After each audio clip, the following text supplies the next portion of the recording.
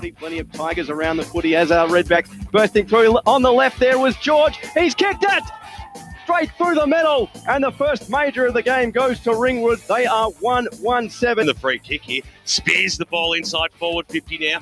Spinning around. They're doing okay here. Will this one go through? That's an absolute cracker there by Mitch Brereton. Well, he found the big sticks. He was towards the half-forward line. Players converge. In the back there, I thought was Lachlan. But the poke cut kick comes down towards the forward 50, and it's dragged down to the mark. Taken there by Jesse Cherry. And he's won himself a free. Rudd went in really hard. Falling over at the crucial stage there was Glossop. They've coughed it up. Here's Farmer. Farmer doesn't miss it from there. There's absolutely no way about that. Fantastic goal there by Ringwood. They worked. He's filled reserve. Or a Jeff Baring. Here's Singh. Puts it onto the right boot. It's a long kick. Going to go to the right, though. Plays behind. Oh, what a mark! Farmer at the back. Shark the pack brilliantly. Take the boundary line. This would really make things hurt here for the Tigers. Plays on. Snaps around their body. And he's kicked it. Mitch Palmer kicks his second of the afternoon. 42 on the year. Professional free kick. He comes in now.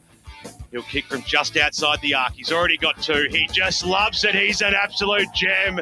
Mitch Farmer gets goal number 3, and they are out to play today. Towards Blythe, in towards the forward 50, taken there by Jackson, outstretched. Play on, says the umpire. Jackson puts it onto the right boot. Goalward, and it goes through. Jackson's kicked another one here for the Redbacks, and they are running away with it here. Singh, little knock over the back, and they get another one. There is still time. Charging through the middle of the ground. Callanan goes inside forward 50. Oh, the siren sounds. They were peppering. What a first 20 goals. So he knows where the big sticks are. We're right behind him. We'll ride at home. The faithful want something to cheer about. The faithful get something to cheer about. Mitcham are on the scoreboard, the Eastland scoreboard. He goes. Already got one this afternoon. Runs in from about 25-30 out. He puts it onto the right boot. It's straight as an arrow, and it's straight through the middle. And Mitcham have their second of the... this to make it potentially 21. Onto the right boot, doesn't miss from there, and Mitcham are closing the distance here on Ringwood slightly. 3-2-20, they trail one, except Willenberg turns around, puts the hand pass back, finds Gordon. Here's the kick in towards the goal side, and the goal purchase. It's the EFNL Division 2 Grand Final between South Belgrave and Ringwood here on a Sunday afternoon out at Walker Park, which is in great condition here. And we've got the broadcast coming to you at 2 p.m. But before that, we've got an hour of pre-game. We're going to have both coaches on the show beforehand to get the insight before the big match. And a bit of a look into today's game and the games yesterday is a big hour. So don't go anywhere. I'm Ryan Long hosting the pre-game show, and I'm joined by three boys with a lot of experience in the media team and the game as well.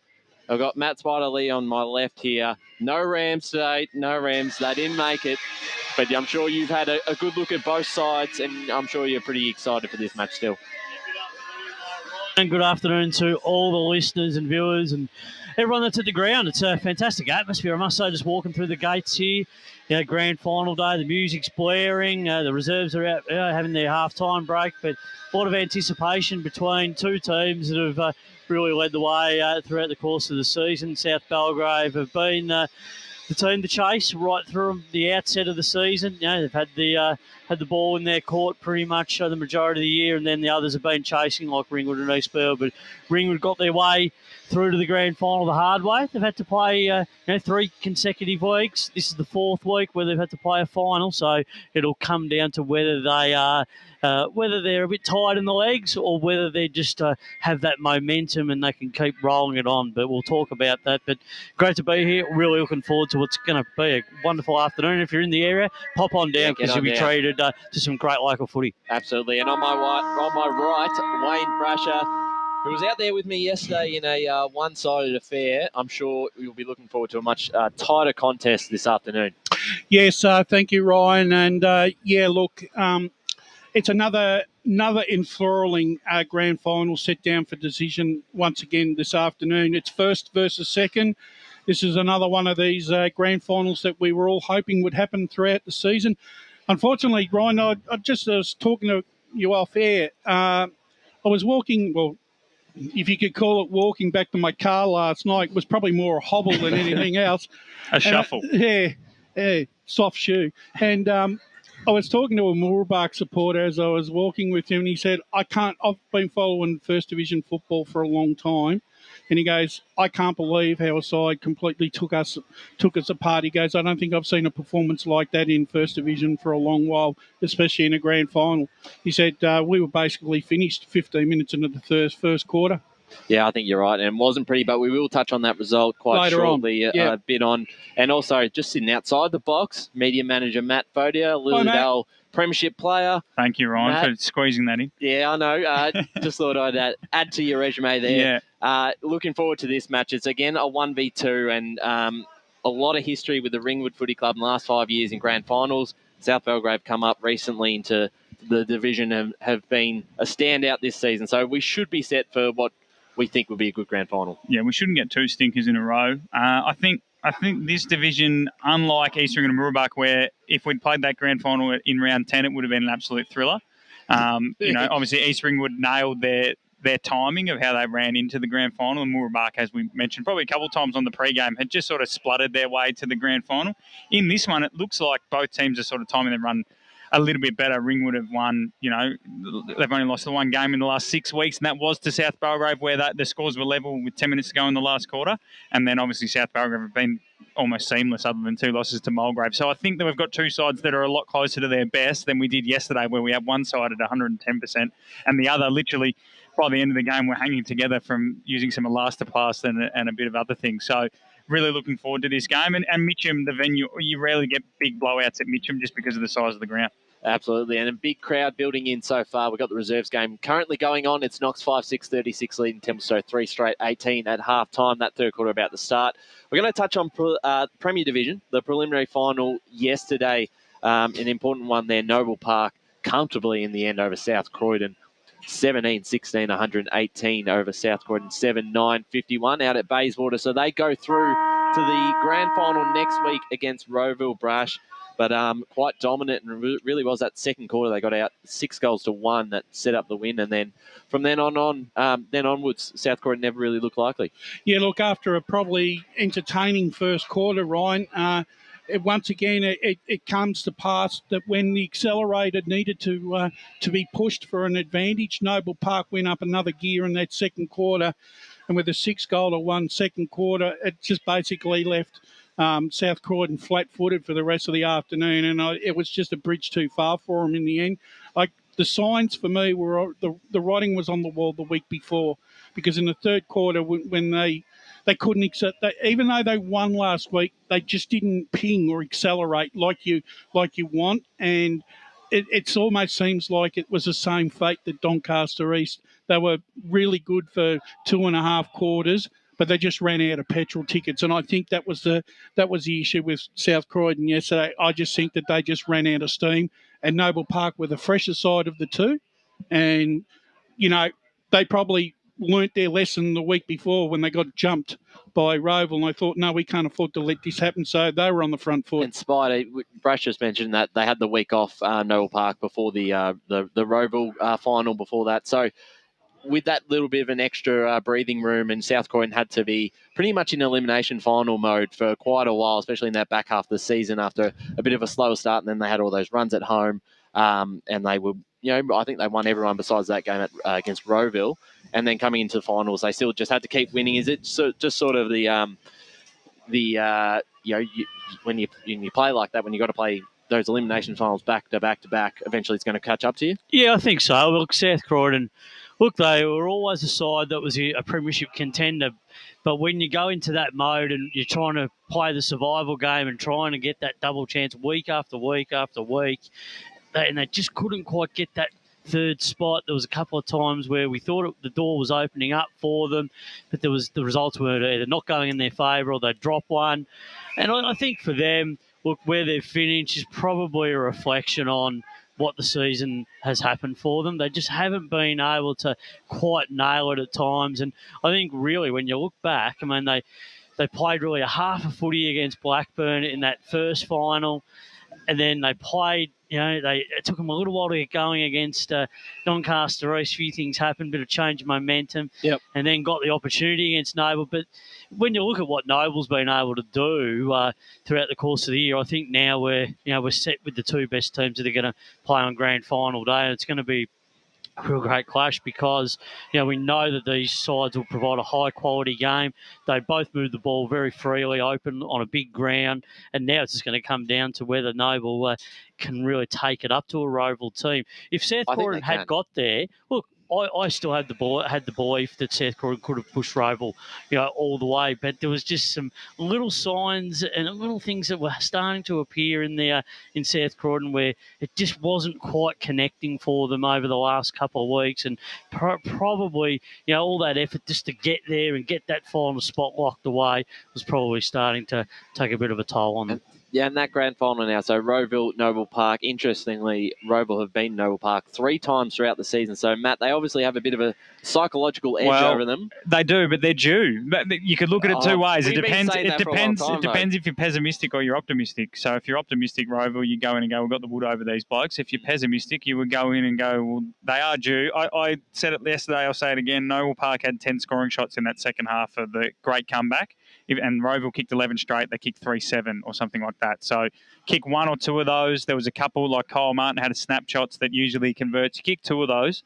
Noble win by 2 goals. We go, yeah, look, Roval, just started too late, but Noble have won a game. So I don't think that Noble will be too worried about that. I think they'll just want to play 4 quarters. And from the start's going to be there. Yeah, key, and from the people I had out of the game yesterday, they said the game started frantically. I think it was 8 goals in the first quarter, 5-3 to 3-3. So clearly plenty of scoring. But the South Croydon, 9 or 8 weeks on the bounce of just constantly having to win games. I think that from all reports, they just ran out of legs. It wasn't their game style. It wasn't that they didn't have the weapons. It was just they literally just ran out of juice. So, they, like I said, they won 8 or 9 games to get to that prelim, whereas Noble, if anything, actually fell into the prelim. They probably should have finished first, Noble.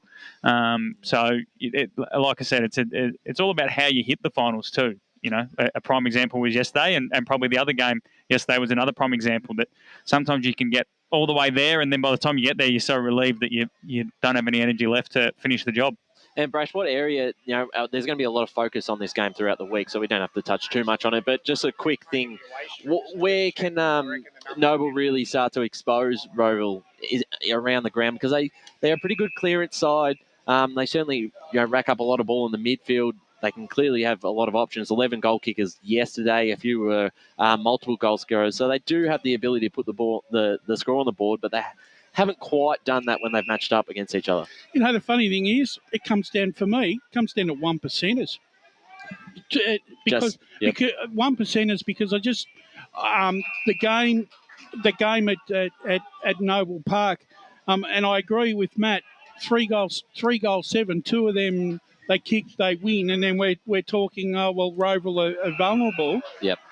We still would have been very impressed with Roval's comeback, but it would have been one of those, they were poor for the first half. I think we can, if I'm Steve Hughes, Brash, I'm probably spending a lot of this week looking at that first half of that game and going, what did we do right? Because I remember that game thinking, oh no, Roval, this is woeful. There were times in that game where Roval looked like the young team we thought they were going to be at the start of the year.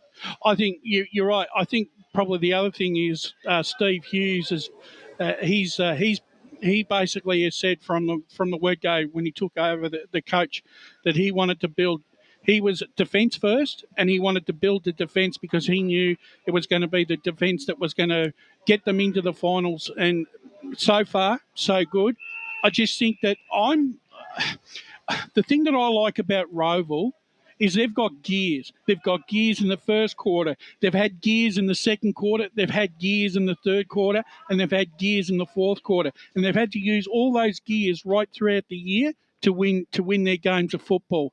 And I think that's a really big strength coming into a grand final. It is, Brash, it is. And I think the one big challenge for Noble is to be able to start well and be able to maintain that and have that dominance through the midfield, led by Kyle Martin, who's such an important player. We know what Sketch is like, and we know what Ziggy brings to the team. So there's going to be a lot of experience for Noble that they bring to the table. So they do have those qualities. It's just whether they can put it together for 4 quarters. Yeah, absolutely. We are going to go to a break because No, we're not going to break. So we do have Luke Elliott coming on shortly, hopefully not too far away. But the other game yesterday was the Division 1 Grand Final between East Ringwood and Mooroolbark. Oh, we are going to a break, so we will touch on that a bit later. But we've got Luke Elliott, the South Belgrave coach, coming on after the break. Today at Eastland, Lucy's trying on jeans for a momentous occasion. Coffee with the ex. She needs jeans she can move in because she's definitely moved on. Jeans that get a second look, but don't give any second chances. Jeans that say, why yes, I have spent the last 8 months in a post-breakup juice cleansing, kickboxing, personal training frenzy. And it looks as though she's just found the perfect pair. Yeah, that's great. Bravo, Lucy. For all of life's little moments, there's Eastland. Eastland. Live real. Sprained your ankle, bursting through the banner? Broke a finger, high-fiving the ruckman? Or did you run into the goal post again? For bumps, breaks or bleeds, be seen sooner, close to home at Knox Private 24/7 Emergency Department. The preferred provider of emergency care to the Eastern Football Netball League, you'll generally experience shorter wait times. You don't need private health, but there is an out-of-pocket fee. Be seen sooner, close to home at Knox Private 24/7 Emergency Department, 262 Mountain Highway, Wanturna. Running and jumping can be really painful for girls, especially in contact sport.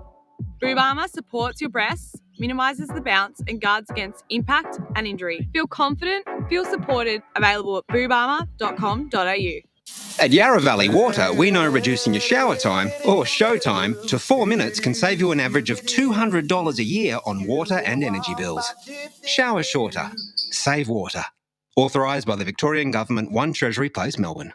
Do you feel good about your bank? Because there is a bank you can feel good about. They share their profits to fund big community projects, small community clubs, and vital emergency services. They've given $250 million to help Australian communities thrive. They have all the products and tech you expect from a big bank, with service you don't. It's Bendigo Bank. Feel good about who you bank with. Try Bendigo. Search bendigobank.com.au or search Bendigo Bank near me. How would you like to be celebrated? I think I'd like to be celebrated with lots of music, dancing, a bit of a party. I'd like to be celebrated at the pub with a few frothies. Maybe some colourful balloons, my favourite flowers. How about some glitter? I'd like to be celebrated in space. Outdoors, having all my family and friends together. At Tobin Brothers Funerals, they know that every life is unique and they think that every celebration should be too. Find out more at tobinbrothers.com.au. Tobin Brothers Funerals, celebrating lives. Sprained your ankle, bursting through the banner? For bumps, breaks or bleeds, be seen sooner, close to home at Knox Private 24/7 Emergency Department. You'll generally experience shorter wait times. Knox Private 24/7 Emergency, 262 Mountain Highway, Wanturna. Running and jumping can be really painful for girls, especially in contact sport. Boob Armour supports your breasts, minimises the bounce and guards against impact and injury. Feel confident, feel supported, available at boobarmour.com.au.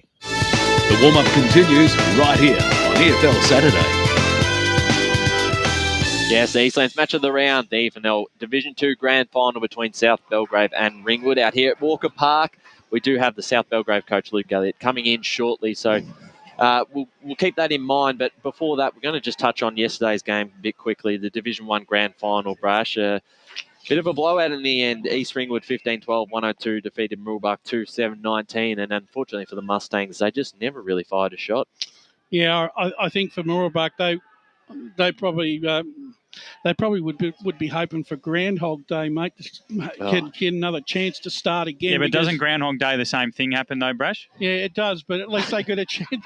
They do get a chance to start again, even though they don't know the result. Well, they wouldn't want to repeat that day because they didn't get near it really. Their star players, Spider, didn't have the sort of impact that they had during the season because they are a really good club and they've got some really talented players on the list, but I just didn't think any of their big names really... But they weren't allowed to. But I think this comes back to a bit of a psychological edge that this was gained about 8 to 10 weeks ago when these teams played off halfway through the year when East Ringwood took the mantle of top spot on the ladder. They physically belted Mooroolbark around the ball that day. They intimidated. They took Mooroolbark off their game.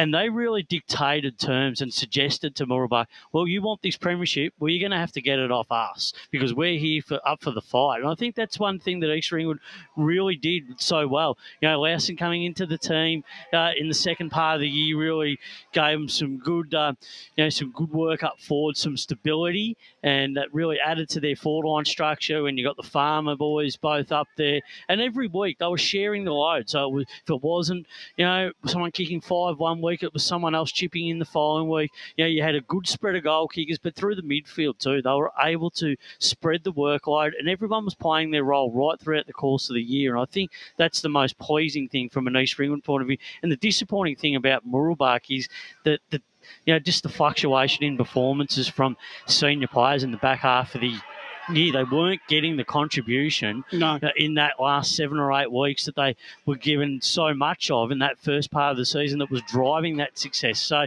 I think for them, they'll have to go back to the drawing board and really reassess on what they're doing and where it all went wrong, because where it went wrong was I think they got overwhelmed by the situation, and maybe they got a little bit ahead of themselves, thinking that halfway through the year that they were, because they were sitting on top of the ladder and at one time they were undefeated, that they'll potentially go through a season undefeated. Maybe they just took their eyes off the actual prize. Exactly, and they, in the end, they instead of taking it week by week, I think they might have maybe were thinking weeks ahead. I think that's a bit too simplistic. I think Mooroolbark, you hit the nail on the head in terms of that they don't have the depth that East Ringwood have across both their first 22 and just across the club. East Ringwood's 19s, won the grand final as well, and they've got some great talent coming through. So I think that's their strength there. I think for Mooroolbark, it's just that lack of depth that they relied on not too few, but that 22, if there was any injuries, they were pretty much cooked, weren't they? And even then,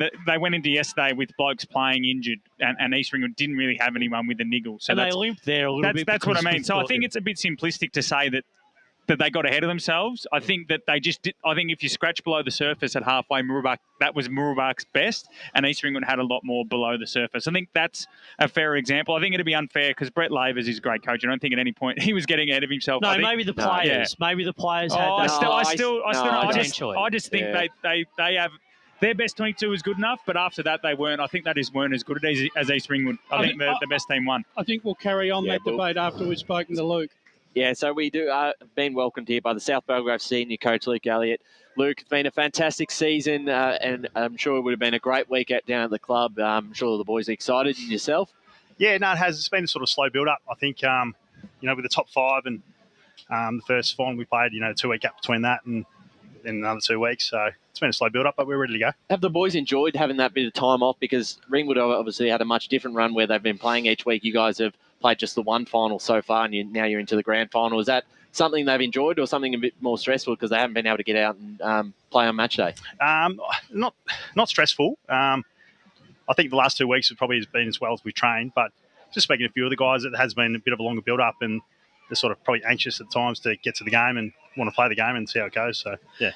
G'day, Luke. Great to chat again. You're drawing some good raffle tickets lately with all the teams that you support. So thanks, Rod. You're drawing a big crest of a way. Well, good luck this afternoon. Last few weeks you've been watching the other teams play and go hard at it. You're playing a team today that's playing their 4th final in 4 weeks. And you must take that in as a little bit of a key note, knowing that you guys come in relatively fresh. You know that this is your best 22 that you can put out there, and now it's all a matter whether you can put it into place over 4 quarters. Yeah, no, it's an interesting one whether the continuity of playing, regular footy stacks up against, having the break and staying fresh. I guess I hope from our perspective that look to yesterday and see the East Ringwood result, and perhaps that the break will suit us. But until you play the game, who knows? It's all between the ears, I suppose, with the guys. But I'm sure our guys are ready to play well. One thing I've probably noticed with Ringwood over the last couple of weeks, and I'm sure when you're observing their finals against Eastburg, was that we were talking about the inside run versus the outside. And we know that they're a very good inside team, with the way that they, with the big bodies, the way that they crush the packs, and that physical presence and that intimidation factor, and being they have that capability of really, winning stoppage. But then over the last few weeks, it seems like their outside run has certainly improved. So that's an area of your game today that you're going to have to be very wary of.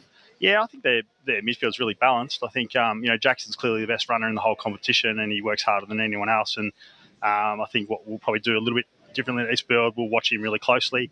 Then they've got guys like Wadley and Collier, who are obviously very very strong inside players who you've got to sort of watch and protect at the source. But I'm confident our group's got a pretty good balance like that as well. I don't think there's much difference between the two midfields, albeit that I think whoever wins the midfield will probably just about win the game today, to be fair. Now, one lighter question for you before handball over to the other boys.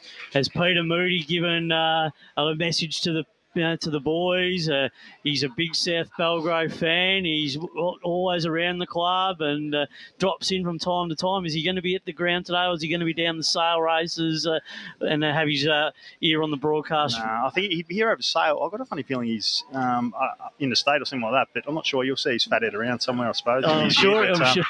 I think his involvement's somewhat overplayed. He's certainly a big supporter of the community and the club and whatnot, but with back being a horse trainer again, he's probably a bit more full-time with that. But have you used any big names to come in and talk to the group? No, we haven't. All the big names are playing. Spider Otis has played in every single grand final ever. So but have you used anything from an outside influence, someone to come and talk about the importance of the game today, or have you sort of tried to keep it a little bit in-house? Yeah, we've sort of really kept it in-house. I'm probably pretty mellow with the way I go about it, and I don't think we need to sort of change or emphasise anything too much. I think we just sort of go about our day to day. And, I just said to the boys then, we coach a really basic style of footy, and, we rely on all our guys to play their roles. And as I said, I'm really confident the group will play really well today.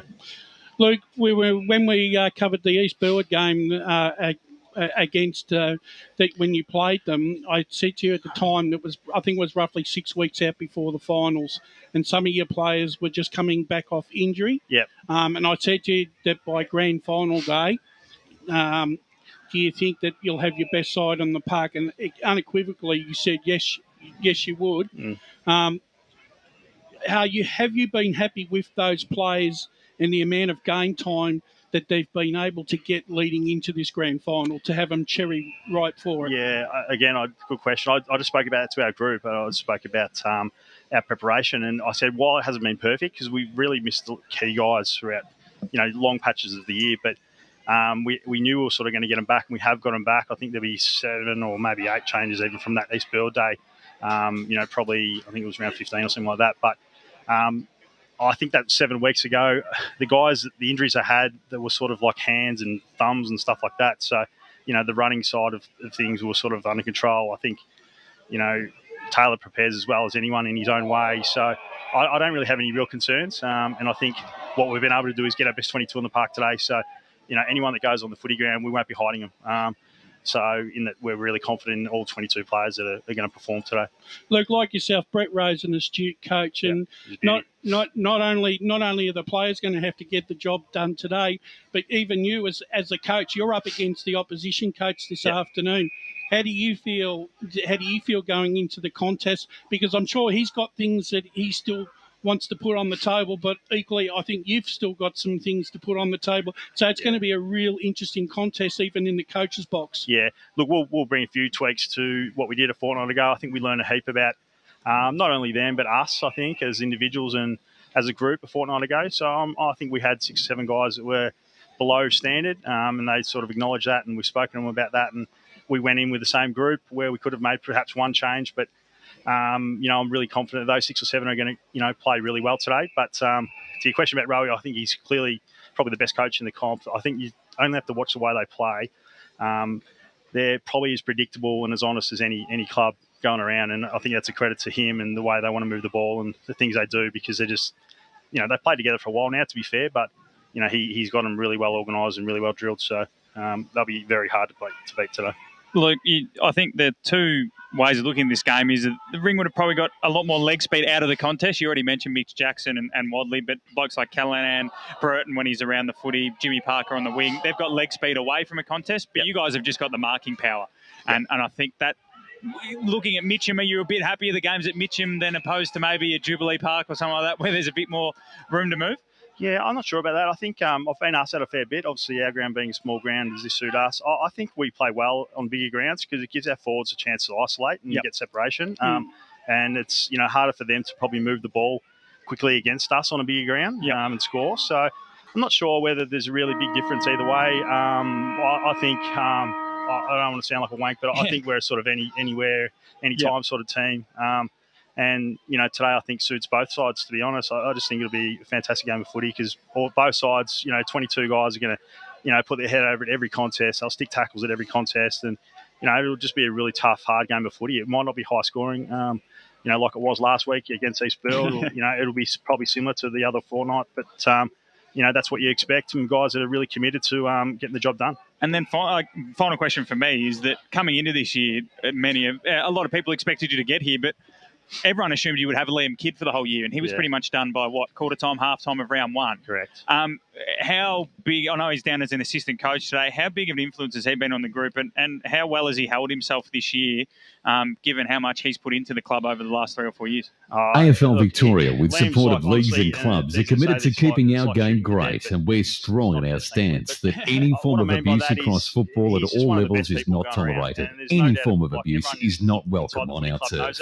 Make a promise to be the best version of yourself and support the hard-working volunteers, coaches and umpires who make our great game come to life. Real fans respect the game. Make a pledge to keep the passion alive, but remember, any form of abuse is not welcome on our turf. Other than that, we're sort of full strength, so I can't really complain on that front. But as for Liam, I think one of the best things we did this year as a footy club, we had a fundraiser for Liam, and I think we raised nearly 22,000, and that was player driven. Because it's a strange injury, isn't it? It's a really strange injury. Yeah, it is. It's a Liz Frank injury. It's very similar to what Dane Swan did in that ended his career. So it's an injury where Liam is an absolute competitor and health fanatic. So he's well ahead of schedule, but I don't think he'll be playing footy in 2023. And most doctors say you shouldn't play again, but I think you'll find Liam Kidd running around for South Belgrave in 2024 without a doubt. So Luke, the culture there has been fantastic, and we thank you again for giving up your time, not only today but throughout the season. And looking forward to the game and everything you've got. Yeah, all good. You guys do a great job, other than Spider's continual bias towards East Bill. They'll be building that statue if you win today. No statues to me, Spider. Yours will be up at East Bill before mine, so all good. Spider's building his own. He's building his own, yeah. So you're the Craig McRae. Hopefully you can see what it looks like. Love your Spider. Thanks again. That's the senior coach of the South Belgrave Football Club, Luke Elliott. A fantastic job he's done with the club. Could play as well. He had a lethal left foot. Luke, he was a gun player in his own right and doing a great job as a coach. Spider, would it be fair to say, mate, that your statue's made out of paper mache? Yes.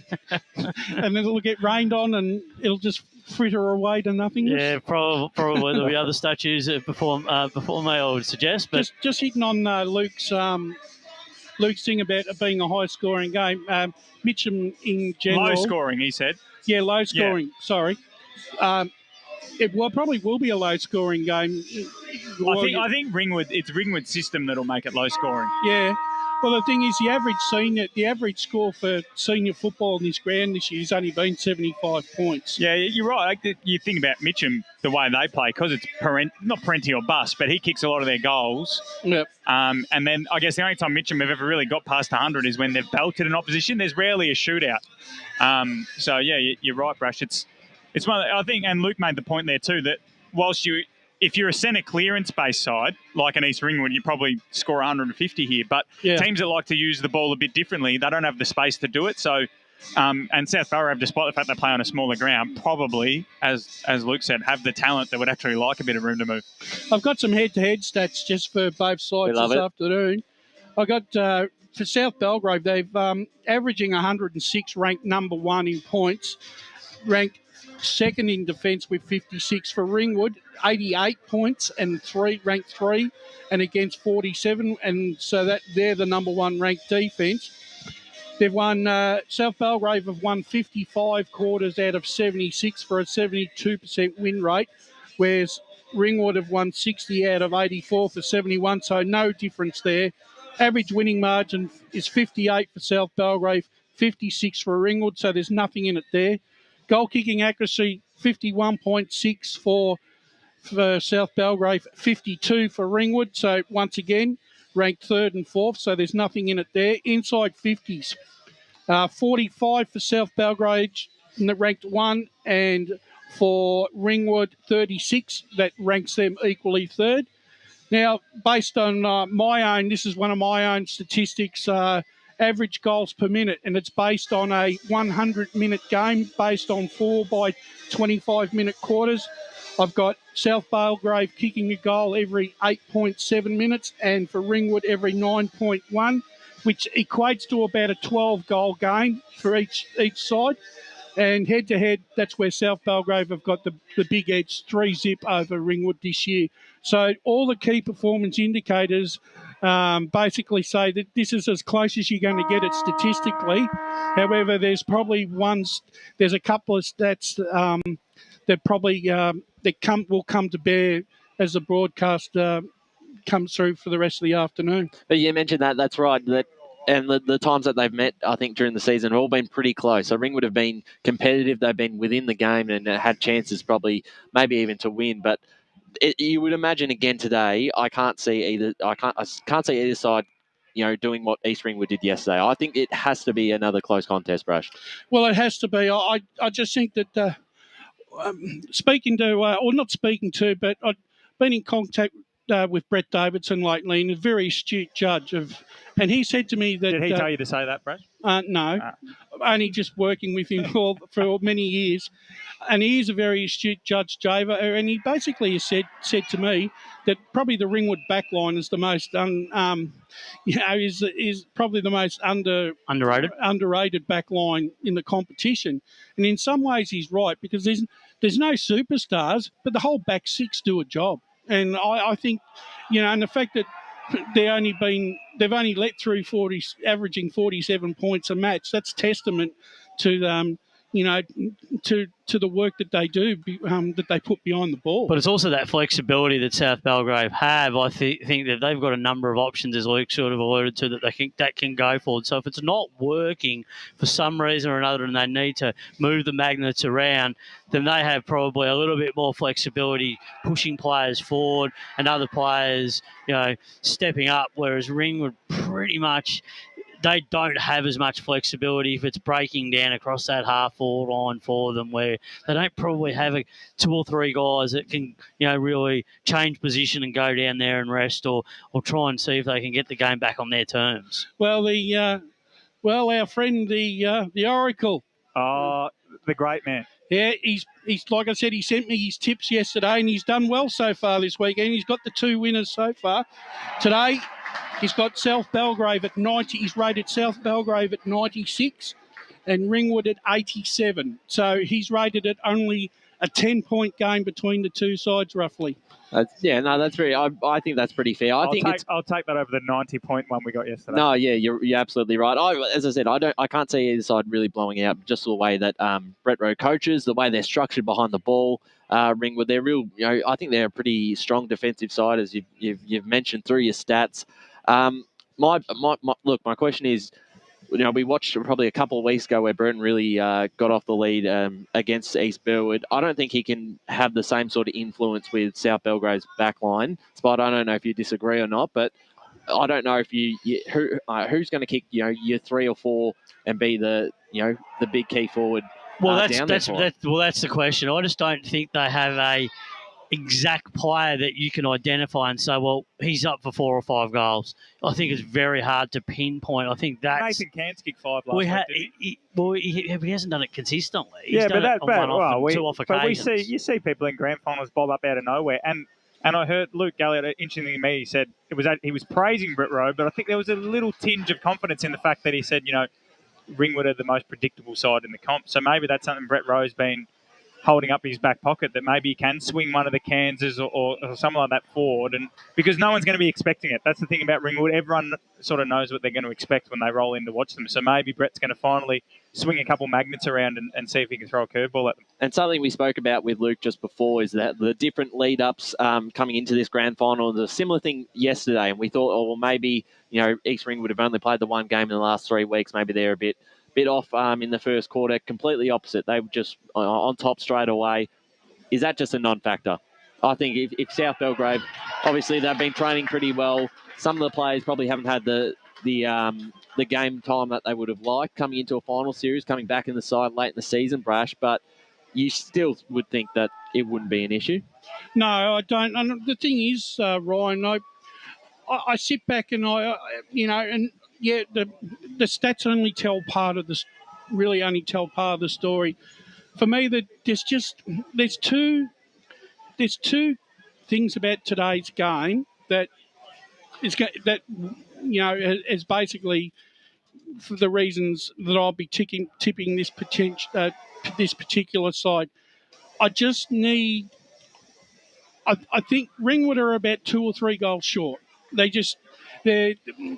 the 2 or 3 goals that a Trent Farmer, if he was still here, short of? Yes. Because imagine you had his performance yesterday was outstanding. Yeah. If you put him back in the side, I think they almost go in as favourites today. But you look at that down the other end, and even when we watched that game against East Burwood in a close one, Tim Smith probably didn't have the biggest day, but in the last quarter popped up, kicked an incredible goal from the boundary, another one as well, and was probably maybe one of the differences. And before we go to the break, who's going to pick up? Who's going to draw the lucky straw to play on Tim Smith this afternoon? Because he's one of those guys that most sides wouldn't have a match-up for. Well, Matt, that's an interesting one, who gets Smith, but they've also got 2 Garners down there if they want. And they've got I think it'll rotate. I think it'll rotate. Like their forward line have certainly got Tim Smith could have a quiet one. They have the others options. Tim Smith, I wouldn't be surprised if Tim Smith plays more midfield minutes today. Smaller ground. Yeah, I think you're right, Matty. Garners will play forward, and Smith will go forward. He'll kick goals, but I wouldn't be surprised if he starts a lot of centre bounces. Yeah, I think it's perfect for set up for Smith. Yeah, exactly. And look, I still think Ringwood are a big chance, Brash, and we're going to touch on a bit later after the break there. The dreaded finals history from the last few years. I love the story of it. The build-up in today is big, and we're also going to have Brett Rose soon. So we will touch on all of that after the next break. Currently in the reserves game at the moment, it's Knox 7-7-49, leading Templestowe 5-1-31.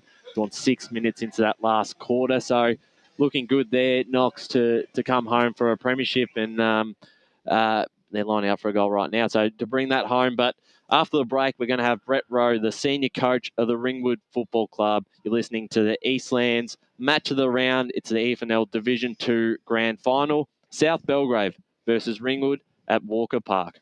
Today at Eastland, Lucy's trying on jeans for a momentous occasion. Coffee with the ex.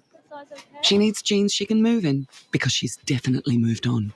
Jeans that get a second look, but don't give any second chances. Jeans that say, "Why, yes, I have spent the last 8 months in a post-breakup juice cleansing, kickboxing, personal training frenzy." And it looks as though she's just found the perfect pair. Yeah, that's great. Bravo, Lucy. For all of life's little moments, there's Eastland. Eastland. Live real.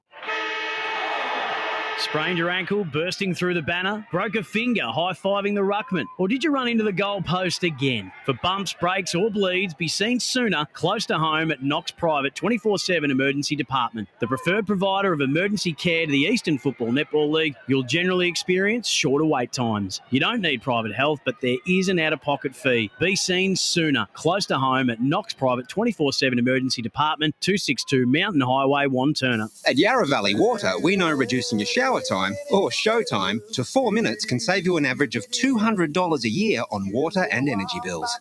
Shower shorter. Save water. Authorised by the Victorian Government, 1 Treasury Place, Melbourne.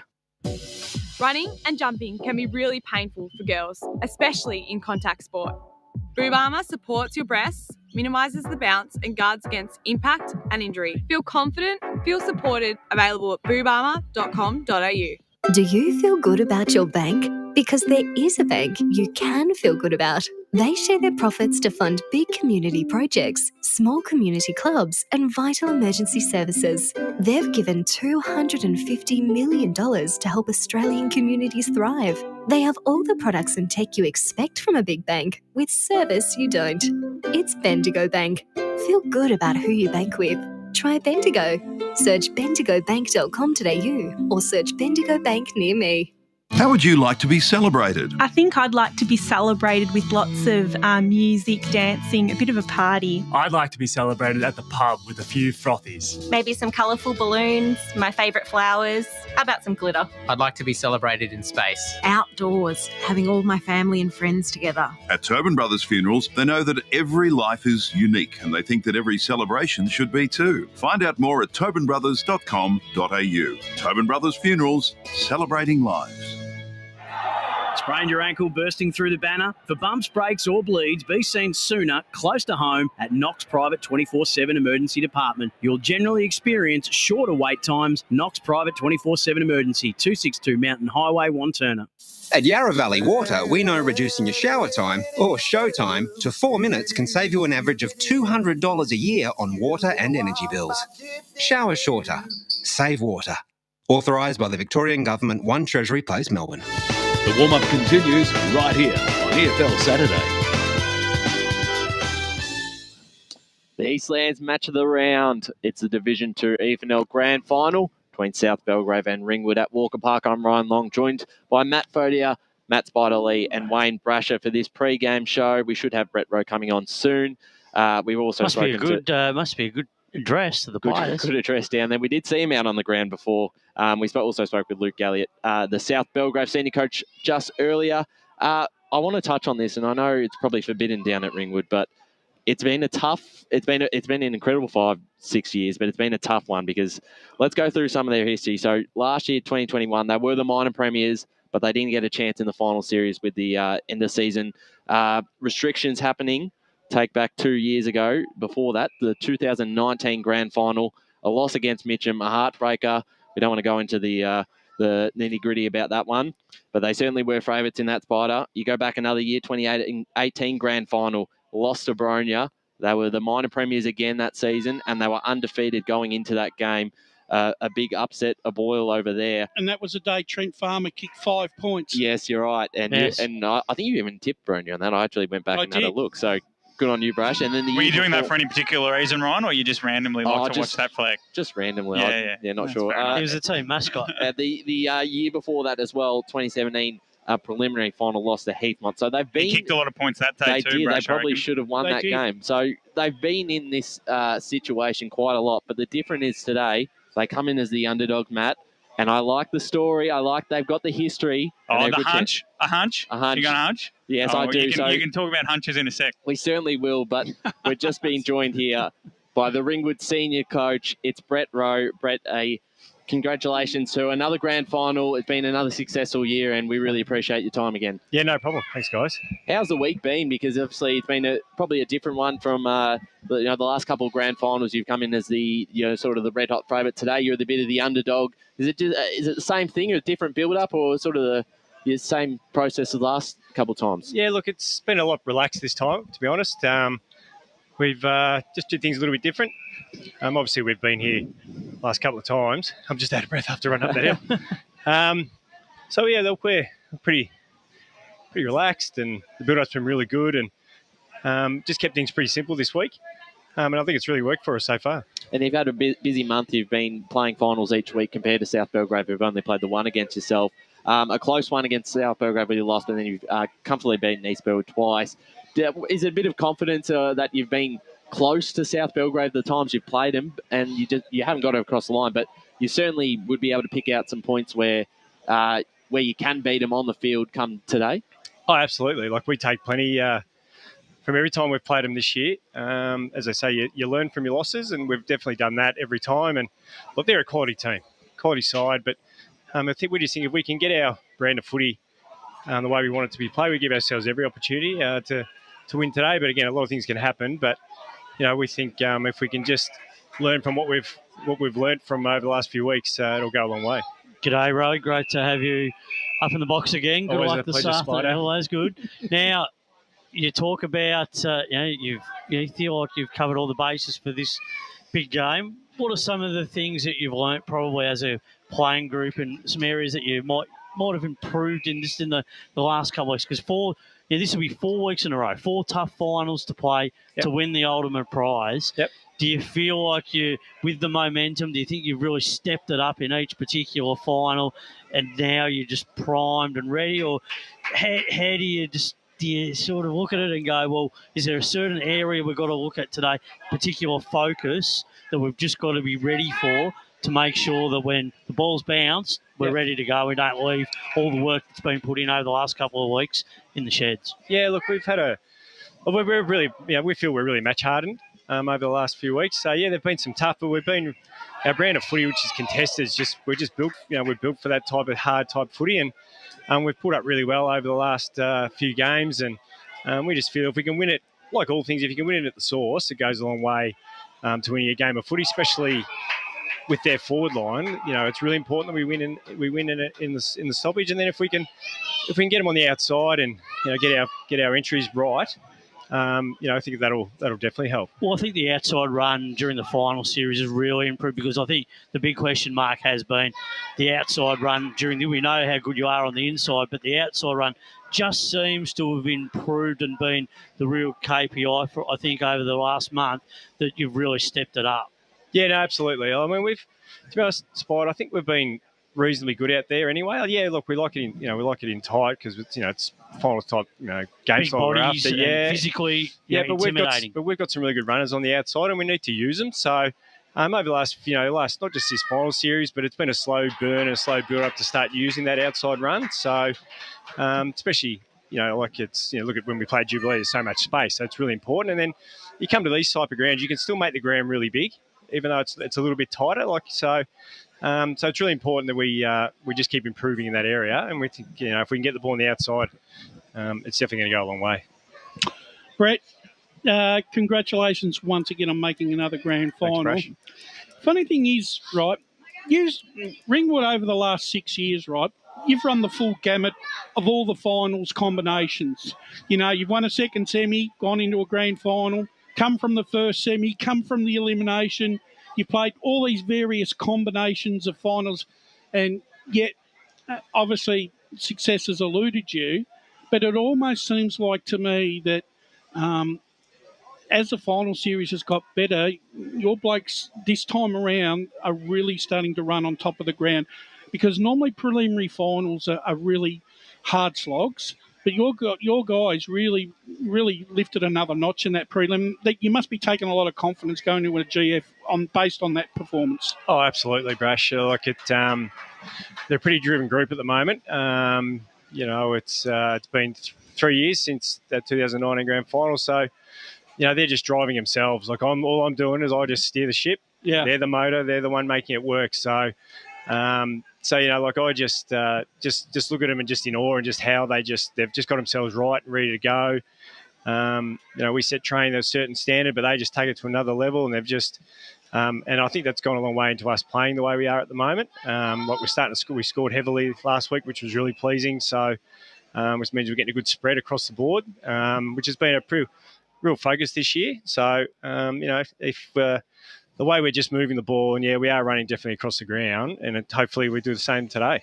I asked Luke the same question, which I'm going to ask you. Finals is not only about the 22 that are playing on the ground, but it's also about the coaches and the coaching panels of both sides, matching wits, matching moves against each other when things are not going your way. Is this one of the things that, as a coach, that you really look forward to, taking on the best coaches in the final series? Oh, absolutely. I mean, it's you like to have your own little battles. Absolutely, because Luke's a terrific operator, and when you come up against him, or you just know you're going to get a real contest, and you're just trying to find that diamond in the rough in a game where you can make a move, but doesn't always come off when you try to make a move out of nowhere. I mean, if you're preparing at just trying to then, let's try and pull the wool over their eyes, you're probably not preparing right. You're trying to get something out of nothing.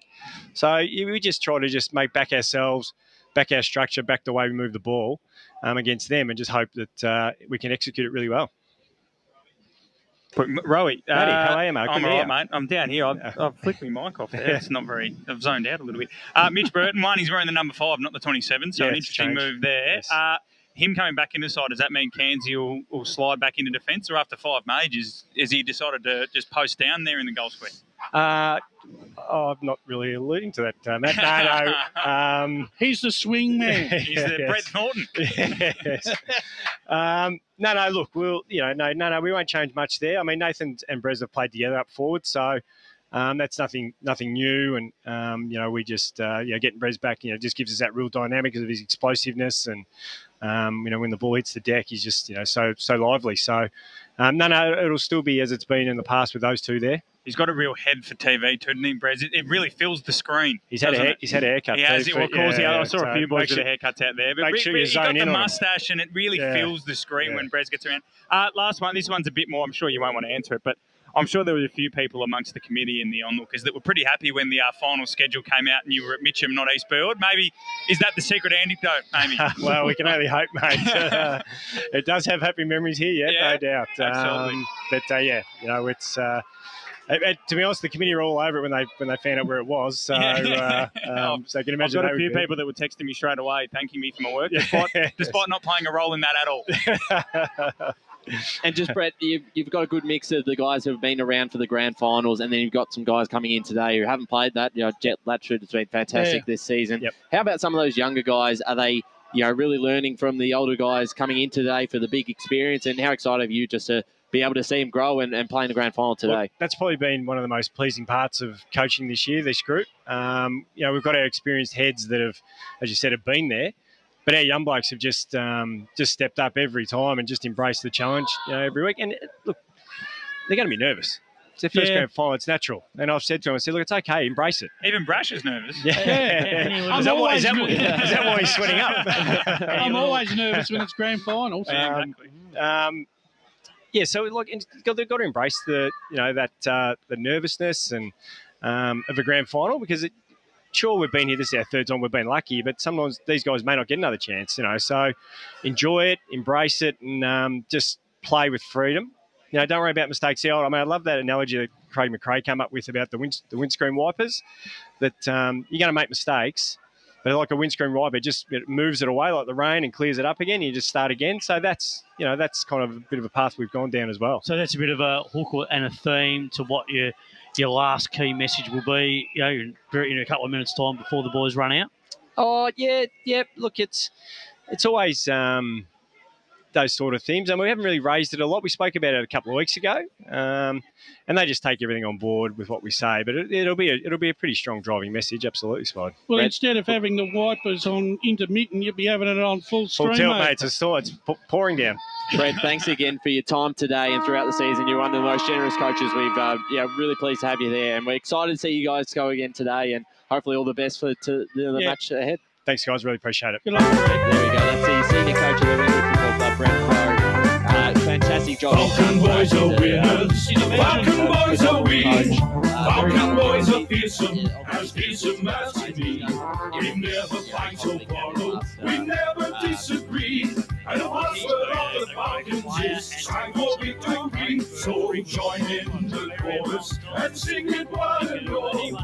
Join in the chorus, Knox Falcons on the board. Good old Knox Falcons, we're champions, you agree. Knox Falcons is the team that plays to win for you and me. And it's no wonder what other coaches from other leagues when they come and coach in the East League, because this is the Premier once again, there seems a jubilation. So join in the chorus and sing it one and all. Join in the chorus, Knox Falcons on the board. Good old Knox Falcons, we're champions, you agree. Knox Falcons is the team that plays to win for you and me. South Belgrave by 25 points. I'm going to go for Lee Odermatt. The experience. Secure the medal for the best on the ground. Well, there you go. So there's Spider's pick. Brash, we'll leave ours, I'm sure, for after the break. Yep. As you mentioned there, Knox in the reserves, 7-11-53 to Templestowe, 5-1-31. So they walk away with a premiership. We've got a big broadcast ahead up at 2 o'clock. We'll be joined by our viewers on the Eastern 98 FM.1. It's a big game here. We've got the Division 2 Grand Final between the two clubs. It'll be Matt Fodio and Gav Casey calling that, joined by myself and Brash. I think we've got Jared Beanland, Josh Ward out on the boundary line. So big game ahead. It's the best two sides in Division 2. They've been incredible all year. It's the Eastland's match of the round here, the EFNL Division 2 Grand Final. It's South Belgrave and Ringwood out at Walker Park. Today at Eastland, Lucy's trying on jeans for a momentous occasion. Coffee with the ex. She needs jeans she can move in because she's definitely moved on. Jeans that get a second look, but don't give any second chances. Jeans that say, "Why, yes, I have spent the last 8 months in a post-breakup juice cleansing, kickboxing, personal training frenzy." And it looks as though she's just found the perfect pair. Yeah, that's great. Bravo, Lucy. For all of life's little moments, there's Eastland. Eastland. Live real. Sprained your ankle, bursting through the banner? Broke a finger, high-fiving the ruckman? Or did you run into the goal post again? For bumps, breaks or bleeds, be seen sooner, close to home at Knox Private 24/7 Emergency Department. The preferred provider of emergency care to the Eastern Football Netball League, you'll generally experience shorter wait times. You don't need private health, but there is an out-of-pocket fee. Be seen sooner, close to home at Knox Private 24/7 Emergency Department, 262 Mountain Highway, Wanturna. Running and jumping can be really painful for girls, especially in contact sport. Boob Armour supports your breasts, minimises the bounce and guards against impact and injury. Feel confident, feel supported, available at boobarmour.com.au. At Yarra Valley Water, we know reducing your shower time, or show time, to 4 minutes can save you an average of $200 a year on water and energy bills. Shower shorter. Save water. Authorised by the Victorian Government, 1 Treasury Place, Melbourne. Do you feel good about your bank? Because there is a bank you can feel good about. They share their profits to fund big community projects, small community clubs, and vital emergency services. They've given $250 million to help Australian communities thrive. They have all the products and tech you expect from a big bank, with service you don't. It's Bendigo Bank. Feel good about who you bank with. Try Bendigo. Search bendigobank.com.au or search Bendigo Bank near me. How would you like to be celebrated? I think I'd like to be celebrated with lots of music, dancing, a bit of a party. I'd like to be celebrated at the pub with a few frothies. Maybe some colourful balloons, my favourite flowers. How about some glitter? I'd like to be celebrated in space. Outdoors, having all my family and friends together. At Tobin Brothers Funerals, they know that every life is unique and they think that every celebration should be too. Find out more at tobinbrothers.com.au. Tobin Brothers Funerals, celebrating lives. Sprained your ankle, bursting through the banner? For bumps, breaks or bleeds, be seen sooner, close to home at Knox Private 24/7 Emergency Department. You'll generally experience shorter wait times. Knox Private 24/7 Emergency, 262 Mountain Highway, Wanturna. Running and jumping can be really painful for girls, especially in contact sport. Boob Armour supports your breasts, minimises the bounce and guards against impact and injury. Feel confident, feel supported, available at boobarmour.com.au. On EFL Saturday, it's time for the match of the round. Let's cross to our team and go local for your footy.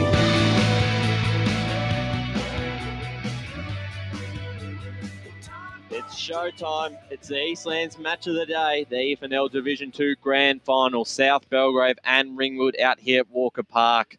And we have an absolute ripper of a game ahead of us this afternoon. We've just done an hour on the pre-game show. Ryan Long, we're hosting that, and I was with Wayne Brasher, of course.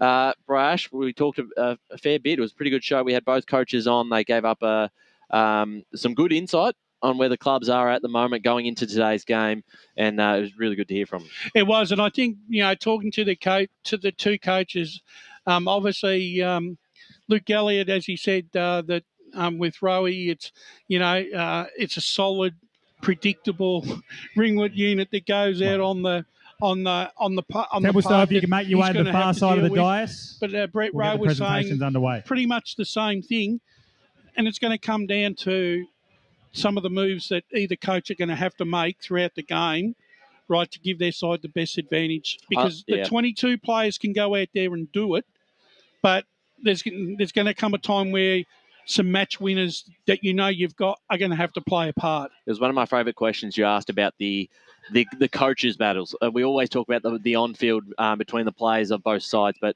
it is really two incredible coaches.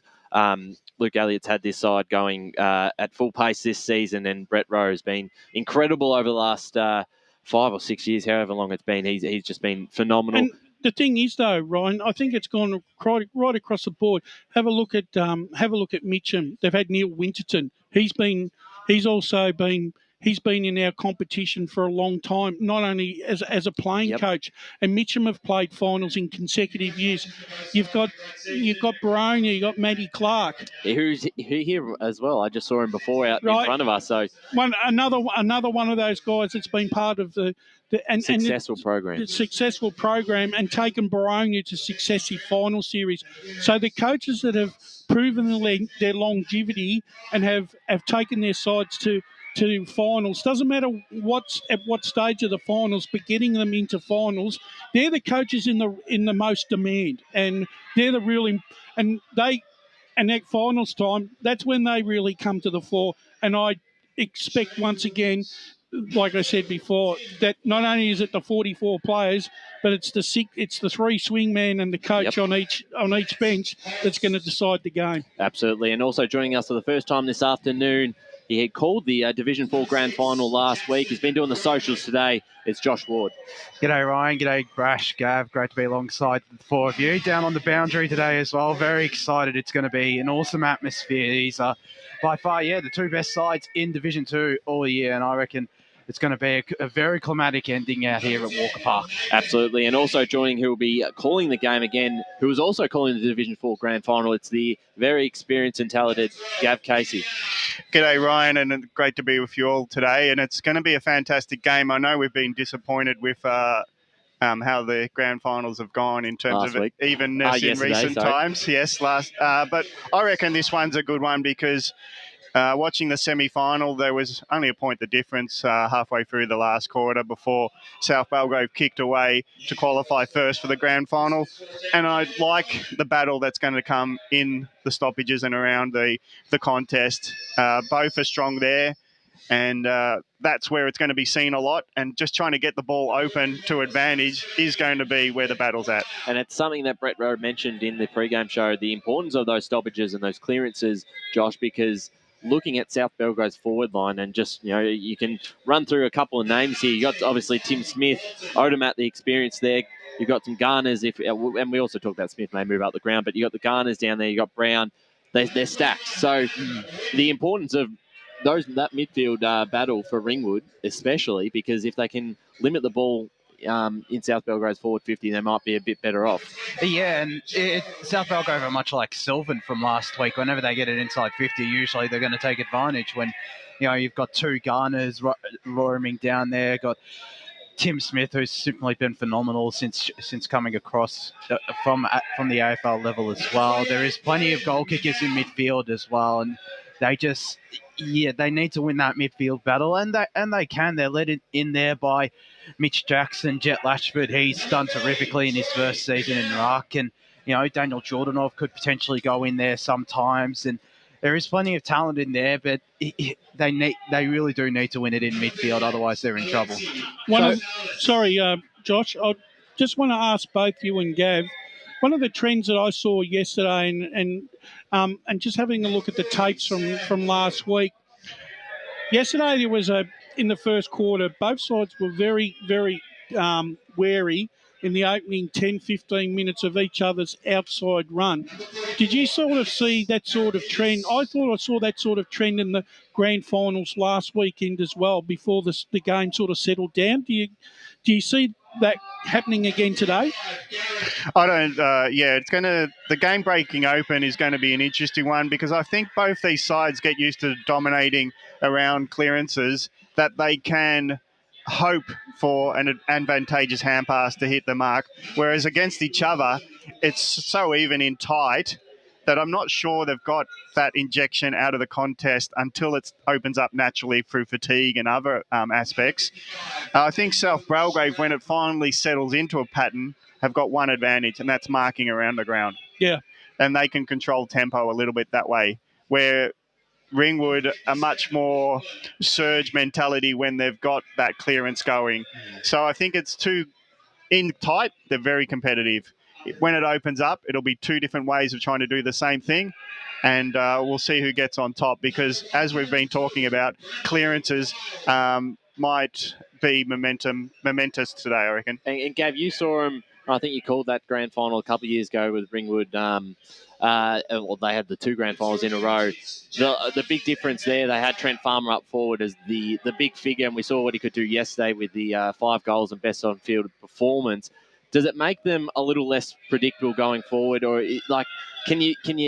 Is there a way to make this a positive rather than negative to not have him down there? Because he certainly just, I certainly thought at the start of the season without the Farmer boys there that they wouldn't be able to get to this stage. So obviously they've done enough without them to be able to compete with every side, including South Belgrave. Oh, definitely. I think they're very dynamic forwards, very opportunist. You've got Brereton and others who are dangerous in the one-on-one contests. So if the ball is flowing through, there's not just one option for Ringwood, and that'll be dangerous for South Belgrave in their setup. They would rather put the pressure on them and have people dropping back, taking marks. But if it's going in quick, that's where Ringwood have an advantage, because then it opens up for them on their terms in the forward line.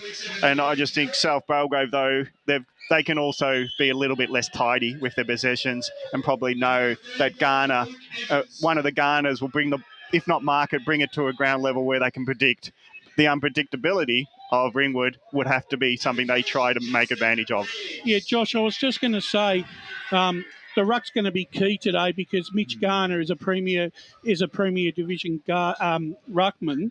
However, if Latchford and Jordanoff can play their cards right, can they outrun, or can they put a spanner in the works and try and tire Garner out? I think they can. Definitely Jet Latchford. We were here, I think it was 3 weeks ago for the because he qualifying can jump. He can jump, Oh, and yeah. he's got a really good athletic ability and anaerobic ability as well. We saw that a couple of weeks ago. But yeah, it's going to be much more of a challenge against a player in Mitch Garner, which has similar aspects to Jet Latchford. But if they can stop him getting on top in ruck, particularly Latchford, then it'll go a really long way, and it'll give Ringwood's midfielders first juice as well. Yeah. So if he can get on top, then it'll go a long way to Ringwood getting the win. Brash, can we compare that at all to yesterday's battle between Mundy and Monkhurst? We looked at Mundy as someone who had the athletic ability to run Monkhurst off his feet. I know Monkhurst is not a comparison quite to Garner, but is there any sort of comparison? Is that sort of the thing that maybe Ringwood look at? Yeah, they probably would look at, but I think the thing is Mundy is probably into his 2nd or 3rd year at East Ringwood. So, I mean, he's had that experience. Latchford's still very raw around the edges.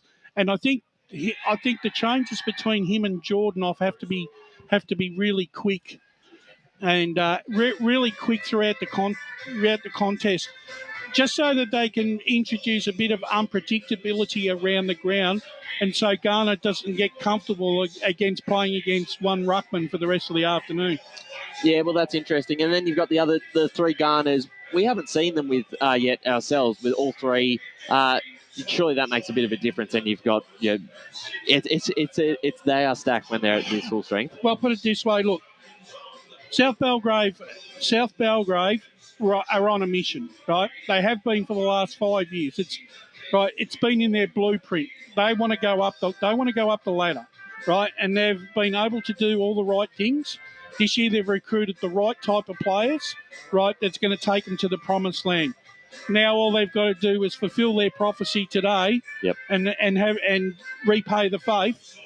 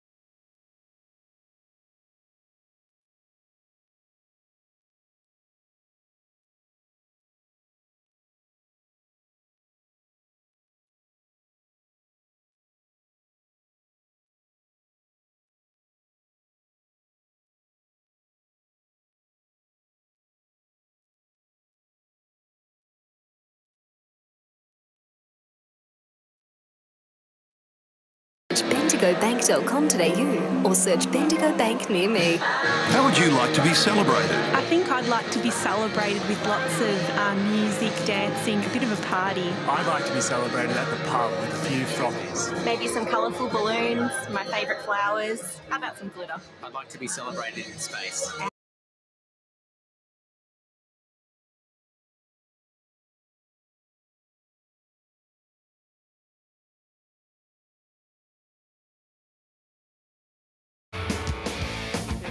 Plenty of Tigers around the footy as our Redbacks bursting through. On the left there was George. He's kicked it straight through the middle, and the first major of the game goes to Ringwood. They are 1-1-7. The free kick here. Spears the ball inside forward 50 now.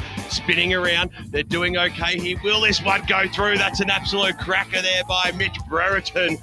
Well, he found the big sticks. He was towards the half-forward line. Players converge. In the back there, I thought was Lachlan. But the poke cut kick comes down towards the forward 50, and it's dragged down to the mark.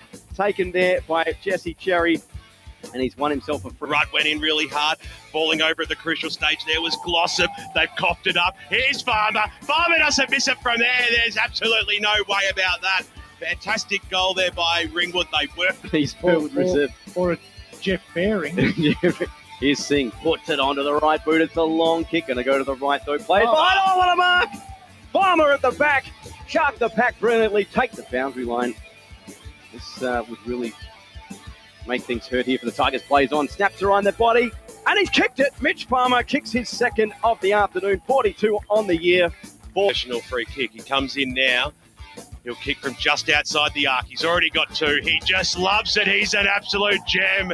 Mitch Farmer gets goal number 3, and they are out to play today. Towards Blythe, in towards the forward 50, taken there by Jackson, outstretched. Play on, says the umpire. Jackson puts it onto the right foot. Goalward, and it goes through. Jackson's kicked another one here for the Redbacks, and they are running away with it here. Singh, little knock over the back, and they get another one. There is still time. I believe that's their away strip. The looks like the Collingwood jumper from the back. They've got the RFC on the front. It's a different look for them. First time in a while for a grand final. They're coming in as the underdogs, Gav.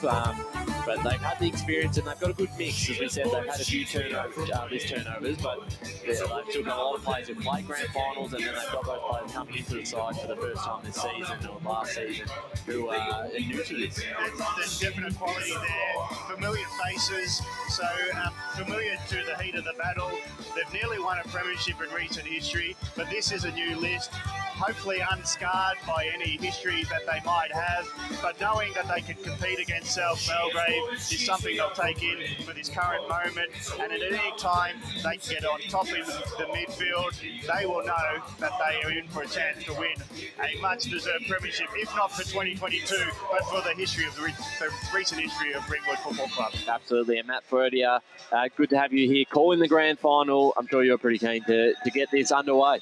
Yeah, it's been a bit of time between calling for myself, so excited to see a cracking game of football. This ground always gives us good grand finals. Don't think we've ever, in my memory, had a stinker out here, so that gives me good hope for this one. And I've got a hunch. I don't know if you guys did your tips right before the break. Yet. I've got a hunch. I'll start us off. I think Ringwood are going to win. I think finally Brash went through all the different ways they've got to a grand final. I think this way, might be. It's the weirdest one, Brash. They played every week. They've been win-loss, win-loss. I think this might be the one. Maybe this is the magic formula. But I also think there's a bit of all the stars have aligning, different venue. Obviously, the Farmers have been through those losses. They won. Well, Trent won one yesterday. Mitch unfortunately cut his hand open the day before the game, but still got a medal. So everything just seems to be lining up a little bit for them. So personally, I think I've just got a feeling Ringwood are going to win. That's my feeling. I actually am tipping them in a close one. I just love what Brett Rowe has done. Is fantastic to see. And I think at the start of the season, Gav, as we mentioned, we were wondering whether or not they could do it and make it here again without the Farmers. But they're so well coached. I know he's too humble to admit it, but he's a fantastic coach. So I'm tipping them in a close one.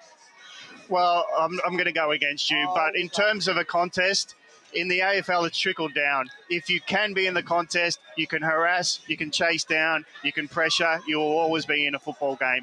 But I am tipping South Belgrave because in any given moment, they'll take a mark that could be the difference. Yeah, look, I've been conflicted about this result. Let's go boundary side. Yeah, g'day, fellas. It's a beautiful day down here. Barely any wind to speak of. Both teams starting, well, South Belgrave starting to get into position for the pre-game ceremony. I'll get my tip a bit later on, but there is one late number change. Declan Hill is wearing the number 28 for Ringwood today, and usually he wears the number 26. And both teams go in. Both teams no late changes as well, so we should be in for a ripper. Yeah, just finishing off there. My heart says Ringwood because they've deserved it over these years. But my head's telling me it's South Belgrave, and it's going to be South Belgrave by about 15 points. And Paul, yourself, have you got a tip for us today? I'm going to go Ringwood. I reckon the experience and where they've come from to get here. I know this year South Belgrave had the wood on them, but I reckon Ringwood will cause an upsetting get up. There we go. I think that's the most divided we've been for a grand final tips so far, which is all good. Hopefully it is a close game today as both sides make their way out to the Master of Ceremonies. For almost ready for the national anthem and so on. It's and good to see Ringwood wearing the away strip, Gav. Would have been a bit of a nightmare. Pretty similar kits in usual times. I reckon it would have been an absolute coup for you two guys if you had been able to pull it off. Well, what we would have been right with our tips because we could have just claimed whoever won was that team. Ghana half the time. I just did the medal for Knox twos, and there was 3 McGowans in a row. As soon as Mitch Brereton was wearing number 5, I knew they were wearing an alternate strip. Exactly. So I think we're Dyson Baker out there just marshalling the troops. We're almost ready to go here for the national anthem. Jared Beanland's down to the boundary too, so when he gets a chance too, we'll get his tip as well.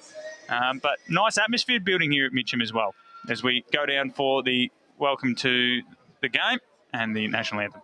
Ladies and gentlemen, welcome to Walker Park for today's Eastland Division 2 Senior EFNL Grand Final between South Belgrave and Ringwood. We begin by acknowledging the traditional custodians of the land on which we gather today and pay respects to their elders, past, present and emerging. We extend that respect to Aboriginal and Torres Strait Islander peoples here today. Would you now please be upstanding and join with the players, coaches and the umpires for the Australian National Anthem.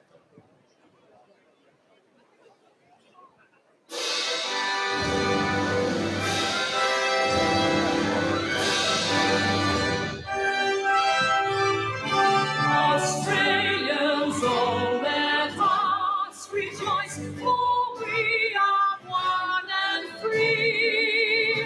We've golden soil and wealth for toil, our home is girt by sea.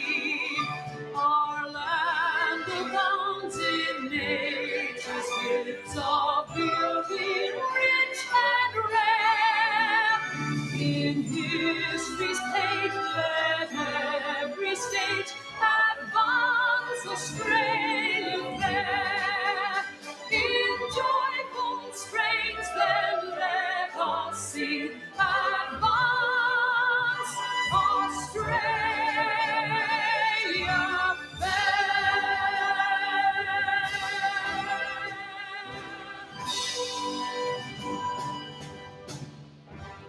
Thank you, ladies and gentlemen. Best of luck to both teams. There you have it, boys, the national anthem, and we're all set to go out here at Walker Park. It's South Belgrave and Ringwood. We'll cross down to Jared Beanland when he's ready for his tip on the game. I am indeed ready. For me, well, I was leaning towards Ringwood perhaps because of the size and shape of the ground compared to Jubilee, where South Belgrave took them earlier on this year, but then I looked down the team sheet and I saw one name, Taylor Garner, and that just swayed me, just edged me over to South Belgrave. So it's going to be the Saints for me, and it's going to be a close one. I'm going to tip it's going to be 8 points. So there we go. There you go, Brash said. 3-3. So 3-3. Yeah, that is absolutely the closest we've, most divided we've been. So the last addresses here as the teams get ready to go. Doesn't get any bigger than this. The only two we haven't asked are Bruce and Lee. There you go. We'll see what they've got. Well, if it's not confusing at all, they've got 2 centre circles. So I don't know if they want plan B to happen with the umpires. But we've got the one on the outer side, look like the one we'll be using closer to the outer wing. maybe they'll use the other one. I'll tell you what, I haven't called it in this commentary box since round 1 last year, Brash. I'm too tall for it. I like to stand and call him. You have to hunch over like this, Gav. Constant calf pump. Like you're Matty, about to jump how out. packed is this crowd? It's looking good. Look, I had a conversation with a couple of Mitcham people because they're pretty happy with their crowds they get. Yep. Tormore Reserve's crowd was actually massive. It's just the ground and the arena's so big. You could get 100,000 in there. It wouldn't feel like many. Whereas here, you get the same amount. You get 1,000 in here and it'd feel like 20,000. Well, so the way Mitcham is built, the way it is, makes it everyone stands on top of the players. But yeah, I think it's a good crowd. It's the first proper standalone game too, Division 2 Grand. Every other game so far this final series, we've had people going, what's the Premier score? What's the Div 1 score? No one ever seems to care about the game we seem to be calling. This is the only game on, so maybe that might help as well. I think the other thing is too, it's a great amphitheatre effect around Mitcham, and the fact that, you know, just having a look around the ground, you know, they're 2 and 3 deep in a lot of areas. So, you know, it's great to have a big crowd here this afternoon. So at Walker Park, it's Division 2 Grand Final day. South Belgrave versus Ringwood. South Belgrave kicking to the right of the broadcast to the White Horse Road end. But it is Ringwood with the first kick from Latchford going out of the centre half forward. Ringwood get the first inside 45. That's the markings for here at Walker Park.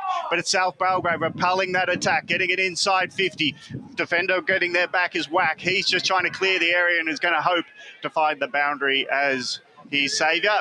No, it's just it looked like it was kept in there for only a moment by Parker, but the boundary line will throw it in.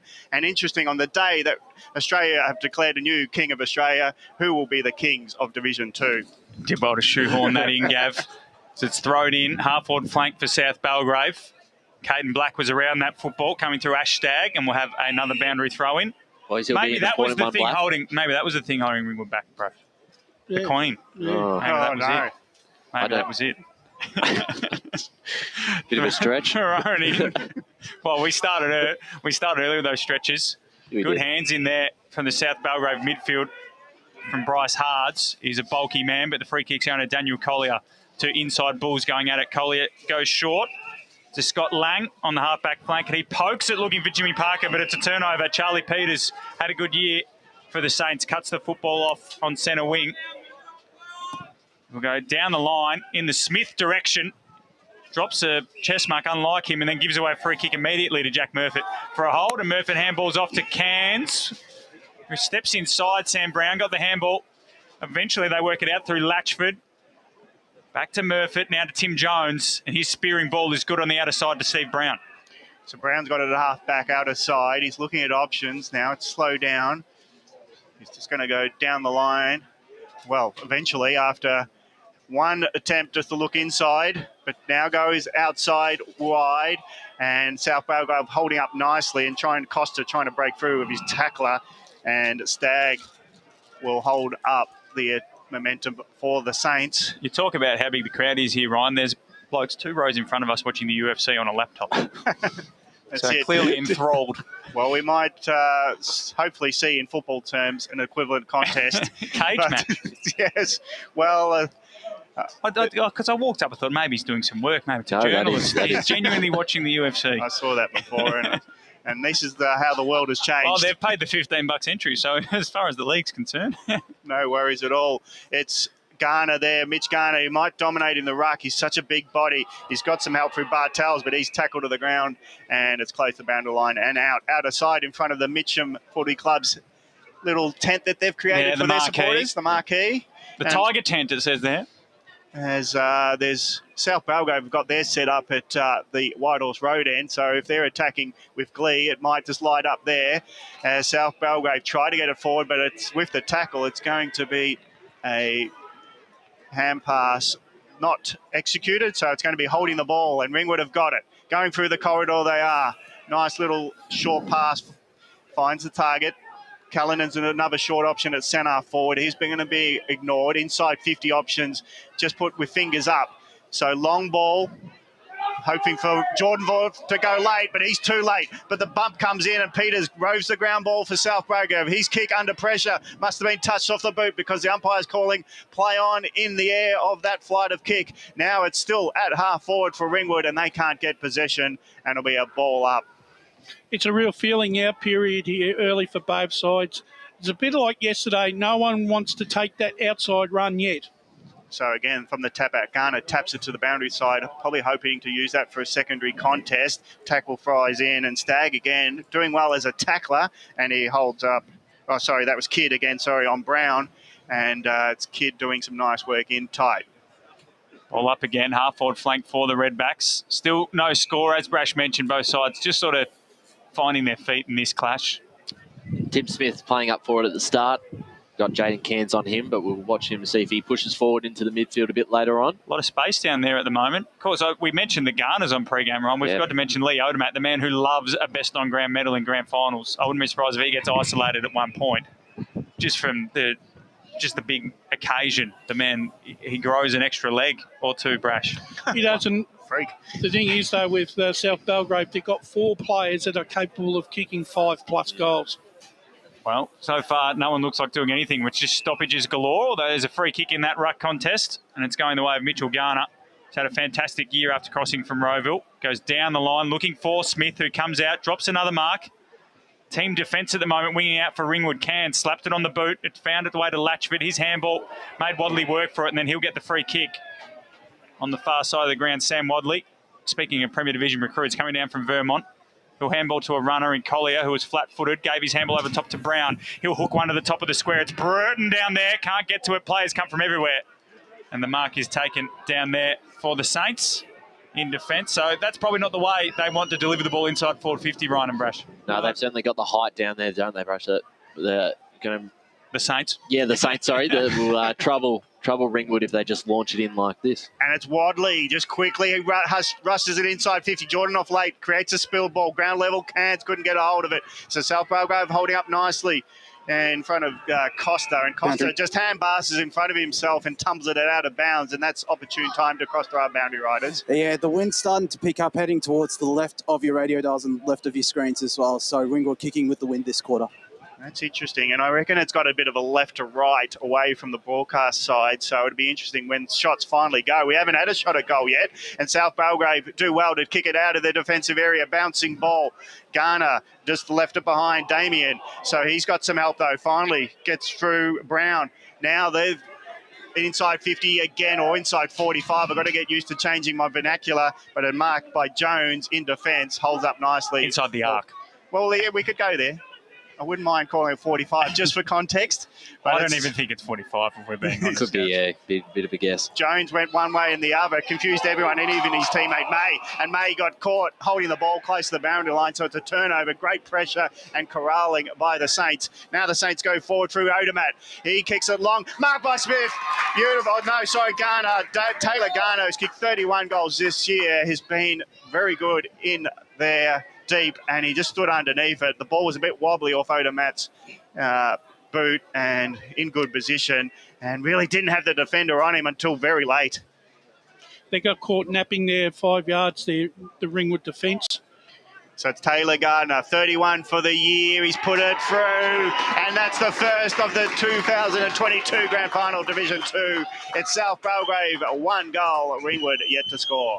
One thing I've noticed, Ryan, when the ball is in Ringwood's forward 50, South Belgrave are throwing 3 and 4 players, a little bit like we saw yesterday at the contest, to make sure that all the bases are covered and that they can at least find some run out of that back 50 to set up the midfield and forwards. Boys, they've certainly got to be careful at Ringwood when they go forward. The long kick in just hope is just not going to work today. So they do need to look at their options, lower the eyes, and use the balls as best as they can. I think that's definitely the plan. I'm sure Brett Rowe will have that for them as Jackson sharks that hit out and then puts it towards the half-forward flag where Callan will lead all comers, but the bounce eludes him and goes to Darcy Walls. Flicks the handball back, but Peters will have to mop up the mess, and then he just slams it on the boot towards centre half forward. Numbers converge. Garner, Taylor couldn't bring it down on the third attempt. Sam Brown was there. The Redbacks win out and clear the ball to the centre circles. Collier and Parker. Parker going back with the flight takes the mark. He goes short immediately to Brown. He runs to 45. He's hot and he's gone. Bryce Hards mowed him down. It was Harry George. Apologies to Stephen Brown, who had his eyes set on goal, Gav, as he entered the 45. But Hards mowed him down. And it was a great rundown tackle. Made it legal. as he brought him down with the tackle. And defence now is attack for South Belgrave as they go to the right horse road end. Long ball, 2 grabs at it. It's going to be another mark to the Saints inside 50. And they've just got marking options galore. And this time it is Tim Smith, the champion goal kicker, who will line up from only 30 metres out. An important one for him to take the mark because he's been beaten on a few one-on-one contests so far. So this one for his confidence, especially if he can put it through and give South Belgrave an early break. It's easy to underestimate a guy under 6 foot for his marking ability. I would say he's not under 6 foot, is he? Is he 6 foot? He's taller than I, and I'm taller than 6 foot. Okay. I think he looks shorter compared to all the Giants that play league footy. But anyway, it's Tim Smith from 40 metres out, puts a right post, and it drifts inside nicely. So Smith adds to his 72 for the year, and he's now got the second for the grand final for the Saints. South Belgrave at 2 straight 12, leading Ringwood yet to score. Ringwood will need to start eliminating their errors and their poor foot skills very quickly, because they're getting hurt on the turnover and they're getting beaten around the clearances again, Ryan. It certainly starts here. They've got to start winning those centre clearances and just using the ball a bit better. A bit nervous in this first 10 minutes. If they can clean that up, certainly go a long way.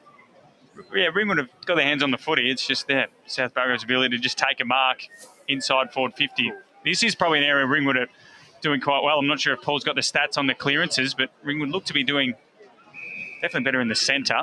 As we go down to Paul first before we go down to Jared. They are winning the clearances, Ringwood 3-2. But I also want to point out South Belgrave, they're definitely on at the moment. They've had 4 tackles to 1 and they have taken 2 marks inside 50 for 2 goals. So it started well. Down to Jared Beelan. Thanks, Paul. A couple of matchups that I've spotted. Timothy Wacky's gone to Taylor Garner, and of course Tim Jones is picking up Sam Brown, or will when Brown's back on the field. Thank you, Jared. As Mitch Garner got the free kick from that ruck ball in and just booted it down the line of Damien Garner, who marks 55 from home. He'll go to the one-on-one in the square. It's Taylor Garner, but the ball's out the back. Great tackle there from Wack.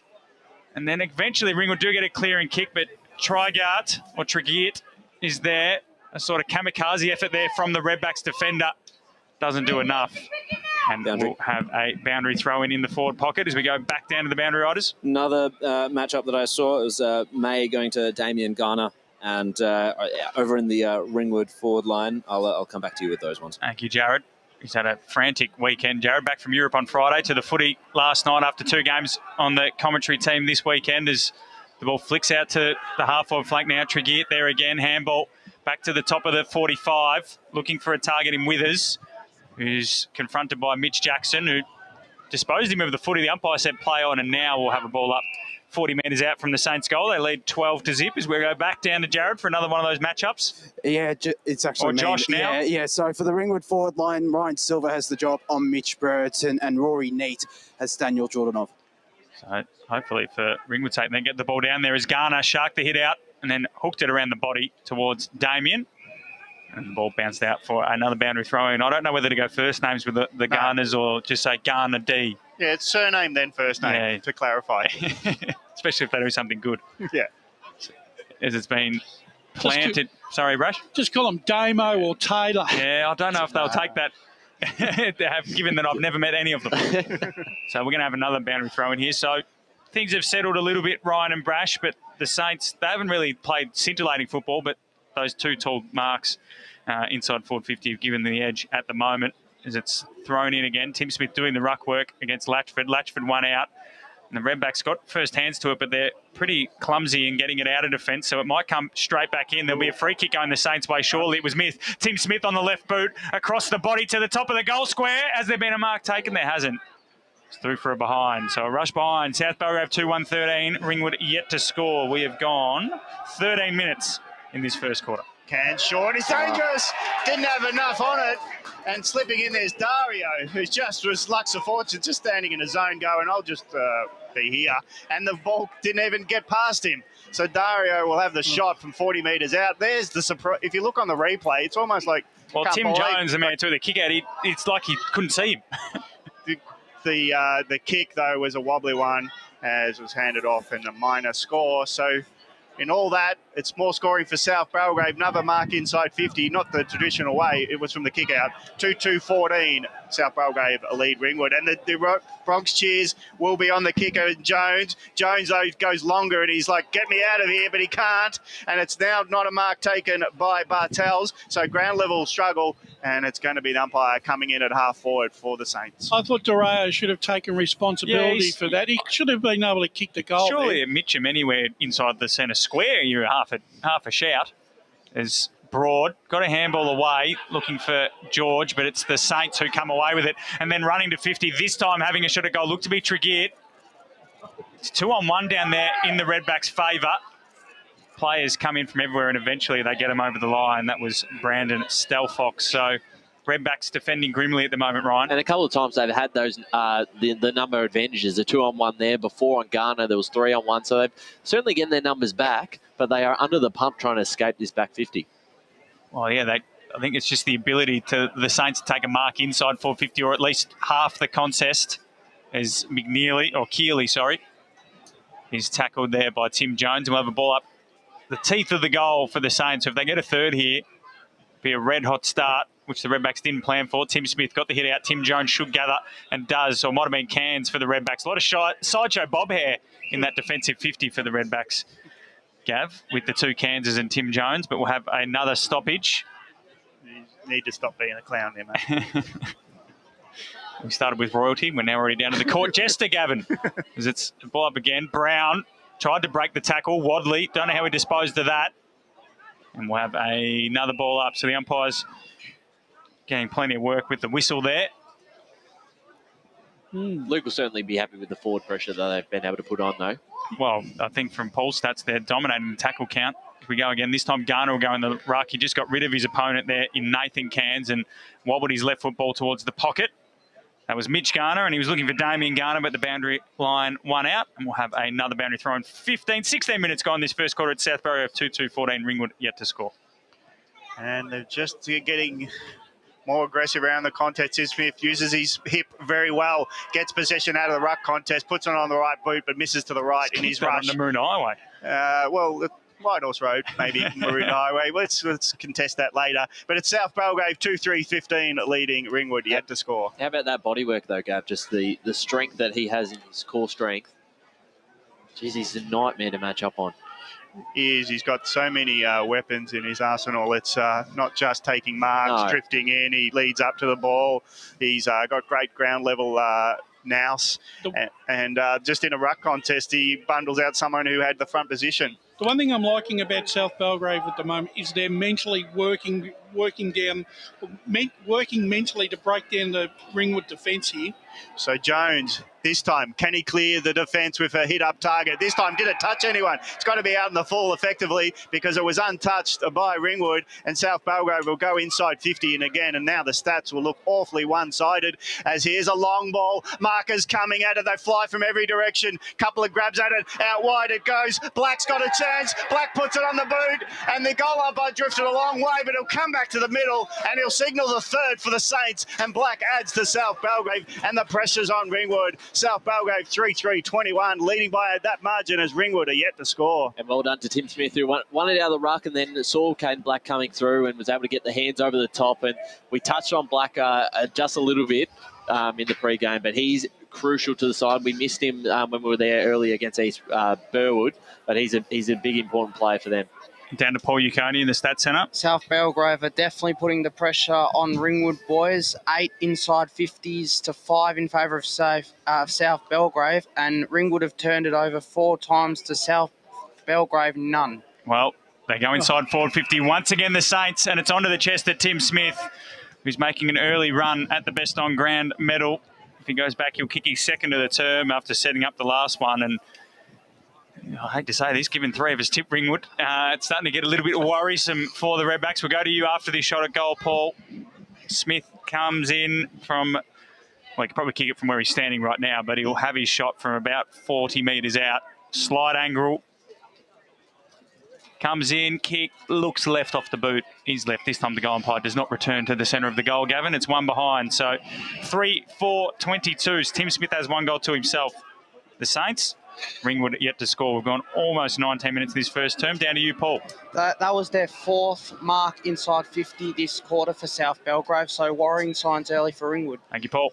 Jones kicks it out this time. Can Jordanoff help him out? No, the ball hits the ground after that marking contest. Ground level ball won by Kidd. Kidd hand passes backwards, so South Belgrave try to go forward, but the quick kick goes out on the full outer side and it'll be in the hands of Collier, who needs to get more ball for Ringwood to be in this contest. And now will it be a 25 for encroachment? Where's the whistle Someone's going? down here, on the wing here. Let's go boundary sides just to check what's going on at the ground level. Yeah, that's a South Belgrave player down. Ringwood player down. There are 2 players coming off, one for each time. They are both, actually, yeah. So Collier's short pass. We'll get more comment when we can get more information as the players make their way off the field. But here's a hit up target. No, drop ball. So Ringwood, they just can't get their hands on it for long enough. Can Wadley get it going forward? Hand pass on. Now the pressure's on the inside 50. Bouncing ball, charging out to Bartels for South Belgrave. And again, South Belgrave, they're just getting onto it. Garner gets the hand pass off to the runner. Now long ball inside 50. Brown sort of gets his player underneath, and it's a downfield free kick. And South Belgrave, it's falling their way big time in this first term. Let's go boundary side for an update. So the unlucky number today is 24. It was both Ashley Stagg and Aiden Kidd coming off for their teams respectively. Both were jogging off the field, so it might not be too bad, but I'll check in with Josh and I will both check in with the benches to see what's up. The umpire's taken control with Brown getting down the free kick as he was in the next contest. I think he'd given away a free kick himself, so he got lucky there. So Brown looking for a short pass on the lead. And another mark to the Saints, and this time it's Smith again. Looking for goal number 2, but his 4th shot at goal. It's the last couple of times they've been probably caught behind, but I don't know if Odermatt was quite aware that he was obviously going to lead into that pocket. I think the problem with for the Ringwood is Tim Smith's probably the best player in all 5 divisions. So it's pretty hard to match up on. Well, he's got 1-3 at the moment, Smith. Yeah. And he's right next to the supporters on the fence, and he comes back into the field of play. 1-3 is now, Brash. Sorry. Oh, is he? And he's hooked it, just getting near side. With that wind, he probably needed to go a bit more extra width on the ball, but he couldn't get it across goals, and it's a minor score, so it's Smith 1-3, but it's the scoreboard that reads ugly for Ringwood. South Belgrave a 3-5-23, leading by that margin over Ringwood, yet to score. Boundary. Jared Bainland on the boundary. So it looks like it was a clash of heads between Stagg and Kidd. Aiden Kidd they said it'll be fine and should be back on the ground shortly, and Josh will have more information on Ash Stagg. Thanks, Tim. Jared, as Tim Jones puts the ball out to the outer side. And it might have been a free kick for an unrealistic temper. We're going to have a boundary throw in. I don't reckon it was touched, was it? It might have bounced. Yeah. I'm sure he would have taken his measure out of the square. So going to ball it in on the far side. Ringwood just needs something. Any score will really do for them just to lock the ball inside their forward 50. Mitch Garner got there first. And then intercepting that little Ringwood handball were the Saints. Sam Brown socketed inside forward 50. Coming out to meet it was Taylor Garner. Picking it up there looked to be Tim Smith. And he's wrapped up by Jack Murphy. Same thing as yesterday, same pattern. South Belgrave have got numbers around numbers around the contest again. Get the head count going, you reckon, Brash, as Wadley slaps it on the boot. Ringwood have the numbers here. If they can get away. Handball, though, no one ahead of the footy. So Hill swept it wider to Callanan. Short ball looking for Latchford. Got there. Dropped the mark, but there's a free kick. So Ringwood get a reprieve. So you've 55 from home here, Latchford. Who's he got down there? No real height. He short balls it into Collier. He'll get a free kick. As Connolly came across the front. Made him earn it. Well, he absolutely did. Daniel Collier. He might go back here, Brash, and kick a leader's goal. I know he needs to kick this. Well, it's going to in his distance. Well, yeah, I think kick it. It looks like they're kicking against the breeze if I go from the trees on the far side. But as we know, 45 I think is very generous here. So Daniel Collier, he's got an option short, but it looks like he's going to set sail for home. He's got good connection. The wind holds it up. Numbers will fly at it. Saints in the front spot. Ball hits the deck. And can South Belgrave walk it out? Handball from Costa is looking for Hards. He's under pressure. Ringwood intercept. Callanan's free, 30 metres out. Went over the top. Parker marks. And James Parker will line up from 20 metres out directly in front. Remember, his last kick of goal in the grand final, Brash, was very controversial. Yes, it was. Let's not mention Well, I'm lucky all the Ringwood people are here, not watching, Gaff. Don't mention the war, guys. Yeah. The Queen's dead, Jared. Long live the king. Exactly. So Jim Parker.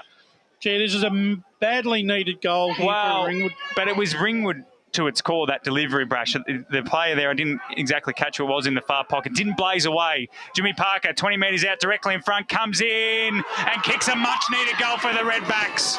They're on the board.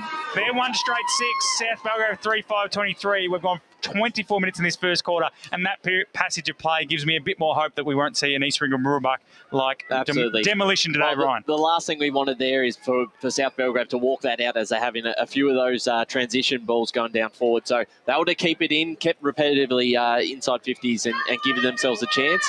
And there through the goal is able to end in a Ringwood's first goal. So I think we're going to Paul Uconi in the Stats Centre. Something a bit similar to yesterday, boys, is the opportunities that South Belgrave aren't taking. East Ringwood had a plethora of opportunities early on in the game yesterday that most of them they didn't take. They've kicked 2-3 from their set shots early on, South Belgrave, so they're keeping Ringwood in the game at the moment. Latchford leaps into it, but he has to do his own roving as Garner dropped the ball just at the circle. So Ringwood win the centre clearance. It's a fight for the ball. Push and shove it is. Can't get it out yet, but Costa finds a way to get it on the boot. Centre back to centre forward. Now 4-on-4. Brown does well for South Belgrave. Hands it to Garner. Garner slips a hand pass, but they're not off in running into the open. So it's Ringwood with good pressure. Turn over the ball. Bounce of the ball suits Brown for Ringwood, and it's out of bounds half back. And we'll go boundary side for comment. Yeah, just an update on Ash Stagg as well. They're going to rest him for the rest of this quarter, but they'll think he'll be fine for the rest of this match.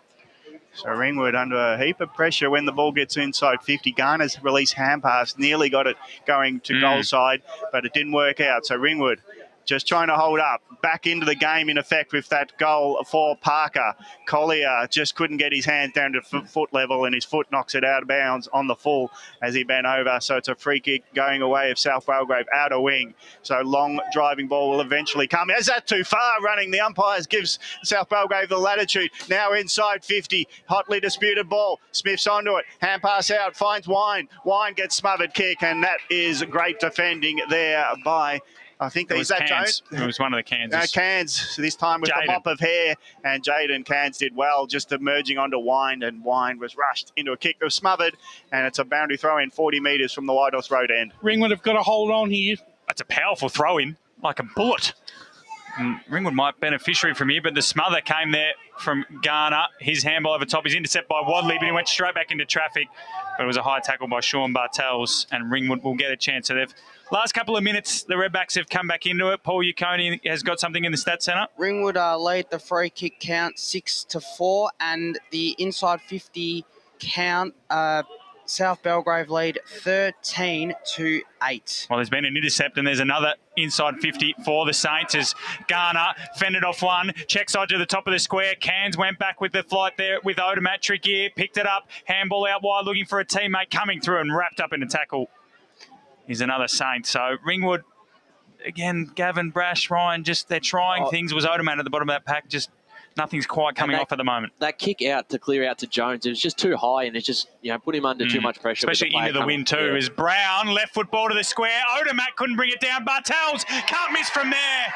Drop kicks it through, and the Saints get their fourth. They're 4-5-29. Ringwood 1 straight 6. We have gone 27.5 minutes in this first quarter. That was a goal that Ringwood didn't want. They needed to hold there the last couple of minutes and not let South Belgrave get another one in junk time.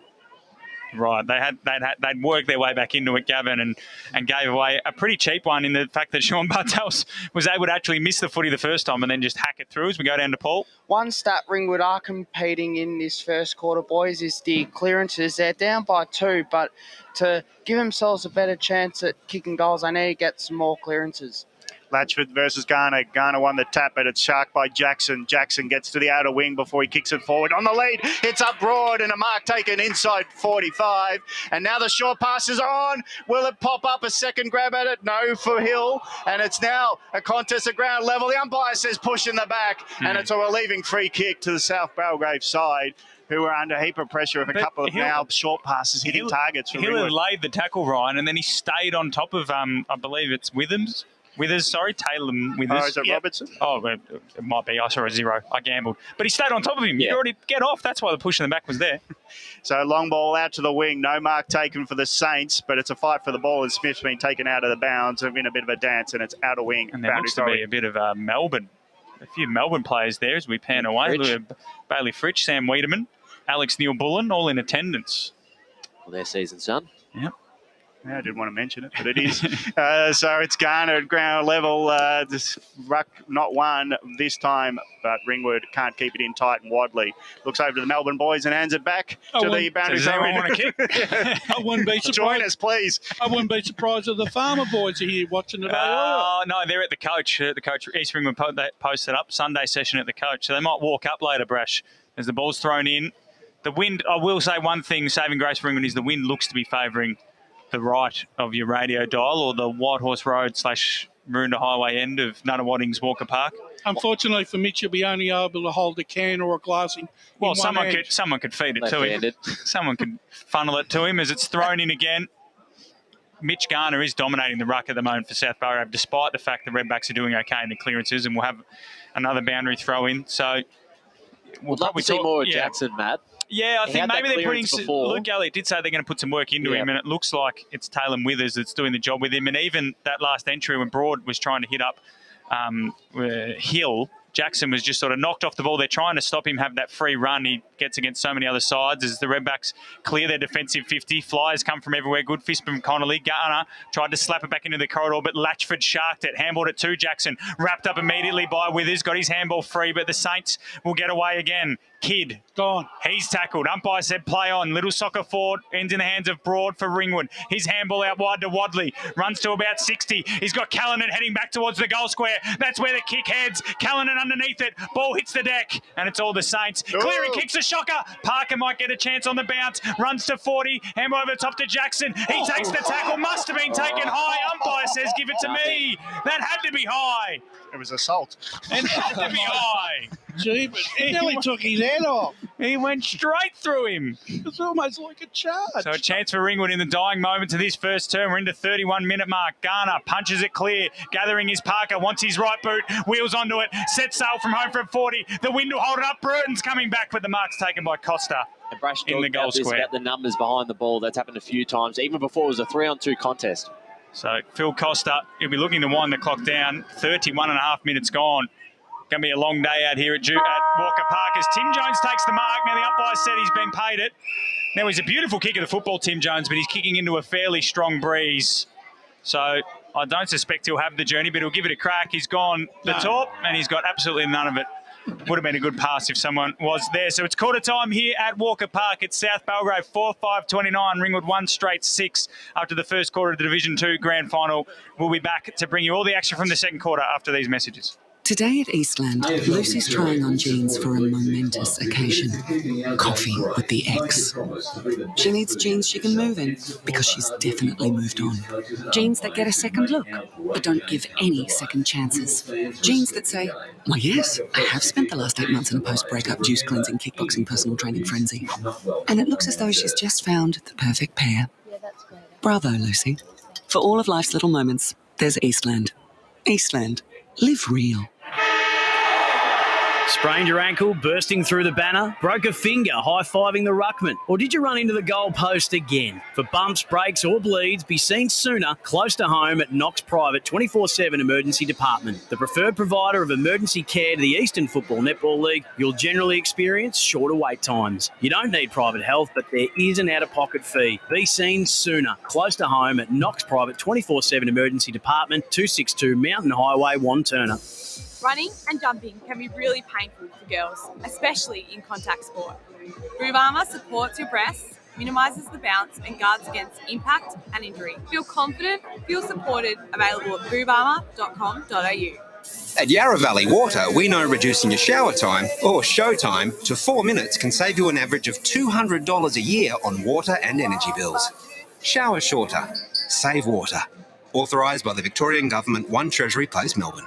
Do you feel good about your bank? Because there is a bank you can feel good about. They share their profits to fund big community projects, small community clubs, and vital emergency services. They've given $250 million to help Australian communities thrive. They have all the products and tech you expect from a big bank, with service you don't. It's Bendigo Bank. Feel good about who you bank with. Try Bendigo. Search bendigobank.com.au or search Bendigo Bank near me. How would you like to be celebrated? I think I'd like to be celebrated with lots of music, dancing, a bit of a party. I'd like to be celebrated at the pub with a few frothies. Maybe some colourful balloons, my favourite flowers. How about some glitter? I'd like to be celebrated in space. Outdoors, having all my family and friends together. At Tobin Brothers Funerals, they know that every life is unique and they think that every celebration should be too. Find out more at tobinbrothers.com.au. Tobin Brothers Funerals, celebrating lives. Sprained your ankle bursting through the banner? For bumps, breaks or bleeds, be seen sooner, close to home at Knox Private 24/7 Emergency Department. You'll generally experience shorter wait times. Knox Private 24/7 Emergency, 262 Mountain Highway, Wanturna. Running and jumping can be really painful for girls, especially in contact sport. Boob Armour supports your breasts, minimises the bounce and guards against impact and injury. Feel confident, feel supported, available at boobarmour.com.au. EFL Saturday Game Day continues. Let's head back and go local for your footy. Welcome back to Walker Park in Nuttawading, the home of the Mitcham Tigers, but it's the Division 2 Grand Final here, Eastland EFNL action. It's South Belgrave 4-5-29 leading the Tigers 1 straight 6 as the aliens were landing in my headset there. Tim Smith kicked 1 goal 3 in that first quarter. Taylor Garner, Sean Bartels and Caden Black, the other singles for the Saints. James Parker, the lone goal kicker for the Redbacks, as we go to Ryan Long and Wayne Brasher for some very, very astute thoughts on the first quarter. Yeah, I think it's going to be the importance on Ringwood's midfield this quarter is going to be really crucial because their back six at the moment are completely under the pump. And it's hard for them to do much when they're playing against guys like Smith and Odermatt and Garners, who are just tall and they're hard to beat in a one-on-one contest. You can't put two on one. You can't, moving 2 on to Smith because it just opens up someone else. So let us really focus on winning those clearances out of the middle, winning the stoppages and putting pressure on South Belgrave's back line and taking the opportunities when they get going forward. But I think that also revolves around Jackson, who's been pretty quiet, been held well. And he's been key. When we've watched him this season, he can get off the chain and he can kick goals. So, look, he's got to find a way to get into this game. Yeah, my favourite Martian joining us there. I think also, too, Brereton needs to try and find a way of getting into the game. He's another one, but he's been well held. I was really impressed with South Belgrave's back six. They mentally worked over... I'll rephrase that. South Belgrave's forward six. They mentally worked over Ringwood's back six for about 10, 15 minutes and softened them right up. And I think that's going to set them in good stead for the rest of the afternoon. If they win this game, South Belgrave, it could be on the back of that 10, 15 minutes in the first quarter. And you look at a couple of times that Ringwood have been going forward. Those are the options. You've talked about the numbers. They just haven't had the numbers, and they've been outnumbered, and that's not going to work when you've got really tall players. As we're going to go boundary side with Josh Ward. Yeah, with Brett Rowe, the Ringwood coach. Brett, not the greatest start for you guys. What you make of it? Yeah, it wasn't ideal, was it? Look, they just really came out of the blocks really quick. So they're a good team, and they just really backed themselves to win through the contest, and we just didn't adjust accordingly. So hopefully we've now just spoken about what we want to try and do, and hopefully we can address that. The midfield battle was pretty even. You must have been happy with that as well as getting consistent entries inside 50. Yeah, numbers tell us that the stoppages are quite good. It's just our issue at the moment is just when we're going forward, we're just hitting to their extras, and we've spoken all week about that's what they like to do. So I hope, again, another thing, if we've addressed that, we can make sure we keep winning the stoppages. As I said, the numbers look really good to me. We've just got to clean up a few things, that's all. Did you say anything else to the boys as well? Nah, just pretty simple. We just got to get back in the game, chip away, and just take it from where it goes. Thank you, Brett. Good luck for the rest of the game. No. The thing about well done, Josh Ward, and thanks for Brett Rowe for his time once again. The thing about the local grand finals, Brash, is the time it takes from the fans to walk from the South Belgrave marquee gap from one end down behind the net, because now the Saints are kicking to the left of the screen, and then the Ringwood fans, they don't seem to be doing it as much because they've sort of petitioned that far pocket. Yeah. So Unless the Saints are staying down there. Of course, there's a lot of black and white going on with the red of Knox as we go down to Jared Beanland, who was at the South Belgrave huddle. Of course, with Luke Galliot there, he was very happy with the way that they were playing. He just needed his players to lower the eyes a little bit more when going forward. And the main talking point for him was pressure, both scoreboard and the actual physical pressure. He was full of praise for a couple of the run-down tackles, including the one by Charlie Peters earlier on in that quarter. Thank you, Jared. Paul, you got any more stats, mate, that can indicate a clear dominance by the Saints? The dominance, South Belgrave are on top of the inside 50s, 14 to 10 tackles. South Belgrave 9 to 6 intercept marks, 4 to 2 in favour of South Belgrave, and the marks inside 55 to 2 in favour of them as well. Rucks go at it middle of Rocker Park, but it's Peters for South Belgrave who gets the ground ball for the Saints, getting the inside 45. It's not a fluent one yet because it's a crowd of players from both teams. Hand pass underground didn't work out for Ringwood to clear that area, so it'll be a ball up 45 metres out from the scoreboard end, which South Belgrave are kicking to. And the scoreboard is pretty. South Belgrave 4-5-29, lead Ringwood 1-6. So it's a 23-point lead. We think White Horse Road end is the scoring end. So let's see what Ringwood could do in this second term of the grand final for Division 2. No clear possession one out of that ruck contest, and picking himself up is George for Ringwood with the ball to hand back to the umpire. Rucks go at it. Mitch Garner does well. Ground level ball is a fight. Scrap with 2 of 3 each going at ground level wrestle, and Peters applied the tackle on George. So it's going to be another ball up 40 metres out from the Saints goal, directly in front of the goal square. Garner, great position, knocks it forward 10. Smith's there to take the ball, but he's taken in a tackle and he'll have to hand it back to the umpire. This time it's 30 metres away from their goal, so it's just a game of inches. Exactly. That might be crucial later. Smith claims the ball, hand passes it out to Black. That looked reminiscent of an earlier goal, but this time a turnover goes away of Ringwood. Ground level ball for Broad to pick up on the bounce. His hand pass was at Jackson's feet, so that misses the target. Peters gets the ball for South Belgrave. Long inside 50. Big flyer was Garner. He couldn't take it, but Smith at ground level, boundary side, runs around a few, puts it on the boot, and from the pocket, Smith sets South Belgrave alight again with his second. And the Saints keep marching on. 5-5-35, leading Ringwood 1-6. That might be the moment like yesterday when East Ringwood got the first into the breeze in the second quarter. I'm a little bit worried now, Ryan. But also coming back on the wing, the pressure that Withers put on Jackson again was able to force that fumble, and they were able to get that turnover, and the transition has been too good. And that was an opportunity for Ringwood, Brash. I thought they had a couple of numbers out, and they looked like their biggest chance to go inside 45. But once again, it was the preceding 2 minutes there where South Belgrave's forward six made sure that they kept the ball in their zone. Back in the middle we go, Latchford. Handball out. Here's Jackson trying to burst through. Didn't have it. Umpire said nothing doing. Play on, ball inside 450. Mark taken. Taylor Garner. It's starting to get ugly.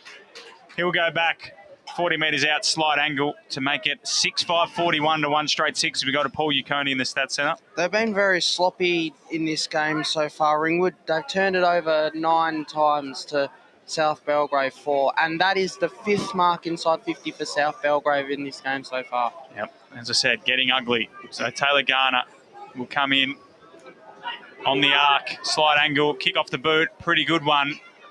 Just hooked it left though. Boundary.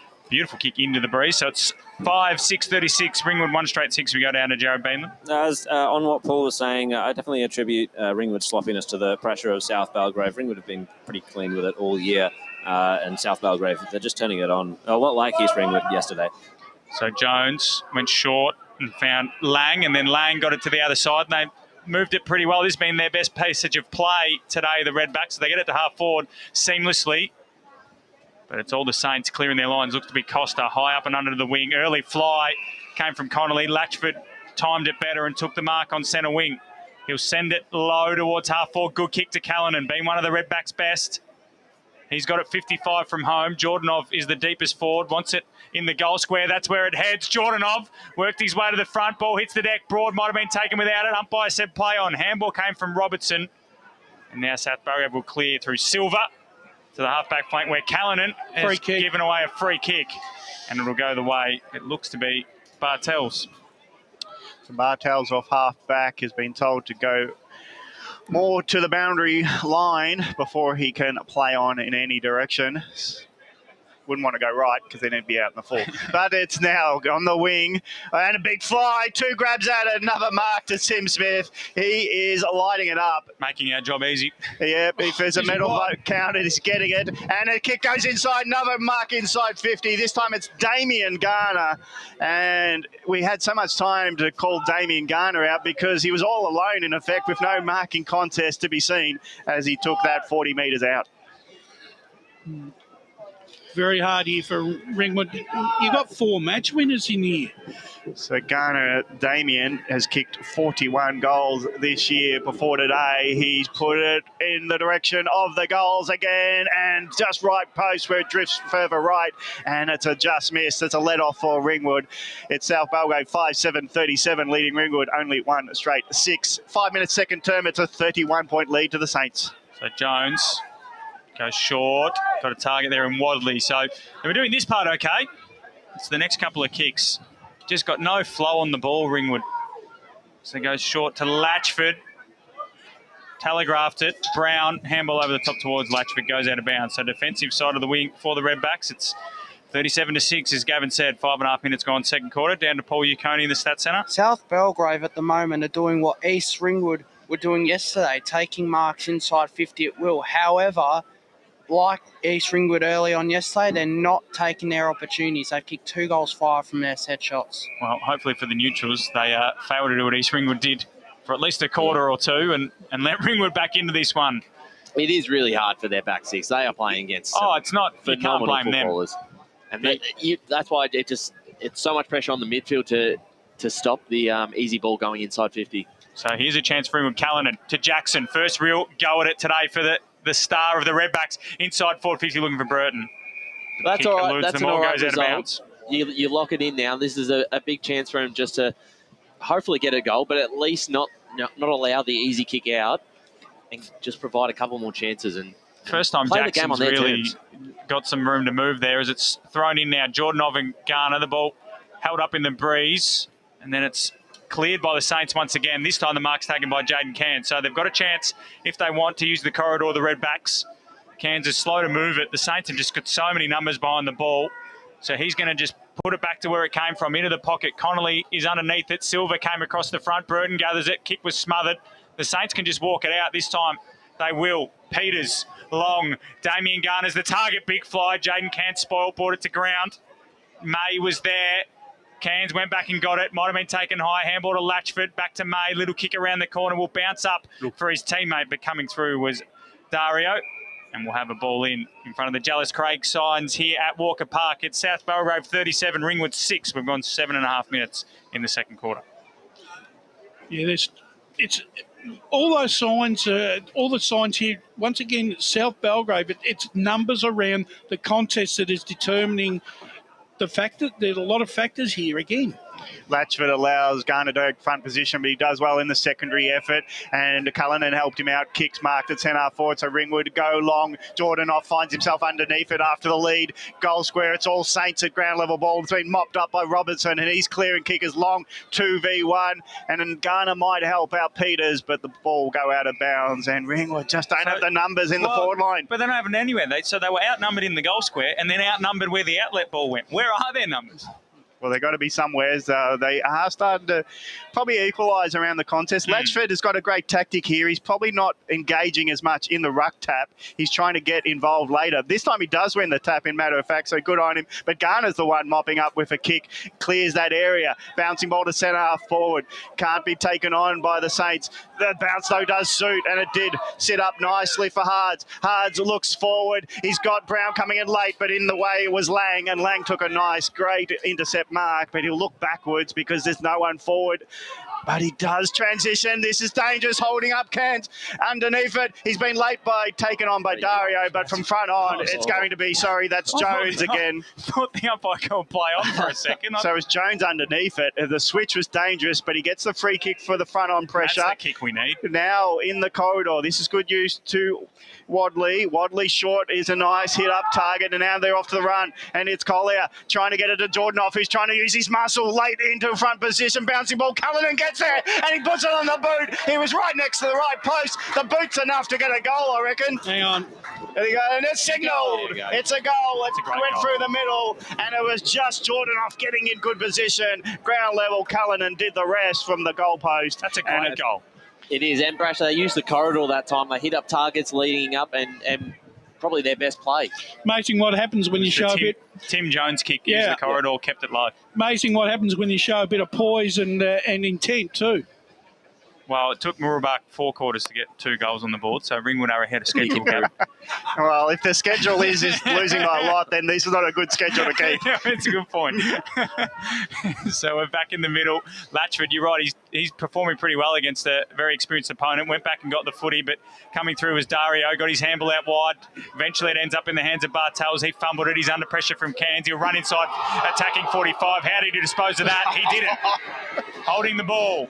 So Tim Jones got it in a pretty similar position where he kick-started their last attack, and he'll go to the corridor again. It's a dangerous kick. Well done in the bodywork there from Hill. Allowed the ball to get out the back. Good smother coming through from Parker. Now Broad's got a chance if he can handle over the top. He can't. He's taken out of bounds. Half-forward flank for the Redbacks. They're 12. The Saints are 37. We've gone 10.5 minutes in this second quarter. That goal from Callan, I just want to go back to that. How's the quick thinking, Gav, to just little side foot, bottom corner? Yeah, Maradona. Exactly. So thrown in Latchford and Garner. Latchford did well, just fisted it inside forward 50. Callanan will lead all comers. He'll gather. He'll run to 20. He'll have a shot on goal, but it did not look good. He was off balance when he kicked. His hips were over on the left. And then the hips don't lie. Because he went inside forward 50, but one behind. But a little period here for the Redbacks, Brash and Ryan. They do, and the thing is, I think Ringwood have realised that this is their time. They've got to try and find a way to get back into the contest, and it's now.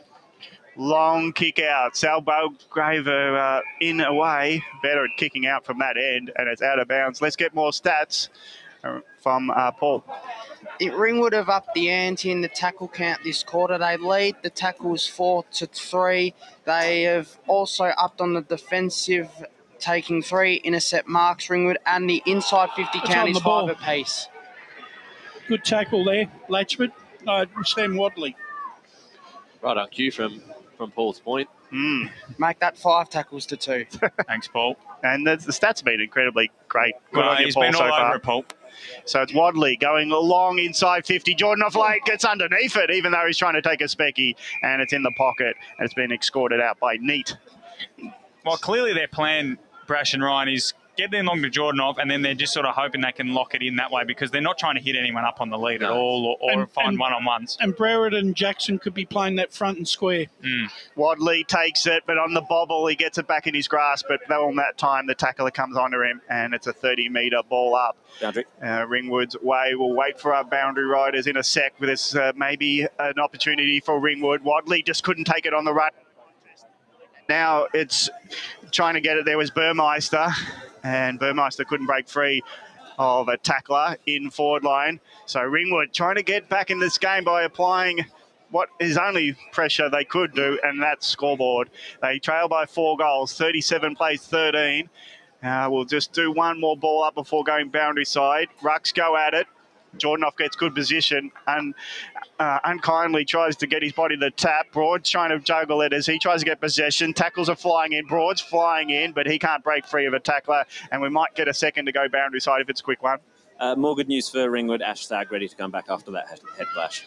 Rucks go at it. Jordanoff knocks it back into the corridor where Wadley jumps into the ball, but just as he grasps it, he's got a tackler right on his hammer. Although Ringwood have certainly improved in that area, South Belgrave's pressure around the contest has been really solid. They're tackling. Even here, Ringwood have probably been getting first use of it. They just haven't got any room to move as this time the tackle is laid by a Ringwood player. And it's now at the top of their goal square. So if they can get another one here, it'll be 2 in a row for the Redbacks. There's Jordanov and Garner. Jordanov won it down. Sharking it is Broad. Oh! He almost got decapitated. You got Jacob Broad. You got coat angered there. Oh, I don't think it was intentional, but he got absolutely slaughtered. He's been good, Jacob Broad. He's been one of the Redbacks' best. Had a lot of the footy. He sharked this hit out. I don't know if we've got the replay. And now it's going to be 25. So a certain goal. He's got to pick his head up before he gets the kick. Jacob Broad will come in and kick his first and the Redbacks' third. They'll be 3-1-19. It's back to 3 goals. A mini renaissance here for the Redbacks. As I mentioned, back to 3 goals. 5-7-37 the Saints. Redbacks 3-1-19. Again, we were just talking about how good South Belgrave's tackling was, and Jacob Broad's fancy footwork made them slip up because they laid about 8 or 9 goal-saving tackles before they decided Jacob Broad's head didn't look good on his shoulders, Brash. Yeah, but the thing is, though, look, just the last 5 minutes, Ringwood have decided they've needed to up the ante, and they've put good pressure on South Belgrave, and they've got repeat goals. That'll give them some confidence and a bit of momentum now. Back in the middle we go, Latchford. You can tricky it, won the hit out, and then when got to the centre clearance, he might have been ping holding the ball. Umpire said play on, and then Nicholas Keeley is met in a Ringwood sandwich. So the Redbacks have lifted here their intensity. They smell a bit of blood in the water. So we're back for another ball up. Latchford, he's been impressive these last 5 minutes, coming through, trying to collect the foot. He was Stagg, that man who came back on the ground, but he missed it. And now the Saints are away. Hards marks on centre wing and keeps running. Runs to 60. Long ball in the Smith direction. Cairns underneath it. Front spot, ball hit the deck. Ringwood might clear as Hards went back and got it. Handball towards Brown. But his opposing number there in whack got a little dribbler to centre half back, where his teammate Jackson is wrapped up by Charlie Peters. So tell you what, in the first quarter, that kick was landing right in Tim Smith's hands. So the little things starting to even the ledger for the Redbacks. Wadley, Latchford got the hit out and he cleared the footy to the half-forward flank. Leading the race out there is Burmeister. But the ball eludes him and his opponent. It goes out of bounds for a boundary throw down to Paul Yukoni in the stat centre. Well, it's a tackle count you want to see in the grand final. The tackle count in this quarter is 8-7 in favour of South Belgrave, and the inside 50 count is 6 apiece. Cairns doing the rucking for Ringwood from the front position. He gets to the ground level. Wadley's there to help out. His kick was pushed off it, but it's still in the hands of the Redbacks. It's enough forward. The kick inside 50. It's a high up and under, and charging in on the lead is the Brereton. But Brereton's on the Brereton with Jones's kick, but Jones has found Brereton in a ginger manner because that left hammy. Yeah, that looked a bit. Well, that's he coming in off a hamstring strain. Yeah. Jones had a couple of shocking kickouts in the first quarter, but this quarter he's been the architect. So it's Brereton, and this will test out any leg injury he might have. The right boot, and he's now wobbly. We'll call the point, but it's dangerous that he might not recover from this because he's jumping around after the kick. Wasn't for joy. It was from a bit of a seize to the back of the hamstring. So it's a minor score. Scoreboard 3-2-20. Ringwood closing the gap to South Belgrave 5-7-37 halfway through the second term. Paul Yukoni, Stat Centre. The thing about this game is it's not like yesterday where it was one team on top. Ringwood are right back in this game. Yeah, absolutely. They have worked their way back into it, but it's disappointing for Mitch Brereton because he's such a fantastic forward. He tore up that first qualifying final against East Burwood and obviously strained the hamstring against South Belgrave and was pushed again. There's a whistle and there's going to be a free kick going the way of the Saints. So disappointing that Sam Willard has given that away, given their recent dominance. As the kick goes down the line towards Odermatt. Cairns did well. He knocked it down. Collier got the handball to Parker, and then Peters, though, will get the clearing kick inside forward 50. Tim Smith's down there and takes it one. How does he take that? How has he done that? How has he done that? You're he right. stole it. I think it's Lang. Yeah. What's Lang got to do? Well, he touched it. That sort of thing. Lang the whole time has this covered. And then Smith at the last second just disposes of him. This should hurt Ringwood here. They shouldn't have given away that free kick just then. So he's going to go around the corner from about 45 metres out. That shows the leg on this man. Walks around, couple of steps. The snap from 45. Never looked like missing. Tim Jones doesn't even try to convince the goal umpire it was a behind. The Saints get one back. They're 6-7-43. Ringwood 3-2-20. And Tim Smith is 3-3-21. We've got 18 and a half minutes in this second quarter. You're right, poor Scotty Lang, Brash. He positioned himself right, and you thought he was in the best spot to take the mark, but somehow I think it's just that body strength. Brett Rowe won't be blaming Scott Lang. He'll be blaming Sam Wadley for giving that free kick away and a possible inside 50 when they've got all the momentum. Yeah, big moments or small moments can have a big effect. Minute because Burton, if he thought he'd done his hamstring, you should know, give someone else the kick. So it's almost a 7-point play, or a negative 7-point play. But the Redbacks are getting in the contest, in the nub of it. They're getting involved. Holding the ball goes against South Belgrave, so the kick is misdirected. It was a high up and under, hopeful one, but Costa in the hole just took it really uncontested, unfortunately for Jordanoff. Just couldn't get near it, so he's on the mark as Costa kicks it out to the outer wing. It's close to the line. Garner goes late, but he's just happy for that to come off hands and out of bounds. Really, he'll be involved in the next ruck contest. That was a big goal. Momentum was Ruth Ringwood going to the scoring end of Whitehorse Road, but it's 43 plays 20. South Belgrave leading as we approach time on a second term. Smaller man, good body position, just takes it out of the ruck contest in his chest. Falls away of Cullinan after got tapped forward. Cullinan's handball was a bit rushed, but he's got some good help. And Stalfox gets it forward inside 50, but again, it's Costa mopping up for South Belgrave. His kick was no look, and it's been marked as an intercept. So from half forward, Jackson's got it, and he's looking for Ringwood for some options. He might go as deep as he can, long to the goal square. Jordanoff and a few others are there. It nearly all missed all hands, but there was one hand maybe from the Saints that touched it on the way through, and it just missed. I think there was one or the other or both in combination. Minor score for Ringwood. Let's go boundary side as it's 22-point margin to the Saints. So Mitch Brereton limped off a little bit of time ago. We'll have don't have an update quite yet from the Ringwood bench, but I think he's done. Yeah, I'll do it for you, Jared. He's redone his hamstring. Yeah. So the Redbacks, though, as Gavin Paul alluded to, they're coming back into this one. Handball into the corridor. Could suit Mitch Jackson here. Hards came through and laid a bump on him. And then the Saints teammate kicked a wobbler out to the Eastland logo on the centre wing. Coming back into trouble there was Wind. He'll put it high up and under down the line. This time, the fist impedes Smith from Lang. And we'll have a boundary throw in right in front of us here on the broadcast wing. 22 points the difference. They'll give him a bit of confidence. Just win a one-on-one battle there. Well, knock they've it won out. the quarter at the moment. Going to take every win at the moment. 2 goals 3 to 2 goals 2. So they've won it by a point. That's a good comeback. Smallest margin. They've got to chip away at them. Garner hit out. Missed them all. Handball came out there from Stagg. He'll get a free kick. Taken high. Stagg, defensive side of the wing. Got Collier in the middle, but he chips short for a leading target and finds him. This time it's Hill. He's on the Eastland logo. Ball for Parker is a dangerous one. He had 3 men on him. Collier lays a tackle, and they'll get another chance here, the Redbacks. Murfitt takes the mark in the centre circles. Jordanov wants it long. Broad wants it in the pocket. In the end, he pokes one for the leading target. It was Burmeister, and the spoil comes from the Saints, and Black will mop up. Handball out wide. Thought Murfitt could have done more there. He'll get another chance here. No, he won't. Odomat back in. Had eyes for the footy, Odomat. Murfitt was a bit in two minds. Odomat from 50 out, pokes it in the Tim Smith direction. This is a certain goal, surely. Smith drops the mark. Picking up was Keeley. Step back into traffic. Got wrapped up. In a great tackle there from Tim Wack. A goal-saving tackle. The one thing that South Belgrave haven't done that they did in the first quarter is they're not taking the first option. They're trying to go that one step a little bit further, and it's disadvantaging the play. We'll go Bandershaw in a second. Just want to say that I think Ringwood just need to be a bit more decisive going inside forward 50 Brash. They've got to use speed rather than precision, especially with the way the Saints are getting numbers back as we go boundary side. Yeah, Nick Keeley is in a bad way after that I reckon he's gone too. I reckon he might be done potentially. Yeah, do you see what it was exactly, Jared, or is it just a bit of a head knock maybe? No, it was a knee. I'm pretty certain it was a knee.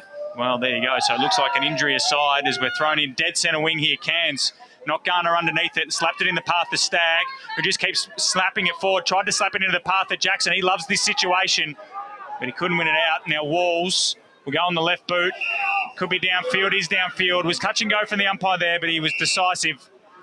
And we'll have a free kick going the way of South Belgrave on centre wing. They lead by 22 points, 23 minutes gone in this second quarter. Hards gives it back to Walls. Walls on the run from half-back. Long ball. Garner underneath it, but it falls away to one of them. But it's not the Damien. It's going to be Taylor who takes the mark and sort of fell into his position where he could jump into the ball. So when you've got a few Garners around, one of them will get it. Is that the difference, Brash? Ringwood have been really much better in the contest and winning those 1%ers. But when they go forward, it's seemed to be a lot harder work. That just a kick inside. That one-on-one contest, just their players are. And they weren't awake on the man on the mark there with follow-up run as Taylor Garner puts it through. The goal umpire's having a good close look at his right post, but it's a goal. And South Belgrave are 7-7-49, leading Ringwood 3-3-21. And it's marks inside 50 that are killing the Redbacks. But yeah, they are working really hard, the Redbacks. There's just, that transition ball, Brash. It's They're working hard, but unfortunately they're up against a fair South Belgrave forward. You could also argue it's free kicks. So the last two South Belgrave goals have come from free kicks on Ringwood's half-forward flank. The first one was one at a stoppage, and then the next one downfield. I wouldn't be too harsh on that one. I thought that was touch and go from the umpire. Yeah. But, that's where the last two goals have come from the Saints, as Jackson gets the centre clearance via a toe poke, and then another toe poke will go to centre wing, where it's marked by the Redbacks, and they'll go back inside forward 50. This time, in the Parker direction, he's nudged underneath it, and here comes South Belgrave. The handball chain works out, and they hook it back towards the corridor. Treeguard's got to stand under this one. Sorry, Dario takes a good mark in between two Redbacks. He's got leading options everywhere. Goes in the Damien Garner direction. And he marks 45 metres out on a 45-degree angle. They are killing Ringwood on the lead there. South Belgrave forwards, they're getting too much latitude and they're hitting the targets at will here. So Garner from outside the arc, quick turnaround for Damien, comes in, it's a high kick, it's out of bounds on the full. So 28 points of difference, 25 and a bit minutes gone. Second quarter, go to Paul Uconi first, then down to the boundary. South Belgrave, that was their 10th mark inside 50. They lead in that department 10-3. And the free kick counts in this game. Ringwood lead that 12-8. Boundary side. So Nick Healy, it looks like an ankle. They said it was rolled, and he's optimistic to come back on at some point. It's two kicks out for Ringwood. They get it to half forward, but again, it's Costa mopping up for South Belgrave. He's high up and under, is out of wing, where Mitch Garner plants himself underneath it and takes a great mark with two trying to get over the top of him. But he takes the mark as he tries to push off Brown and say, I'm the big man around here. And it's Mitch Garner who will finally pick up the ball again and drive it forward. Sorry, Gav, both sides are down a rotation. I think they will be for the rest of the game now. Well, the option fell away in the marking contest, so it's a nice chop-out mark by Collier for the Redbacks. He'll do a switch. It's got to be deep with the kick. And it's on high up and under! It's a steal! And it's Smith with the robbery and goal! It's a mark in the goal square, but it was so telegraphed. He said, thank you very much. My fourth, 8 for the South Belgrave, 8-7-55, leading Ringwood to 3-3-21. Ryan, I don't think we really need to pass any special comment on that play then. There's just nothing to talk about there, is there? But why is that the only option? That should be your last option. There's no movement ahead of the footy. There's no movement through the corridor. There's no short option. Why wouldn't you play the far wing? Yeah, I agree. 27-minute mark of the second quarter. Yeah, sorry, that's a good point. Why is that even an option? But why is that the only way that anyone seems to be presenting? This is the only part of the game where Ringwood seem to be gaining any dominance. It is the centre clearances. Jackson got a downfield free. Callanan takes it at centre half forward. Can they get an immediate reply? They sort of need one here. They're 34 points down. Could be more given South Belgrave's inaccuracy. Goes into the pocket looking for Broad. Coming here, Cairns has been swung forward, Nathan, to give them a bit more height. But ball's gone out of bounds for a boundary throw-in. So Ringwood need a goal from here. And then I'm sure they'll be... I don't know if Brett Rose, the sort of tearing the paint off the walls kind of coach, but given the situation they're in, they're going to need to produce something special. Tim Smith has 4 goals, 3 in this quarter. He's kicked 4-3 for the game. Garner got the hit out down. Coming through with Stagg for the Redbacks. And we'll have another ball up. Doesn't matter where you play Tim Smith, he's gonna hurt you. Well, that's a I thing. thought he was going to play midfield minutes, but doesn't need to. Up again, Mitch Garner hit out down. Broad sharked it, tried to get around on his right boot. That might be holding the ball. No, high. So Jacob Broad can go back and line up for his second. He's on a pretty tight angle, but they're fairly open pockets here at Mitcham. Probably the only forward that's really had no say in the contest is Odermatt. Yeah. He doesn't need to. Well, he's probably... Tim Smith already had the medal sewn up quarter time. So what's the point? So Broad, 30 metres out, tight angle. They need this. Ringwood comes in, kick on the way. Nope. Across the face. And it's one behind. 3-4-22, the Redbacks. South Belgrave 8-7-55. We've gone 28.5 minutes here in the second quarter of the Division 2 Grand Final. Can the Redbacks muster a second-half comeback? There's still a couple of minutes to go in this quarter, but that'll be the question on Brett Rowe's mind. Walls has got it at full back. He loves a gallop, and he goes along with the boot. That's a great kick in these conditions, and it gets all the way to the wing over the actual pack that thought it was so penetrating, went over the pack and out of bounds. South Belgrave also finding an extra 10, 15 metres with their kicks around the ground as well, compared to what Ringwood are dishing up. Yeah, it's that penetration because they just know that there's something on the end of it as well as they try to get it out of the contest to South Belgrave. Peters is such a robust player, but he was too close to the line to break free, and it'll be a ball in. They're going to go into halftime and with confidence now that they've been challenged and they've responded, and they're back out to a 5-goal lead. So they're certainly going to have a lot of confidence in the second half. Latchford front position this time wins it for the Redbacks. Peters, though, is the one who's closest to the boundary line and takes the ball over and out. And it's half-time here at Walker Park. It's EFNL Division 2 Grand Final. Half-time score is South Belgrave 8-7-55, leading Ringwood 3-4-22. We'll just get the goals before we take a break. Have you got the goal kickers Yeah, I there, do. Ryan? Sorry about that. I think Smith's kicked 3, Garner 2. Bartels 1, Black 1 for South Belgrave. Ringwood have got Jacob Broad 1, James Parker 1, and Zach Callahan 1. It is half-time here at Walker Park. South Belgrave with a handy 33-point lead, 8-7-55 to Ringwood, 3-4-22. Momentous occasion. Coffee with the ex. She needs jeans she can move in because she's definitely moved on. Jeans that get a second look, but don't give any second chances. Jeans that say, well, yes, I have spent the last 8 months in a post-breakup juice-cleansing, kickboxing, personal training frenzy. And it looks as though she's just found the perfect pair. Bravo, Lucy. For all of life's little moments, there's Eastland. Eastland. Live real. Sprained your ankle, bursting through the banner, broke a finger, high-fiving the ruckman, or did you run into the goal post again? For bumps, breaks or bleeds, be seen sooner, close to home at Knox Private 24/7 Emergency Department. The preferred provider of emergency care to the Eastern Football Netball League, you'll generally experience shorter wait times. You don't need private health, but there is an out-of-pocket fee. Be seen sooner, close to home at Knox Private 24/7 Emergency Department, 262 Mountain Highway, Wanturna. At Yarra Valley Water, we know reducing your shower time or show time to 4 minutes can save you an average of $200 a year on water and energy bills. Shower shorter, save water. Authorised by the Victorian Government, 1 Treasury Place, Melbourne. Running and jumping can be really painful for girls, especially in contact sport.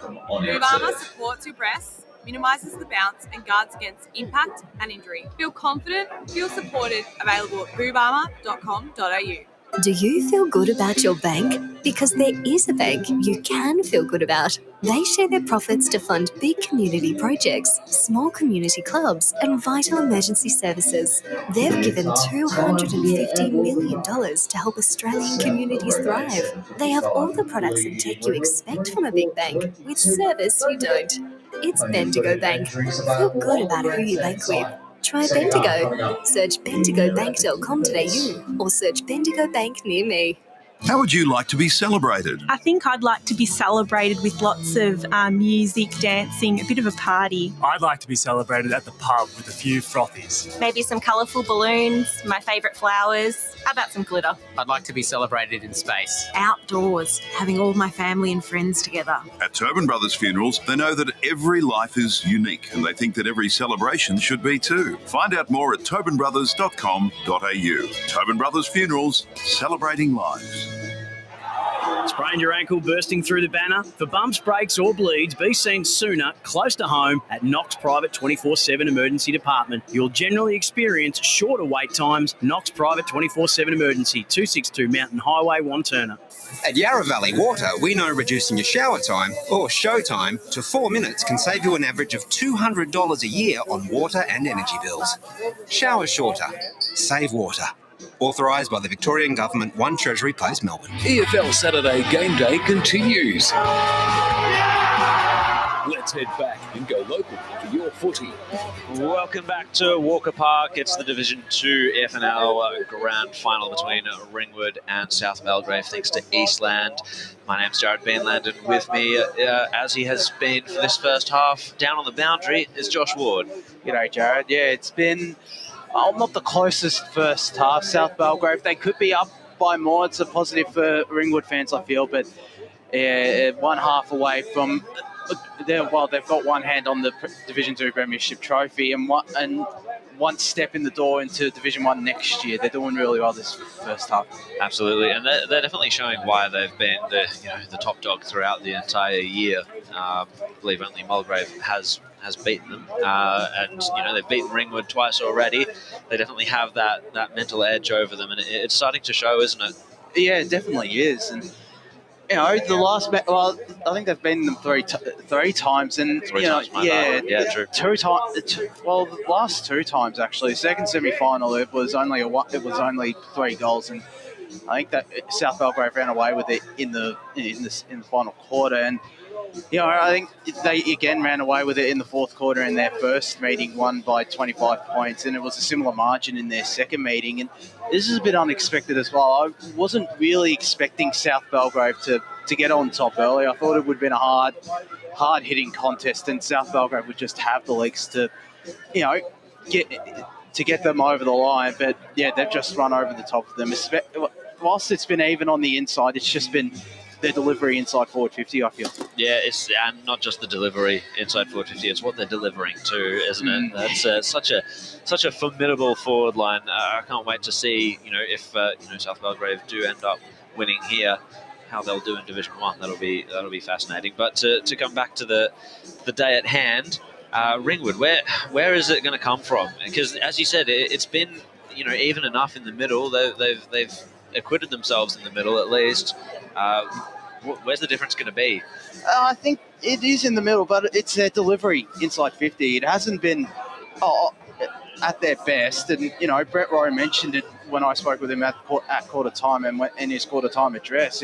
It's their delivery inside 50 that hasn't been the greatest. It really needs to step up. And, they've got plenty of talent up in that forward line. You've got the likes of Daniel Jordanov running down there, Declan Hill, who can kick a goal, Mitch Jackson through midfield, Sam Wadley has shown he can kick goals. But one of the bigger blows, though, potentially no Mitch Burden. Yeah. Catch up on that a little bit shortly, but that is a massive blow for Ringwood, given what we saw a couple of weeks ago when they played East Burwood. He took the game by the scruff of his neck, and what he's been able to do all these years for the Redbacks. Absolutely, he's definitely one of the more dangerous forwards down there. Despite his shorter stature, he's so good overhead, and he's a sniper when it comes to actually targeting the goal. Really, really unfortunate to see him do his hamstring again. The one forward that we didn't mention there for Ringwood is Zach Callanan, and he's shown that he could potentially be the spark. I've noticed him working up the ground a little bit, trying to pull Darcy Walls up perhaps out of his comfort zone. And South Belgrave have rotated a couple of players off of Callanan. I've seen Robertson go to him. I've seen Connolly go to him as well. So if Ringwood do start finding that delivery inside forward 50, Callanan might be the X factor, because South Belgrave just seem a little unsure as to how to handle him and who to match up best against him. And Jacob Broad as well. I've got to give him a bit of a shout out. That long flowing mullet of his, I don't think the South Belgrave players are the biggest fan of it, but no. He's done really well. He's done really well though, as Jacob Broad. He's late on in that second quarter, particularly late on, he created a couple of chances, and he's a big threat there. Well, I think he's still eligible for under 19s this year as well. He's a big threat in that forward line already in a grand final too. It's remarkable. He's done pretty well this season, and I reckon he's going to play a big role. But yeah, Zach Callanan, he's by far the most threatening forward for Ringwood. He's working his heart out, and he's going to have to create plenty more chances and get on the end of some inside 50s from midfielders like Wadley and Jackson. If the Redbacks are a chance to get back into this contest and make it a very close affair. But the South Belgrave forward line, let's just talk about that. Yeah. It's a simply phenomenal forward line, Jared. Absolutely. You've got the Gunners down there. Taylor specifically, he's just come out of the AFL not too long ago. He's looking so good. And Tim Smith, 4 goals already for the day. He's just he's sending it, isn't he? A couple of the marks that he's taken, he shouldn't have. It's been a freak show down there in the forward line. And as I think the boys mentioned before, Odermatt, we've barely heard anything from him, but we haven't needed to. South Belgrave are comfortable enough with the options that they have forward, even with Odermatt having a quiet day. And don't forget about Sam Brown as well. Oh, yeah. He's been a great forward by the last couple of years for the South Belgrave. Played a big role in that 2019 premiership, and he hasn't had to do too much. It's just been the 2 Garners inside that forward 50, Taylor and Damien, who have looked really threatening, and Tim Smith, who I think it was 2019 or 2020 he might have come out of the AFL game too. So he's fresh out of AFL, and he's done really well since joining South Belgrave. And today he's almost a shoo-in for best on ground if South Belgrave are to get the win, and he's going to play a big role for the rest of this game and possibly into Division 1 for South Belgrave. Don't want to look ahead, but he's just done terrifically all season, and this is on the big stage as well. He's just done phenomenally. Yep, and just wanted to mention quickly that we've got was it Nick Keeley? Now he looked like he did his ankle later on in that second quarter, but he looked like he was running pretty freely, walking pretty freely down on the bench there. So we're going to wrap this halftime show up. We're going to throw to a break, and on the other end of the break, we'll have the third quarter here from Walker Park. Today at Eastland, Lucy's trying on jeans for a momentous occasion. Coffee with the ex. She needs jeans she can move in because she's definitely moved on. Jeans that get a second look, but don't give any second chances. Jeans that say, well, yes, I have spent the last 8 months in a post-breakup juice cleansing, kickboxing, personal training frenzy. And it looks as though she's just found the perfect pair. Bravo, Lucy. For all of life's little moments, there's Eastland. Eastland. Live real. Sprained your ankle, bursting through the banner? Broke a finger, high-fiving the ruckman? Or did you run into the goal post again? For bumps, breaks or bleeds, be seen sooner, close to home at Knox Private 24/7 Emergency Department. The preferred provider of emergency care to the Eastern Football Netball League. You'll generally experience shorter wait times. You don't need private health, but there is an out-of-pocket fee. Be seen sooner, close to home at Knox Private 24/7 Emergency Department, 262 Mountain Highway, Wantirna. Running and jumping can be really painful for girls, especially in contact sport.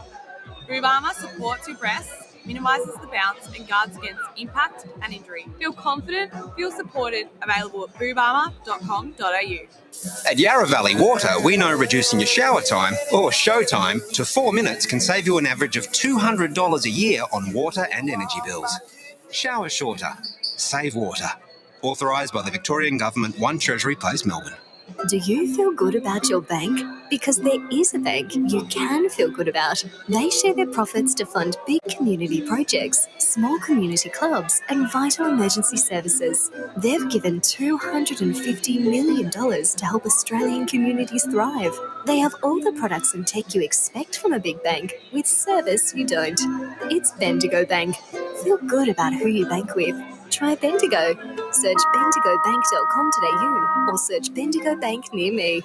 How would you like to be celebrated? I think I'd like to be celebrated with lots of music, dancing, a bit of a party. I'd like to be celebrated at the pub with a few frothies. Maybe some colourful balloons, my favourite flowers. How about some glitter? I'd like to be celebrated in space. Outdoors, having all my family and friends together. At Tobin Brothers Funerals, they know that every life is unique and they think that every celebration should be too. Find out more at tobinbrothers.com.au. Tobin Brothers Funerals, celebrating lives.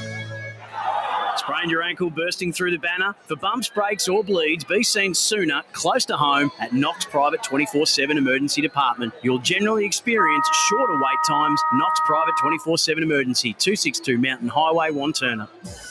Running and jumping can be really painful for girls, especially in contact sport.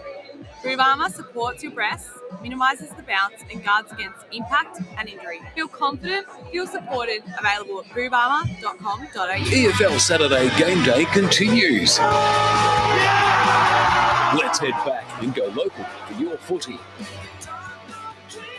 Welcome back to Walker Park, ladies and gentlemen. Division 2 Grand Final Day here in the EFNL, brought to you by Eastland. It's South Belgrave 8-7-55, leading Ringwood 3-4-22 in the Division 2 decider. Tim Smith has 4 goals. He's got 4 goals, 3, so he's kick half the score for the Saints. Meanwhile, the Redbacks have been fumbly. They don't really have a forward presence, and their turnovers have cost them. But Wayne Brasher, Ryan Long in the special comments chairs. Do you think Ringwood can get back into this, and how? Well, they do, and I think they're going to have to play. They're going to have to take a few risks, Matt, and I think they're going to have to. The old adage, fortune favours a bold. I think they need to go straight down the middle. Yep. They need to try, and they need to try and get it, win those centre clearances, and kick the ball long and hard, and hopefully they can take some grabs and catch South Belgrave napping on the rebound. So they can't drop the numbers back quickly, Ryan. You're right, and I think the time they looked the most dangerous was when they went through that corridor. I think it was Jones' kick, short kick, low darting one, hit up a target, hit up another target in the middle of the ground, which led to the Callanan goal. So if they can use that corridor and take the game on, which is something that Moorbuck didn't do when they were struggling to get back into the game, I think that's something they're going to have to use. And again, their midfielder, I think, stood up in that quarter, but again, they're just going to have to really fight it out hard, because as soon as it goes into their back six, into their back defensive half, their back six is just under too much pressure, and there's not much they can do because their opponents up there are just, incredible players who are, in ripping form. Like, tell me how you stop Tim Smith. You can't. Well, the only way to stop him is probably just not let the ball get down there. But to be honest, they've probably defended quite well, given how much South Belgrave had the ball down there and how much potency they have down there. But they've just got to find a way of being, if not less chaotic, just more efficient when they're inside forward 50s. We go down boundary side quickly before the second half gets underway. Mitch Sheridan starting on the field here for Ringwood. Well, they've jabbed him up. That's a big call. No next week. No, true. Second half, EFNL Division 2 Grand Final. South Belgrave lead this game by 33 points. They kick to the scoring end, the White Horse Road end. They lead 8-7-55. Ringwood 3-4-22 will get a secondary ball up after that. First one didn't go too far. Latchford holding on to Garner. Garner just slaps it forward. Bouncing ball didn't get to Brown, but on the fall, Bartel's on the run. Runs it inside 50. Bouncing ball to Taylor Garner. He goes one way, win the other, but he still claims it. Gives it back to Brown. He had to brush off a couple of opponents. Now picking it up was Parker, but he slapped off the ball, and it falls its way to the goal kicker in black from the top of the goal square. That's what tackling pressure does. It spills out to black, and it's another goal to South Belgrave. Early one in the third, 9-7-61, leading by 39, 3-4-22 is Ringwood. That's the one thing that Ringwood have not been able to cater all afternoon. It's that crash bang chaos of South Belgrave going into their forward 50. It's almost like it's panic stations every time they come in, and it's like a wave. Their forward pressure. It's just immense. So back in the middle we go. Latchford got the hit out down. Wadley got the clearance inside forward 50 for the Redbacks. Can Jordanov get involved? There's a free kick going the way of South Belgrave. So even the South Belgrave player thought it was a Ringwood free kick there. So the Saints go to centre wing. Numbers fly, but Mitch Garner goes up and takes the mark. This has got a little bit of the third quarters from yesterday about it, Brash. He's had a game and a half too. He's had a season and a half, Mitch Garner. Goes inside forward 50. Numbers come from everywhere once again. This time it's Cairns to Jones to the outer side. Redbacks actually have the numbers here if it can sit up nicely. It's Wack running after it. He'll get there just in time and handle over the top to Stagg, Hill, who's under pressure from Odermatt. He gave it back to Wack. Short chin ball for Jordanov. That had to be downfield. It is. So the free kick will go to the Redbacks broad, about 55 from home. For downfield. No, it's going to go to Jordanov for some reason. So Jordanov's got it now. He's got an option in the pocket in Jackson. Nathan Cairns wants it very deep. That'll be the direction he heads in. No, goes short for Callanan, and it got to him. Callanan, has he been paid the mark? No, he dropped it. The Saints end up with the football now and clear through a tumble punt down the line. Jaden Cairns should gather this, but the bounce eludes him. Over Matt back there as well. And Matt May kept it in play for a little bit, and we'll have a ball in over near the Portaloos on the far side. Gone 2.5 minutes here in this third quarter. It's Ringwood 21, trailing South Belgrave 61 here in the Division 2 Grand Final. Once again, their inability to hit a target in their forward 50 has killed them again today, Ringwood, or in this match, I should say. Latchwood won the tap at Peters, did some good groundwork, but his hand pass was intercepted, so the long ball for Ringwood is now being chopped off by South Belgrave. They've got a few numbers around the contest, so they can find their way, work their way into the middle. Bouncing the ball, Bartels gets it on the boot, but he rushed his kick. Bounce the ball, still might fall to Black. Black's got one to beat. He dances around and he makes Jones look a little bit silly as inside 50. The ball didn't hit the target, but it's spilled to ground level, so Ringwood can't take their intercept marks, and it's still in the area for South Belgrave. We'll have a 40-metre ball up. Just watching Burton down forward, he obviously isn't going to leave that forward, that real deep forward line, and Ryan Silver has the opportunity to run off him. Well, also, how does South Belgrave have numbers everywhere the ball goes? The clearing kick by the Redbacks is indiscriminate, so it's going to go out of bounds after a few go at it, and it's on centre wing broadcast side. 3.5 minutes gone at third term. It's South Belgrave leading by 40 points, 61 plays 21. So, going to be tossed in. Jordanov in the ruck this time against Mitch Garner, who, if it wasn't for Tim Smith's 4 goals, would probably be right in the running for the Blue Ribbon medal. Jones sweeps up for the Redbacks and pokes it out in the Jordanov direction. Might have been impeded. Umpire said play on. Rory Neat comes away with it and kicks it inside forward 50. Cairns double team Smith. Comes out to Damien Garner. His little handball misses Hards. And it's still in play, and May has to go back and get it. Eventually, Lang will put his head over the footy and was piled into by Tim Smith, and we'll have a ball up. So the Redbacks just look, could it be a bit of the South Croydons as well, Brash? They just look tired. The consecutive weeks of football was maybe taking it out of them. Smith tried to slap it into the corridor, but the free kick would go the way of Jordanov. No advantage. So it looks like Jordanov's got the... I don't know if Latchford's off the ground or if he's gone forward by the looks of it. So Jordanov goes short for Parker, who's kicked one of their 3 goals today, James Parker. Just no real movement for Parker ahead of the footy, especially for a team with no real tools. He goes in the broad direction. He's got Garner in the front spot. The umpire's paid a chop. And we'll come back to Mitch Garner. So, it's just, Ryan, if you're Ringwood there, like James Parker's got the ball half-forward flank, he shouldn't have to bomb long down the line. No, I think he had to go the corridor, but you've got to have players, leading up and presenting to him. Flat-footed, aren't they? If he's got nothing to go, he's just going to go down the line, and obviously a 2-on-1's never going to work out for him. So Garner pumps it back. Whereas South Belgrave can't afford to do this given their superiority in the air. Tim Smith, little grubber kick. Looking for a runner in Sam Brown. He keeps it ahead of him. Might go back and get it now after the ball remains stationary at the top of the square. It was a Ringwood player just disposed of by Taylor Garner. And then going back and getting it was James Parker. Bartels, handball to Caden Black. Already got 2 goals this game. Pokes it to centre forward. It's all the Saints. They'll raffle it off. And Damien Garner takes the mark. 45 metres out directly in front, and this, I know it's probably past it, but this might be game over. Every time they kick to a contest, South Belgrave, they're kicking to height that Ringwood just don't have. It's we did say it was going to be their marking ability that would separate them, and it's separating them by a fair margin. As Garner comes, that was a horrible ball drop. It was a shocking ball drop out on the full. So the Redbacks still only 39 points down.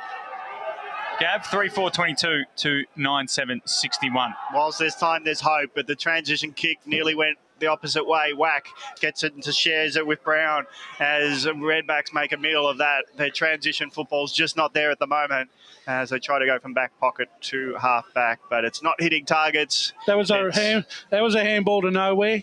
Yeah, and all that just means that it dribbles out of play. And this third term, it's been all South Belgrave, and they win the next contest. Hand pass forward by Hards. Ball's there to collect over the shoulder as the courageous effort by Brown, Sam Brown. No, sorry, Odermatt, sorry, it's not even close. But Odermatt comes towards the ball and gets taken high as he bent over the ball. I reckon it might be his second or third kick, Oders. And he goes along into the forward line. Got the marking power. Smith came late with the fly, never got near it. But at ground level, there's another player for Belgrave to get it. And that's Garner. Damien Garner off the ground. And that's the way he'll score because the set shots haven't gone his way. But when it's off the ground from the top of the goal square, he can't miss. South Belgrave kick out to a big lead, 10-7-67. And Ringwood a 3-4-22. Christian Ronaldo like there by Damien Garner there. My God. Well, is he doing the shoe now? No, the Sue. Ringwood players were appealing for a unrealistic attempt from Tim Smith, but when you're Tim Smith, is anything unrealistic? That's the question. That's the question for the umpire. As Latchford goes up, there's frequent flyers. Then there's actually getting appeals off the for ground. holding the ball. But the term is unrealistic. So Tim Smith could say, "Well, I'm Tim Smith." To me, that was realistic. Maybe to you, it wasn't. But so free kick in the middle of the ground, going the way of the Redbacks. Jet Latchford goes short to Wadley. This is two players that can hold their head up high at the moment. Wadley goes out to the half-court flank, but it's intercepted by Odermatt, starting to get into things. He might be leaving his run a little bit too late to add to his collection, but he goes down the wing. Big fly! Taylor Garner, it's party time now for the Saints. This is getting pretty ugly for the Redbacks fans. It's a pretty glum-looking out of wing there, supporter-wise. He goes short in the middle, Garner to Peters. Peters, his kick's a bit of a shocker. Collier will get a handball wildly to space. Peters will go up and mop up his mess. Tim Smith gathers, but there's a free kick for a leg. Contact below the knees, and it will come back going the way of Lang. I think those last two goals from South Belgrave before halftime really just put a bit deflating after they got themselves back in the game. So Lang's kick to Whack is a good one, the 45. The switch is on if they want it, but he didn't see Sam Brown out the corner of his eye. Smother. Peters gathers. Handball off. Here comes Bartels. Runs to 60. Low ball to the goal squares. There! Story of the day right there. South Belgrave. Kick there, 11th there, 11-7-73. Ringwood 3-4-22. And that's his second. Tim Wack, he saw the switch was on. It was the right decision, but he just forgot that Sam Brown was just out of his peripheral vision there, Gavin. I reckon he was within the restricted zone there. Well, maybe we can cry poor about that, but you've got to see him there at least as we go boundary side. Yeah, Nick Keeley just about to come back on. He's been testing out that ankle on the boundary line, and it seems fine now. Rucks go at it, nullifying effect, but Peters really strong in the contest. He can't shrug off the tackler, so he's going nowhere. And it'll be another ball up in the middle of Walker Park. Let's check the scoreboard. 10 minutes into this third term of the grand final. South Belgrave 11-7-73, leading Ringwood 3-3-21. They go forward again with a slap from the ruck. It's waiting for it, are the Redbacks. They can't pick it up, and here comes the swarming Saints as they have now got it inside 50. They've got a smell of a kill here in the third term. Wadley gets in and around it. He's kicked forward to Cullinuden, who looks outnumbered on the wing, and will go out of bounds. There comes a time in a team season where they get that sickly feeling that they know that they're getting that feeling now, Ringwood, that they're just about out of the contest, and they're just starting to shudder a bit. And that's where the floodgates start to open. It's implied pressure, but they do win this contest. George kicks it forward for the Redbacks, but again, Costa. What a good intercept player he's been today. Has not done a bad thing, Costa. To be fair, none of his teammates have either. No. So Costa goes long. It's a long, searching, hopeful ball, but when you've got hope, you've got a player there for the Saints, and trying to get through was Keeley, but again, he's taken to the ground, so that won't help him out if he was injured before. Now, the ball's bobbling around. Two teams go at it, but George finally gets on the ball, but taken down in a tackle. Mitch Garner being one of those, and he'll do the next ruck contest. It's just forward of centre circle, but it's out of wing side here at Walker Park. Garner knocks it forward, and it falls away of Dario. He's going to be tackled. He never got the foot to the ball, so it's holding the ball broad. Holds his head high today with some great efforts. His kick out wide finds a target, and that's better. Brown's got it, but it's slow movement. Where's the next pass? There's no inboard. There's no backward switch. There's really only a forward one where the numbers seem to be South Belgrave. Punch comes in late, and ground level ball. Well, Collier doing some nice work. Out on the Stag, out on the wing, has been dragged off it, pulled off the the tackle, and here comes the players to Redmond zone. It's a little bit late for Redbacks to come to the fight, but they didn't like what happened to Stag close to the fence, knowing what the dangers are in football. But this is a bit of a punch-on that doesn't have much in it, really. No, it's a bit of slap and well, tickle. Maybe they're trying to fly the flag, but yeah, at 51 points down, Gav, it might be a little bit too late. I don't know. To be honest, the fence, it really wasn't that dangerous. Yeah, is that what they're remonstrating about? I was about to say, I don't know what they're remonstrating about. Maybe just throw the ball in here. Well, unless there's Stag going to got be the free kick, I believe, from the tackle being a bit over the top. Have they? No, there's a card coming out. I reckon there's going to be a card coming out here. Yeah, there's a yellow card going the way of Dario for the tackle. And there'll be one going to a Ringwood player. There's always an even up. And it's Cairns. Jaden Cairns will get the other one. So there's always an even up. So the ball should return to where it was. I think it was a boundary throw-in. I think he signalled boundary throw-in. So what's happening? Is it a free kick now? Or? No, now there's another card. I think there's a red card. Caden Black's off. Is that for the original tackle? Well, the umpire was initiating that, but maybe that happened in the fracas. But so, well, you're telling, like, if we have a replay, it was sort of a dumping motion. Well, I didn't see it. I saw the umpire call a boundary throw-in and started thinking, when's the game over? Ring would have seen head going into ground and gone, that's not on. Yeah, they've remonstrated, so clearly they're flying the flag. So Black's off for the day. He's kicked 2 goals. Not a bad day at the office, but he's done, and he'll probably miss the first couple of weeks of next year. Jaden Cairns is off for 10 minutes, and I think Dario was off for 10 minutes too for South Belgrave. So the free kick is going to go. It should be 25, shouldn't it, after a red card? Stephen Brown is asking. Paul, Stat Centre. Free kick count. Ringwood lead 19-11. I've been watching. They're winning something. The umpires, when they're not paying they're just being a little delayed when they've been paying the free kicks. They're also winning the clearances, Ringwood. They lead that 17-13, but South Belgrave's pressure's been well on top all day. Well, it's inside forward 50 for the Redbacks. Now there's a free kick going the way of Ringwood again. So could this be a little opening? The spark. Look, I'll be honest, I'm clutching at straws, Ryan. But there's a little bit of loudness from the supporters. Well, exactly. There's something to cheer about, and maybe they've frayed something here. So the free kick, I think it's Stephen Brown going back here. It is. Now he kicks this, Brash. He's going to give it a bit of Sam Lowson yesterday to the crowd, surely. Although it is his fans. Stephen Brown, important kick. Comes in, off the boot, across the face. Flyers come from everywhere. It slapped through. That was anticlimactic. But they're on the board in the second half. They're 3-5-23. South Belgrave, 11-7-73. So after all that, it's 50 points to the margin still, Ryan. So that's a lot of work to do. And Walls has kicked it about 70. And as he gets it from full back to the forward of the centre circle. And here goes South Belgrave again. Garner gets it forward. And a nice mark running with the flight of the ball taken by Trigert. And he's taken it. And he dropped it, but it was all after the whistle. And it'll be a goal-kicking effort. And that's from one kick out. I know. And a second kick forward. And Trigert was there. Which way is that win going again? I reckon he was really lucky to get paid that free kick. Oh, he marked it. No, that mark. Yeah. I mean, I don't think he had ever had control of it. Well, he almost wanted to spend it before he earned it, but he did all the great running forward and he got ahead of play knowing that South Belgrave often win the 50-50 disputed ball. And Trigert that's ugly. That went off the side of the boot like he's never kicked a goal before. As South Belgrave do progress their lead, 11-8-74 to Ringwood, 3-5-23. Well, Gav, at least this game's given you something to enjoy. Not that the football match itself has been entirely engaging. So Tim Jones, the South Belgrave faithful, of loving his work today. He goes with a long ball of his own to the far wing, but the mark's taken by Damien Garner. It's just...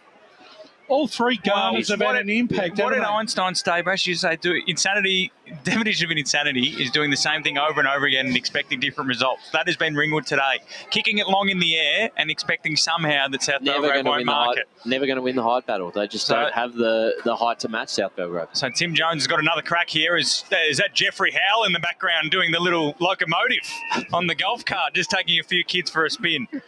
So short kicks across goal. Oh, no. Bad to worse. No. Bad to worse. Bryce Hards should probably have the shot, but Sam Brown wandered over right in front of our man, Digital Davis Harrigan. He's going to line up This will lift the proverbial roof off the joint here. He's on the right side for a left footer too. The good angle of the dangle, Brash. Most definitely. Sam Brown, he's going to step around from 40. Set sail for home. Skinny. He just allowed too much. He did. But I tell you what, the crowd, if South Barrow kick another goal here, that fence might come down. Tim Jones has got another kick out here. Gav, what do you reckon he's going to do?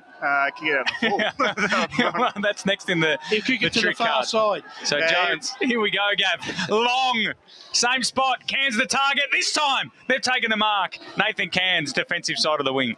And it was close to the line, though, so he really skirted with it.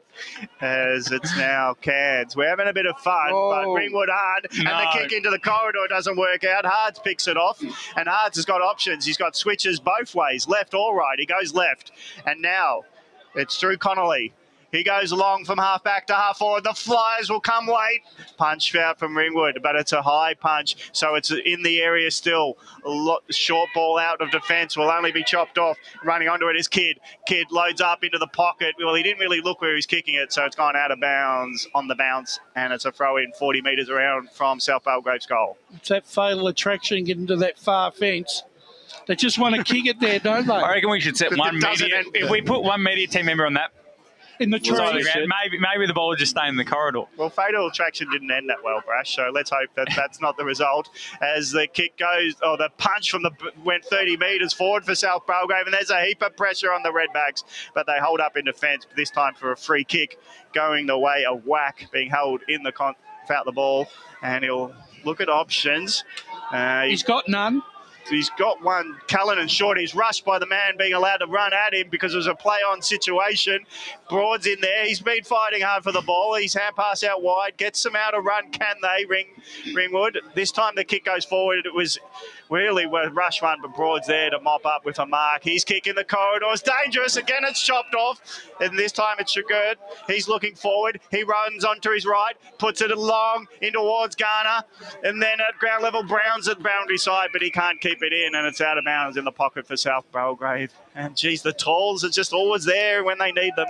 It's almost like now that when South Belgrave go into their forward 50, almost expecting there's going to be a score of some description. Well, the fans are just awaiting a goal here. They're piled in there. They're about 5 deep. It's fisted towards the boundary line. Parker tried to gather, knocked it out of bounds for a boundary throw-in. Mr. Whippy doing hot service there, all the South Belgrave fans behind the goals getting involved. A couple of gelatis with their VBs today as they look to celebrate another flag. Well, they'd get... It's incredible to think that this club will be in Division 1 next season. Sprinkles on the top for sure, South Belgrave. Well, absolutely. I know, they'll be getting flake free of charge as it's knocked towards centre wing. Callanan hit on the shoulder there. They've had one of the biggest off seasons, haven't they? Well, the guys they've brought in, and they've just strengthened the side. But it's just incredible that they're quite a small club, and traditionally from up the mountain in the Yarra Valley Mountain District. Only 20 years ago, Brash? Not even. Yeah.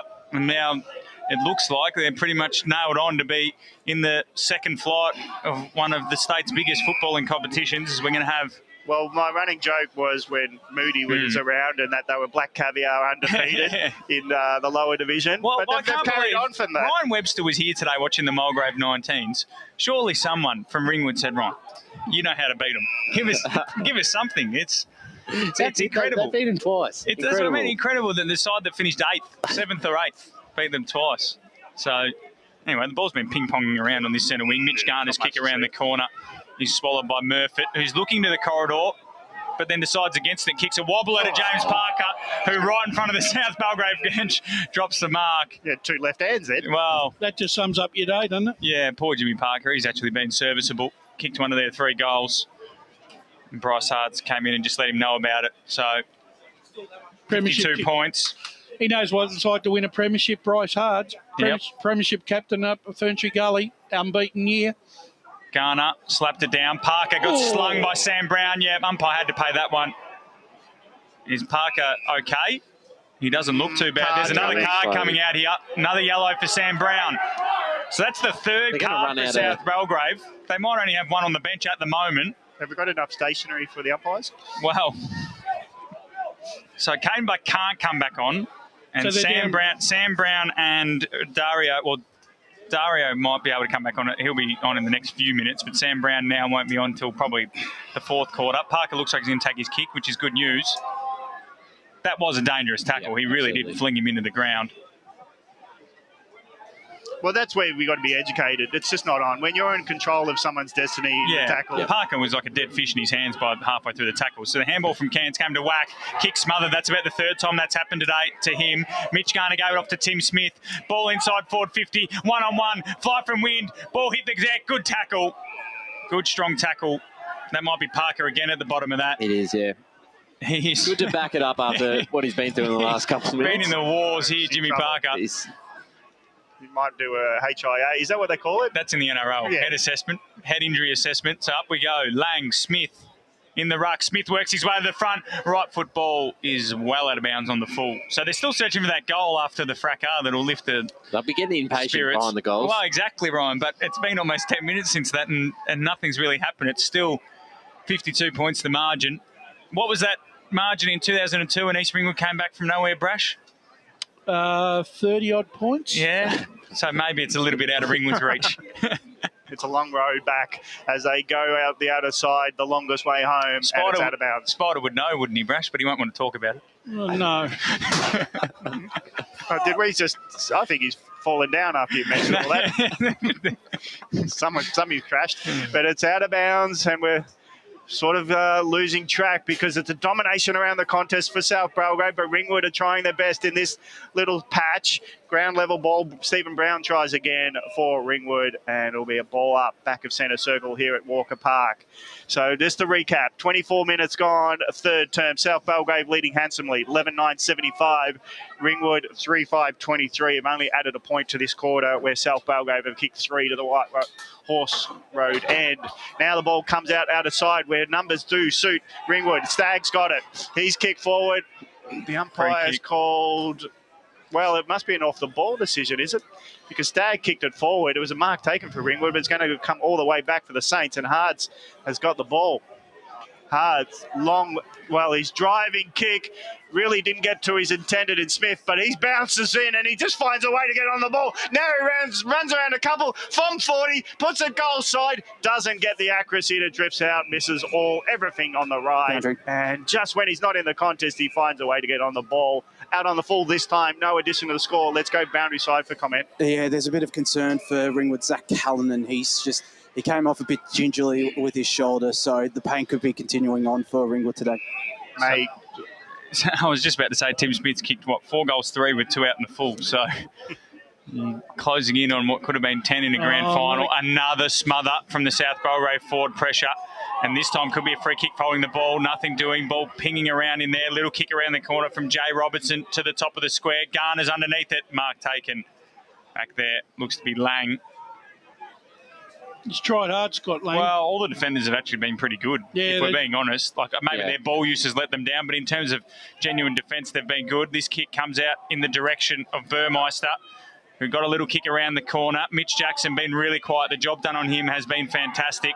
Handball came through to Walls, stepped back into traffic, got his handball back to Peters, under pressure from Jackson. And now the players pile in and we'll have a ball up. So I think, we thought it looked like Ryan Silver was doing the job early, but might be Taylor Withers as well.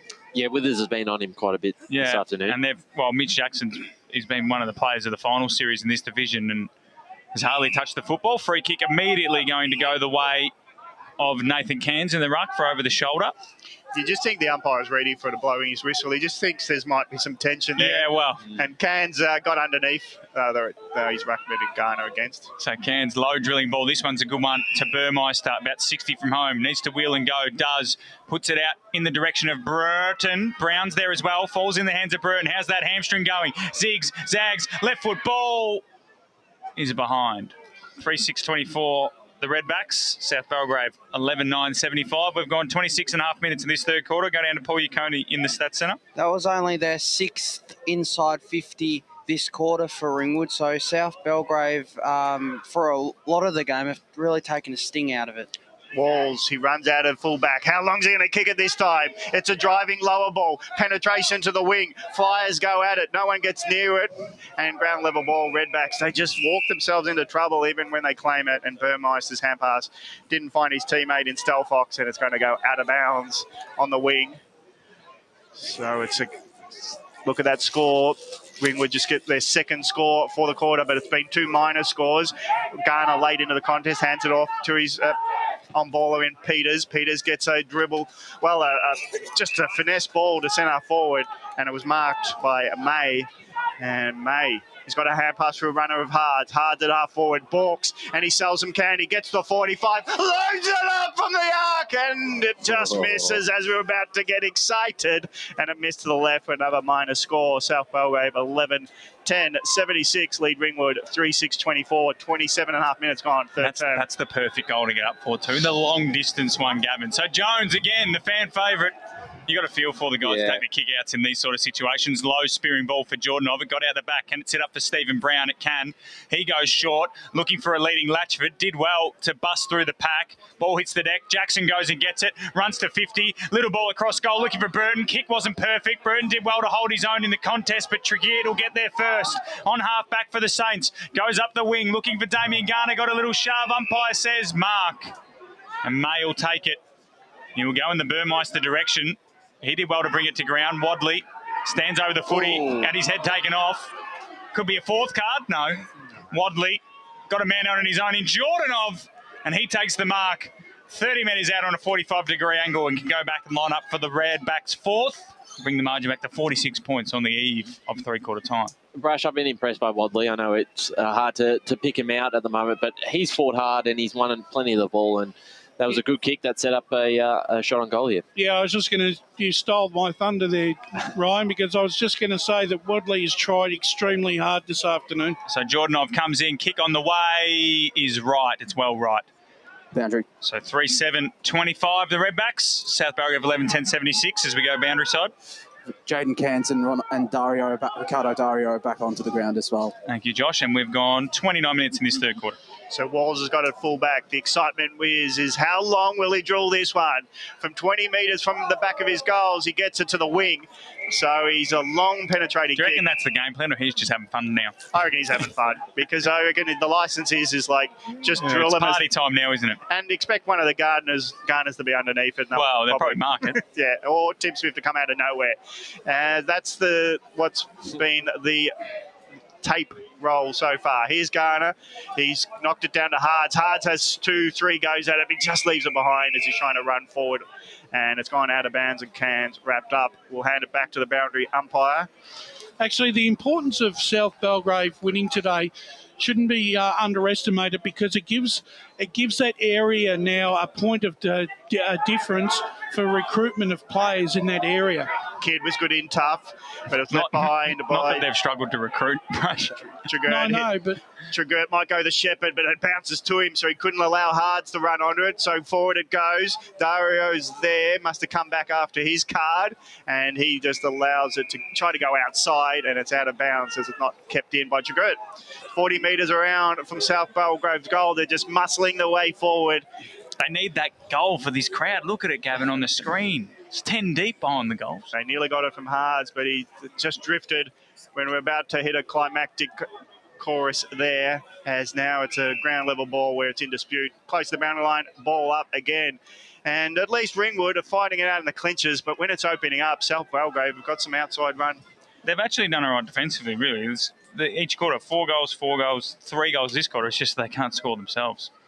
Rucks go at it. It's now picked off by Dario, and his kick from the pocket misses to the right, near side. So it's another minor score. South Belgrave 11-11-75, leading Ringwood 3-7-25. We're nearly at three-quarter time. 52-point margin for the Saints. Might be a Lord Nelson here, Kev.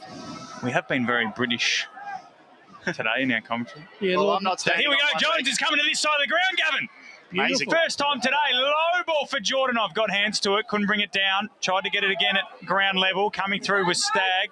Left it behind. Jordanov slapped it forward. And then Stagg will go in and get it, but he's wrapped up immediately by Taylor Garner. He was manhandled there by Taylor Garner. And we'll have a ball up on the Bendigo Bank logo. bit rogue, the Bendigo Bank logo today on centre wing. But nonetheless, out there again, another good sponsor of the Eastern Football Netball League. Mitch Garner tried to take it out of the ruck. Umpire says, give it back to me. Have another go. Long quarter, 32-minute quarter. I guess there was the fracas. Take up a little bit of time. Tapped down by Latchford. Wadley couldn't grab it cleanly. Hards dispossessed, but the ball spills free to the path of Mitch Garner. And we'll have another ball up. Problem is with tall ruckmen, they don't get any smaller as the game progresses, and they get taller and taller. It's a funny party trick from Mitch Garner. Getting taller and taller, Gavin. That's just science. But Brash, Latford's had a really fantastic year. Yeah, and for a young he's stage. a young player. Whack, Wadley, siren. Three-quarter time here at Walker Park. Not much to talk about if you're a Ringwood fan, but the Saints are marching on their way to Division 1. They're 11-11-77. Ringwood 3-7-25. Tim Smith, the leading goal kicker on the ground with 4. The only other major news is Caden Black has 2, but he's been red-carded for a sling tackle. We'll go to a break. When we come back, the last quarter of the Division 2 season. Today at Eastland, Lucy's trying on jeans for a momentous occasion. Coffee with the ex. She needs jeans she can move in because she's definitely moved on. Jeans that get a second look, but don't give any second chances.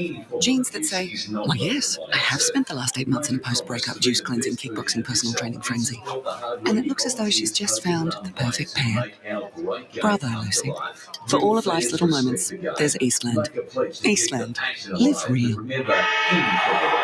Sprained your ankle, bursting through the banner? Broke a finger, high-fiving the ruckman? Or did you run into the goal post again? For bumps, breaks or bleeds, be seen sooner, close to home at Knox Private 24/7 Emergency Department. The preferred provider of emergency care to the Eastern Football Netball League, you'll generally experience shorter wait times. You don't need private health, but there is an out-of-pocket fee. Be seen sooner, close to home at Knox Private 24/7 Emergency Department, 262 Mountain Highway, Wanturna. At Yarra Valley Water, we know reducing your shower time, or show time, to 4 minutes can save you an average of $200 a year on water and energy bills.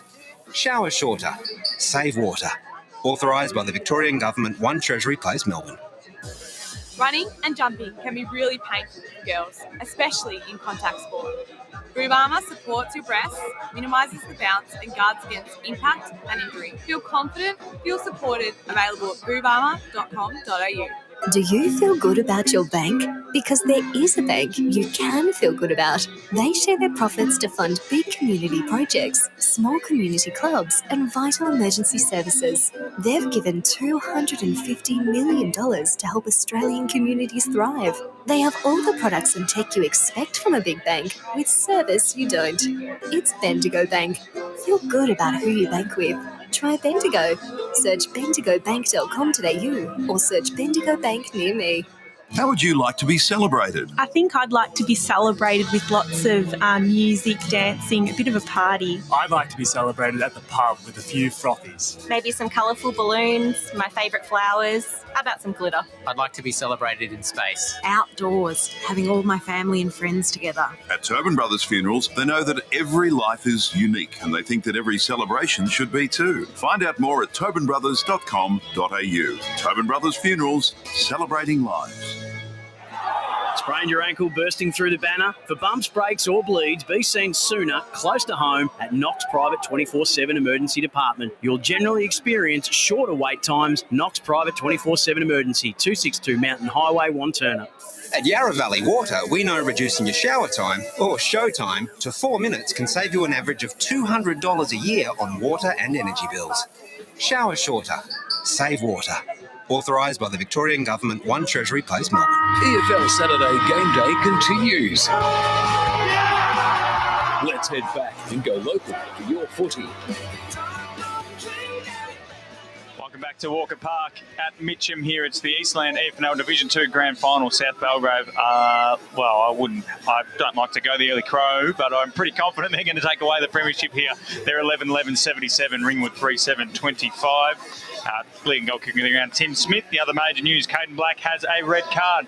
Gavin Casey joined myself, Matthew Fodier, Ryan Long and Wayne Brasher here in the studio. Gents, what can we expect from this last quarter? It was a similar margin yesterday, and then East Ringwood turned it into party time and the margin got close to 100 points. Do you think that'll be what happens here today, or think Ringwood will put up a bit more of a fight? No, I think I still think Ringwood will continue to fight the game out. They're trying. They're still trying to make things happen. They're still trying to, create and run. But it's just the way this afternoon, Matt, that they've delivered the ball. They've been outnumbered in height. They've also been outnumbered in turnovers. But they've been outnumbered mentally, as well. And I think that no matter how hard they've tried, South Belgrave have had an answer for it. To go boundary side with Jared Beanland. Mate, it's been a great performance so far. I'm sure you know what it looks like from the outside, but it's not job done yet, is it? Nah, certainly not. No, I just think, but we don't want it to be job done. We want another 30 minutes of fight and dare, and that's what we do. We're grinding, and we just want to make sure we grind out the last 30 minutes and get the reward we want. You just said to the players that you'll enjoy it more if it hurts. Is that the mentality that you've taken throughout the entire season? Sure, and that come at us at times, and physically, and maybe some stuff that's a bit untoward, and not say that we started that, but I think that's what footy is. It's combative, it's competitive, and that's what we've brought today, and we knew that's what we had to bring today, and so far we've done it, but we've got 30 minutes to go. Yeah, and also, as you said to the players, enjoy the last 30 minutes, mate. Well done. Yeah, absolutely. So the message there, Ryan, was just have fun and enjoy it, I guess. This is the best part of a grand final, isn't it? Speaking from experience, right? Speaking from experience. No, I was talking about myself. Okay, there you go. Wasn't in front of this many people. It was bright and early, mate. So, glory days. But you're right. This is the 30-minute. That's why I'm sort of worried a little bit about the scoreline, Brash, because yesterday, as we go down to Josh Ward. Yeah, I was listening into Brett Rowe, that three-quarter time address. He wasn't as angry as I thought he would be. He was still calm and collected. He said to take risks, just take risks, keep the ball moving as quickly as possible, work hard from the contest, pressure up forward, now or never as well. But unfortunately, I think, it pretty much is now. It is really now or never for the Redbacks, but it's, really hard for them to come back, I reckon. Thanks, Josh, for that insightful comment there at the end, mate. Sorry to wind you up there. But yesterday, East Ringwood, probably similar message, enjoy it. They kicked about, 6 or 8 unanswered goals. Remember I kicked one in there, but I'm a little bit worried it might blow out, Brash, just because as much as Brett Rowe will be trying to inspire his charges, it's hard, Gavin, for them mentally to sort of go, we can still do this. What does risks look like without exposing yourself as well? It'd have to be the perfect quarter to even get it back to a decent margin, to be honest, let alone an exciting finish. But nonetheless, I guess Ringwood have had it happen to them before, Wayne. So maybe that'll be what Brett Rowe was saying. Every time it's been us on the other end of it. So maybe we can perform a miracle. They just won't be able to score. That's been their issue so far. But that last 10 minutes, their back six, they just kept finding it. They kept grinding it out. So I think that's what you expect from them to continue that. But South Belgrave will be a bit anxious just to start kicking some goals.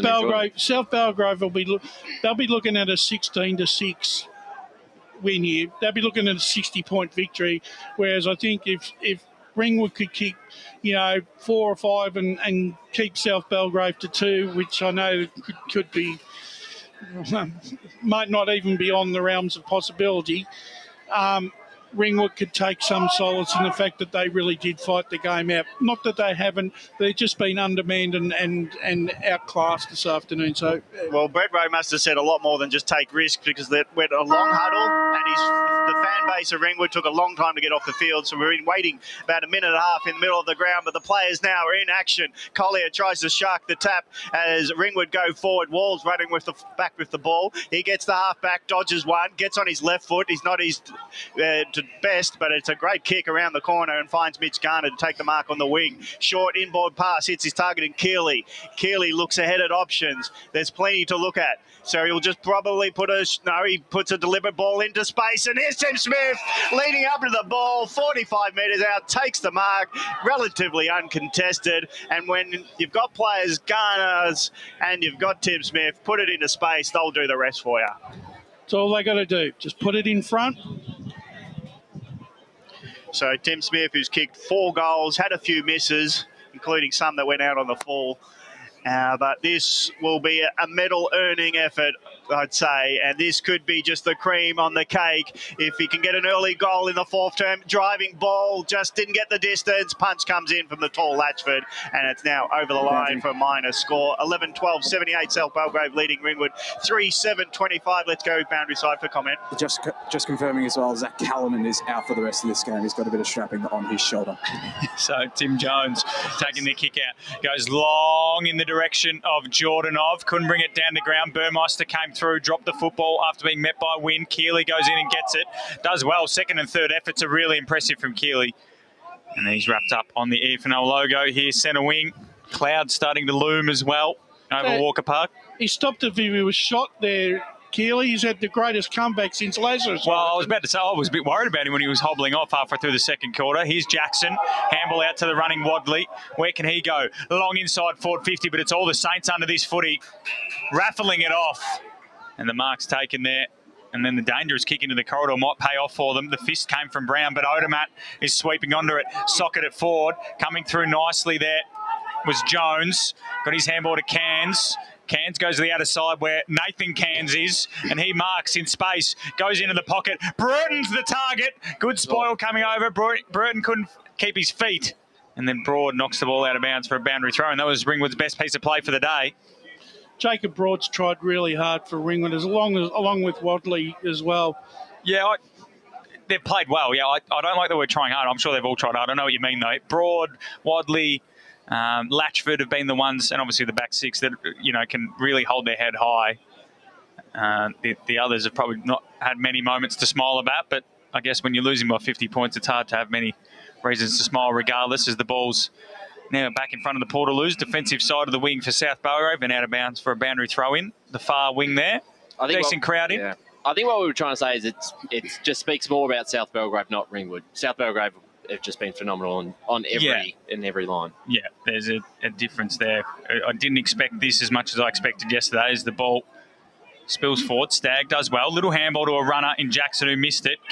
Nathan puts his head back over the footy and then should get a free kick because Withers, I don't know how he disposed of that. And then there's another tackle here by Peters. There's a player in the background from South Belgrave, a bit slow to get up. Looks like it might rain soon as well. We might need to get the lights on. Where's Gavin Ward? Got his finger on all the buttons here at Walker Park. Should be turning the lights on. Slap forward by Mitch Garner into Damien Garner's hands. Boundary. So we go boundary side. Jared Beanland. Little spits of rain coming. Oh no, Jared. Oh no. Oh no. And we haven't seen a goal since the fracas either, Gavin. Yeah, I love the word fracas. That's why I giggle. As now Ringwood get it inside 50 with the long ball, but of course, who's home? It's only Walls, and Walls takes the mark on the last line. That was so anticlimactic too, Jackson. He ran to 50, he was ready to give the finger. He just pinpointed it. That was a beautiful kick. It was, wasn't it? And he'd pulled his kick to just hit him up beautifully, I reckon. As now the long ball go to defence. South Belgrave again have only got the one leaper. Odermatt, he went at it ungainly, so ground level ball will go to Ringwood. Now the wind takes a hold of it. Fist comes in from the defence, and it's a minor score. So it's Ringwood getting on the board, 3-8-26, trailing South Belgrave 11-12, 78, 4 minutes gone, final term. So Darcy Walls, where's he going this time, Gav? He got a beautiful right boot, takes a bounce, takes a second bounce, runs to the 40, and then sends this one to the wing. Flyers come from everywhere. Who pulls it in? Looked to be Damien Garner, couldn't claim the mark. Mitch Garner slapped it to Tim Smith, who tapped it back to Mitch Garner, who handballed it off to Damien Garner, who slapped it on the boot towards Taylor Garner. The fist came through, though, nicely from Whack. Gathered by Aiden Kidd, got the handball away to the runner there in Bartels, who should get a free kick for high, and does. And should be downfield as well from where the free kick took place. So it should be Nick Keeley's free kick. Correct. Don't think he knows yet. Well, yeah. Why would there's no one on the mark, so he could just take off if he wants, but saw Mitch Jackson lurking. Sorry, Miss Jackson. Keeley, short chipping ball, Garner. Couldn't get there. Umpire said play on. Here's Damien Garner. Handball from Withers is intercepted by May, and he kicks to space where Mitch Jackson can gather and take off. He'll run down the outer wing. Handball to Nathan Cairns. Handball back to Jackson. He runs to 60. Little chipping ball in the Burton direction. Silva and around it. Burton gathers. Wants his right boot. Snapping ball towards goal. He's a major, and I think he's done his string again. He's clutching at it, but a fantastic goal from Mitch Burton. Ringwood's fourth. They're 4-8. 32. South Belgrave 11-12-78, even though the scoreboard here at Walker Park's given them 2 majors for that one. Yeah, well, it deserved it. Actually, and we're back. That's their play of the day for It Ringwood. is their play of the day. Back to 46 points. That's the sort of Mitch Jackson we've come to expect during the season. That's the first time he's had some space. Obviously, it's loosened up in this last quarter, but brilliant work and burnt the finish. Yeah, goal of the day from boundary side. Worked himself in board and then hooked it around the corner. Hurt his hamstring again, but he celebrates a goal in what is a one-sided contest. South Belgrave go forward again. Ringwood trying to hold up. Neely's got it. Now Hards hands it off to Brown. Brown hurries it on the left boot, but still might be marked in play. And it's going to be Garner taking the mark from the kick, dropping short. Goes around the corner, does Taylor, and he gets it in for another goal. And it's party time for the Saints. They'll celebrate a premiership soon. 12-12-84. Ringwood a 4-8-32. Even the miss kicks fall to a Gardner.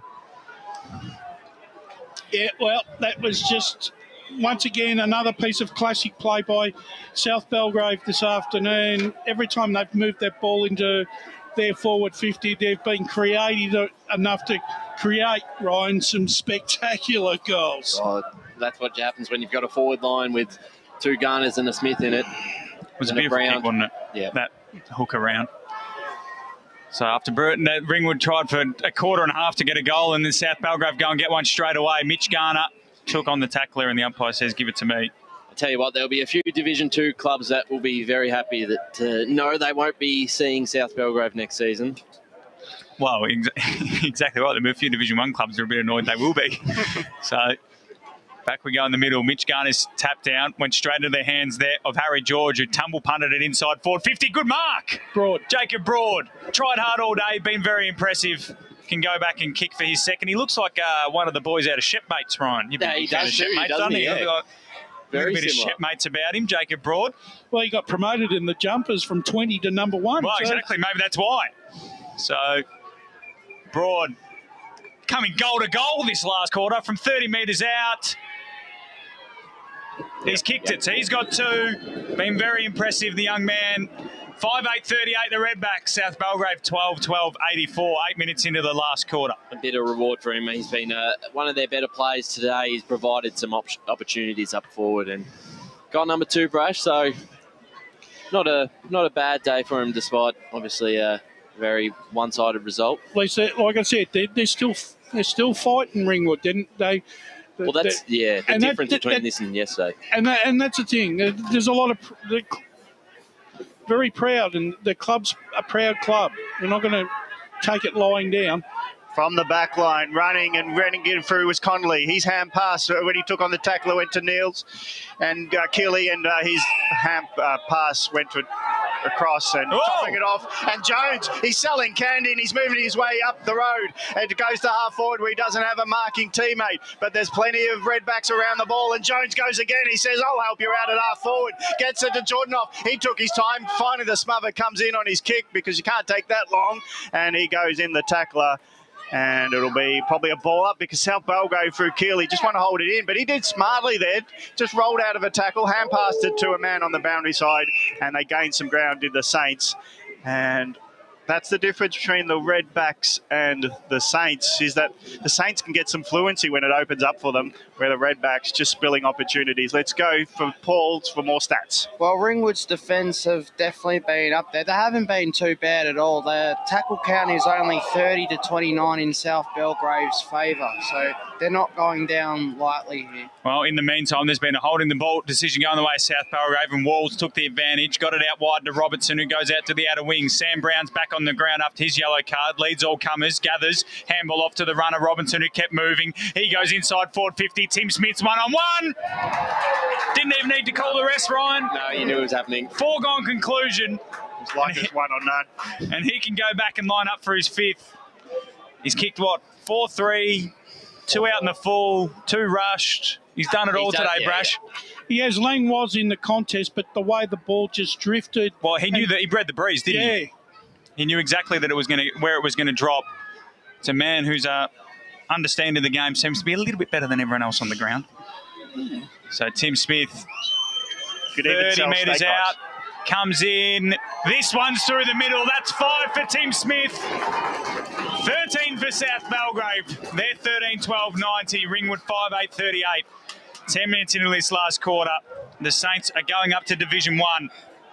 An incredible little period either side of the pandemic, Gavin, where they've only lost two regular season games in full complete seasons, and they only lost 4 or 5 last season. So it's been an incredible 3 or 4 year period. And I think, Gav, a few weeks before the end of the season, we thought maybe they're a little bit vulnerable with a few outs, but as soon as they get to full strength, this is a side that should be playing in Division 1, that they deserve to. Yeah, there's options aplenty for them when they go forward, so that actually gives confidence to the midfield. The midfield was a bit indiscriminate with the tackle there, so George picks up the free kick, goes forward, and the late knock on by Dario he's tried to be strong in the contest, but he's been a bit unsportsmanlike at times, unfortunately, and it's gone down the field, and Broad will have a shot for goal because he was around the area where the ball landed, 40 metres from goal. So it's for his third. Yeah, and this is a great game from him. He's a credit to him. He's looked good in the heat of the cut. Now he's gone forward and he's looking dangerous as he'll have a set shot from 40 out, kicking towards the White Horse Road end. He puts it to the teeth of the goal. The goal umpire only works minorly, and it's a goal for Ringwood. It's small consolation, but it's great for Broad, kicking 3 today, 2 in this term. Ringwood move on to 6-8-44. They trail by 46. South Belgrave are 13-12-90. And very young too, Brash. And that's probably, if you want to take some positives out of this side, it's a different side to the grand finals they lost a couple of years ago. There's a lot of youth in it, so look, it's a big learning experience, and that's you've just got to learn from it. And although they do have some players who are now coming up to 2-3 grand final losses, there's a lot to work for next season. Going into Paul Yukoni in the stat centre as Tim Jones takes an intercept mark at centre half back. I think Ringwood would like to get it to under 40 points, so around a 5-6 goal margin. Thank you, Paul. As it's slapped out on the centre wing by Damien Garner. Little of the football around the corner. Tim Smith, one hand, 2 hand juggling. Couldn't. Dario came through. Handball over the top. Sam Brown, left foot snap, coming back. Post. It was always going to hit the post, that one. Yeah, it just wasn't working enough. He might have gone the dribbler, but he was running too fast. So 13-13-91, Ringwood 6-8-44. We're having a bit of fun now, though, Gavin. This game's opening up as Jones's kick in lands on the chest of Whack at centre half back. He would have been a big celebrator too, Brown. Well, especially in front of his faithful there. To Hill. Chipping ball to Kansas, centre half forward. Takes the mark. Got to go quickly, Nathan. He's going to go back. He kicked 5 last week. He did. He also kicked an absolute sack at against East Burwood at Jubilee Park earlier on this year from the pocket and nailed it. But he's gone short this time and found a teammate in Declan Hill who passed at him. So it's the longest 1-2 I've seen. But regardless, Hill can go back from 45 metres out directly in front to get their 7th. And bring it back to 41 points. Hill runs to the arc, kick off the boot, hooking right, might fade back with the wind. Flies come from everywhere, Walls takes it through for a behind. So 6-9-45 the Redbacks. South Belgrave 13-13-91. 14 minutes gone in this last quarter. Well, so far they've outscored South Belgrave in this final quarter, Ringwood. Walls goes long. He's got Damien Garner, who drops the ball under a bit of pressure. So the kick by Wadley, high into the pocket, and the fist comes in from the defence. Walls, again, does well as a defender this time. And it's a ball in around 5 metres around from the point post. Ringwood at least fighting it out as they go to the scoring end, and it gives them at least some joy that they might kick some goals in this grand final. But it's been a well-deserved, from the season alone, for South Belgrave to take out this premiership, and today they have looked dominant, especially when they go inside 50. It smells like rain outside. I'm just hanging my head out the window here. I don't know what that smells like. Jared? Yeah, it's definitely coming down a little bit harder. You don't know if it smells like rain. Yeah, damn dog. You can smell rain. Okay. We'll go on. Brash is just looking at me, ball bouncing on the ground there inside the Ringwood forward 50. Next thing you're going to tell me it smells like Teen Spirit. Well, you had a long run up at that, Brash. You had a long run up at it, converted nicely. We've got a few teenagers around. In fact, that you could argue Ringwood and got a few. Jacob Broad's team spirit has been good today, Brash, as it's thrown up. Garner, Mitch, his performance probably go under the radar given how good Tim Smith has been. And then a nice strong tackle there from Withers, pushing the back. And the free kick's going to go to Mitch Burton, who pulled his hamstring, we thought, in the second quarter from a similar distance. This will really test it out if it's... Well, he's looking pretty confident. He's pulling up the short sock. So from right on the junction of where the 45 meets the boundary line in front of the Birdies Golf signage here at Walker Park, Burton sets sail for home. Not a bad effort, but it's skinny. So he's got another behind. He's kicked 1 goal 3 today. Ringwood a 6-10-46. South Belgrave 13-13-19-1. 16 minutes gone.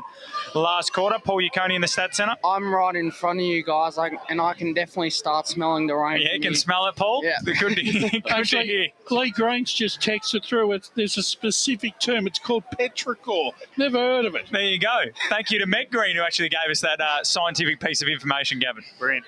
Walls took 1 bounce and then kicks it 60. And now they've gone from the last line to half forward, all in 1 big kick as the ball dribbles off the pack and out of bounds. Might need me Pink Brolly to do the medals here, Gav. Wheel her back out. We won't be on air long enough to hear who gets the medals. I think we know. I can probably tell you who'll get them. Well, the winning coach will be Luke Gulliot. Yeah. So we know about that one. So South Belgrave can't get the ball forward. Collier does the tackle on Peters and wins a free kick for holding the ball. And Collier will load up from half back, goes long to half forward, where it's all South Belgrave, but the boundary line on the bounce will be his saviour because there was no Ringwood players anywhere near that ball when it bounced, and it'll be a ball in 60 metres around for Ringwood's goal. Unfortunately for Daniel Collier, he's really struggled to get into the contest today. He's had a bit of it. It's just been the ball use, I think, that's let him down today. Is Garner got rid of Jordanov but couldn't claim possession of the football. Now there's going to be a free kick going the way of Jordanov. I never get ruck free kicks. I say that almost weekly. Don't Jordanov. Yeah, Hot spot, that was a throw. all the Saints. Oh, was it a throw? There you go. I do understand that free kick. Thank you, Jared. Costa, handball, the runner there. Connolly, left boot to the wing. Flyers will come. Damien Garner brought it to ground, then gathered his own crumb, hooked it around the body. The bounce, nervous one for Latchford. Taylor Garner slapped to Keeley. Little poking ball over the top was to the one Ringwood defender. He had Odermatt, who doesn't kick his annual grand final goal, Brash, in open spaces, but the ball comes to Stagg on centre wing for the Redbacks. He'll be hoping for it very soon. He's getting a little bit itchy. Kick in board to centre forward. Nice mark by Wadley. Late attention knocks him to the ground, but he'll pick himself up at centre forward. He's looking a bit dusty as he looks at all options left and right. He's got a short on leading inside 50, and it's Jordan off finding. Oh, sorry, that's just help us out there, boys. That's that's George. I always get those two potentially confused at times, but George takes the mark at centre forward. Yeah, I think Harry's had a day he'd rather forget. He's hardly had many touches. No, he hasn't. He's looking for his first goal from 40 metres out. Goes on a bit of a right arc to get some momentum, and he gets the full swing of the leg through the ball, and it rockets through the goals for another goal. Highlight for George, but it's been minimal. Ringwood 7-10-52. South Belgrave 13-13-91. There you go, Brash. 4 goals, 7 scoring shots in the last quarter, so finally starting to get involved up there. And they might get another 30 points here. And looking back at the annuals of time, you think they made a little bit of a rate run for it as we go to Paul Yukoni in the Stats Centre. One stat in this last quarter that Ringwood can take pride in. Now, they sort of would wish they'd done this early, but they've taken 4 marks inside 50 in this last quarter. Might have a little bit to do with South Belgrave maybe taking their foot off the gas, Paul, but you are correct. They have been managing to find some targets inside the arc, which has allowed them to take fairly reasonable shots as goal. We're back in the middle again. Latchford. Peters a shark the hit out though. And his kick landed on the chest of Bartels, who's been good. Gave the handball off to Walls, who's a beautiful user. This one to the Smith direction. And Lang beat him. 1-on-1, Scott Lang. He defeated Tim Smith, and his kick into the middle of the ground was dangerous. It was risky. And Tregear chopped it off. Got the ball out wide to Keeley. Lazarus, as Brash has coined him. He pokes it to centre forward. Bartels is the target. Ball hit the deck. Damien Garner's around it. Collier, little handball to Wadley. Wadley's handball to Stagg. Stagg handball to George. And then George flicked it out to Jones. And the Redbacks might be away if they can hit Jordanov. It slipped through his fingers. The bounce might suit him. A little toe poke into the corridor will work out. The handball from Burmeister is a dangerous one for both sides. Coming through hard was Stagg. Did really well. Dive back on the football. Got a handball away to Burmeister. He wants to go onto his right in the centre circles. Pokes it forward, but it's all the Saints. Costa comes through and takes another intercept mark. So Costa has probably taken at least half a dozen marks into his defensive area, and he's now he's been the general pointing to where he wants players to go, but they're right open. Saints coming out of defence. The long ball just traverses the square. Brown on the punch, on the bounce, gets it to Keeley. Keeley gets it back to Brown, and Brown just hooks it back, finds a teammate. Long ball inside 50. Will go to the last line of defence, taken by Lang. And Lang does a nice mark on the last line as the goal was nearly taken. He's kicked it straight back to the opposite number in Connolly. Connolly, who will line up again. This time he'll get it to the top of the goal square where Garner's leading into the pocket near the scoreboard, which reads nicely. Garner pushes off one, bounces off two, crooks it around with the right boot, and he's just missed. Wait, no, there's something going back here. I think there's a free kick. There's a free kick going to Garner. He's going to have another go. Well, I think it even hit the post in the end. Did it? No, it didn't. It landed over here. Well, the wind must have pulled it back. Because, there's a free kick going his way, though. Yeah, he's pushed off it. He's pushed off one opponent, bumped off a second. Wait, no, now there's a free kick going to the Ringwood player. Oh, jeepers. For what? High fend, maybe? Oh, yes. That okay, one. replay cleared it up. And he got taken in a late tackle. Yeah, so the ball is kicked long down the line by the Redbacks defender. Oh, and then Broad got met. And we're going to have a ball in on the far side. 39 points the difference here, so Ringwood have added some respectability back into the scoreline. But South Belgrave are going to be Division 2 premiers in 2022. Thrown in. Ball didn't get to either ruckman in the end. Collier had to slap it back into the corridor, but it's all the Saints. Low spearing ball in the Tim Smith direction. Gets out of the back to Garner. Wheels onto the right boot. Handball back towards Odermatt. He can sniff a snag. Missed it. Can't. Came through nicely there. Was Stel Fox, and he's wrapped up in a tackle. No sizzle there for him. No. He'd be kicking himself. So, ball up 40 metres out from the South Belgrave goal. Just isolate the great man. He's getting anxious. He's in the ruck now. He's in the ruck. Latchford. Hands and knees. Brown. Handball out there from Murfitt to Stephen Brown this time. High up and under to the wing. Good contest from Burmeister. But it's picked up by Charlie Peters. Low spearing ball in the Sam Brown direction. But Cairns, Jaden, pinched it off him, and he goes short to Stagg, who takes the mark on the defensive half-back. Stagg goes into the corridor through Wadley. Wadley's hand pass nearly behind his runner, but they go long, and he just misdirected it because there was no one at home, but of course it's Costa again. But literally, he was the only one inside that 50-metre arc. So where was... marks he's taken. You've got to... Unfortunately, Ringwood are a bit lost going forward today, and that's just symptomatic of how they've gone. I reckon he watched Chris Cherney yesterday, Costa. And he's been mopping up ringly, and even South Belgrave winning those tight contests around the boundary line and using it to their advantage just to not concede any momentum to Ringwood. They just knock it out of bounds, and it'll be a boundary throw-in out of wing. So let's look at the score, because it has been a great effort by South Belgrave. They are 13-13-91, leading Ringwood 7-10-52. 24 minutes gone, final term. We know South Belgrave will be premiers. It's just a matter of what highlights are to come. Will Odermatt get a goal? Let's look at stats before we look at more play. It's been a shootout in the intercept marks category, 18-15 in favour of South Belgrave. So... thrown in on centre wing. Redbacks have the numbers around this one. Stepping through with Stagg and slapping it on the boot, but it's all the Saints down the line once again. Is it that man Costa? Yeah. It is. He'd be close to that medal if it wasn't for Tim Smith's opening quarter antics. He's just done the job. That's, I reckon, his This kick into the corridor for Connolly. Takes the mark. Where's Odermatt? He's on the lead. He's way too far from goal, Brash. Ball into the middle to Keeley. Dropped what he should have taken. Plays on. Handball over the top to Bartels. Handball back into Keeley. Path coming through with Stagg. Bounced in. Sit up for either of them. And then we'll have a ball up. 35 out from the Saints goal. They lead by 39 points. They probably deserve one more goal. 2.5 minutes left in this Division 2 Grand Final. Latchford will go up again, wins the hit out, and then goes back and gets the footy.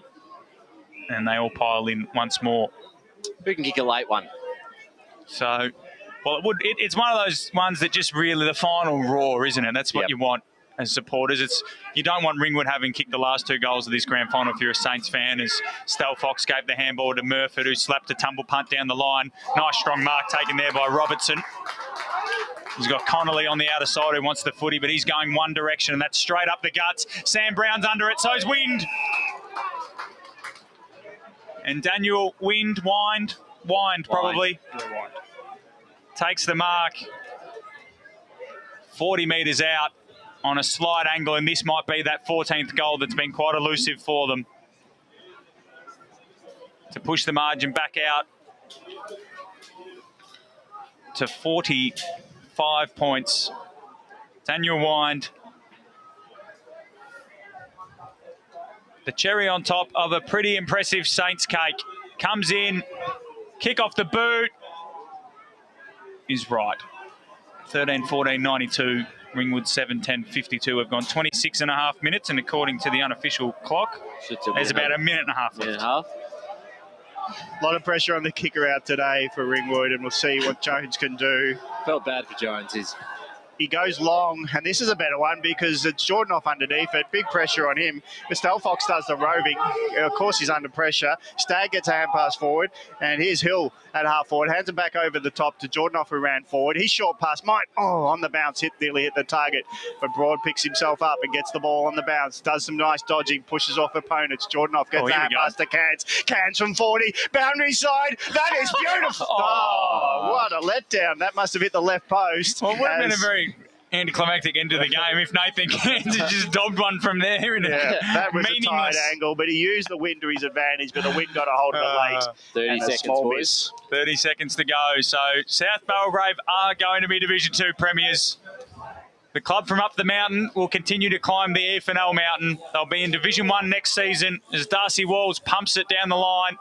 Can they get one more goal? Keeley takes a good, strong mark. Quick, look for Otis. How long's he got left? Brash to find the great man, Otis. He's got about 20 seconds. Is he on the ground? He is. Keeley, short ball. Finds a man there in Dario, who had a auspicious third term. He'll go high up and up. Oh, it's a horrible ball. Who can mark that? Siren! South Belgrave are premiers for 2022. 13-14-92, defeating Ringwood 7-11-53. The goal kickers, Tim Smith has 5, Damien Garner 3, Sean Bartels 2, Caden Black 2, and singles to Damien Garner, whilst for Ringwood it was 3 to Jacob Broad, 1 to James Parker, 1 to Mitch Burton, 1 to Zach Callanan, and 1 to Harry George. Ryan Long, Wayne Brasher. Congratulations to South Belgrave. Best side all year. Commiserations to Ringwood. They tried their heart out, but just a lack of quality beat them, Ryan, for this afternoon. Yeah, look, it's been the tale of all divisions. It's been the best side of the season that ended up getting over the line. We talk about the Sylvan, Waverley Blues, East Ringwood, and now South Belgrave. And look, they came into the off-season and recruited well. They came into this year as the heavy favourites. They very much fancy. I reckon at the start of the season, it was not premiership or bust, but it was pretty high expectations, Brash. Yeah, very much so.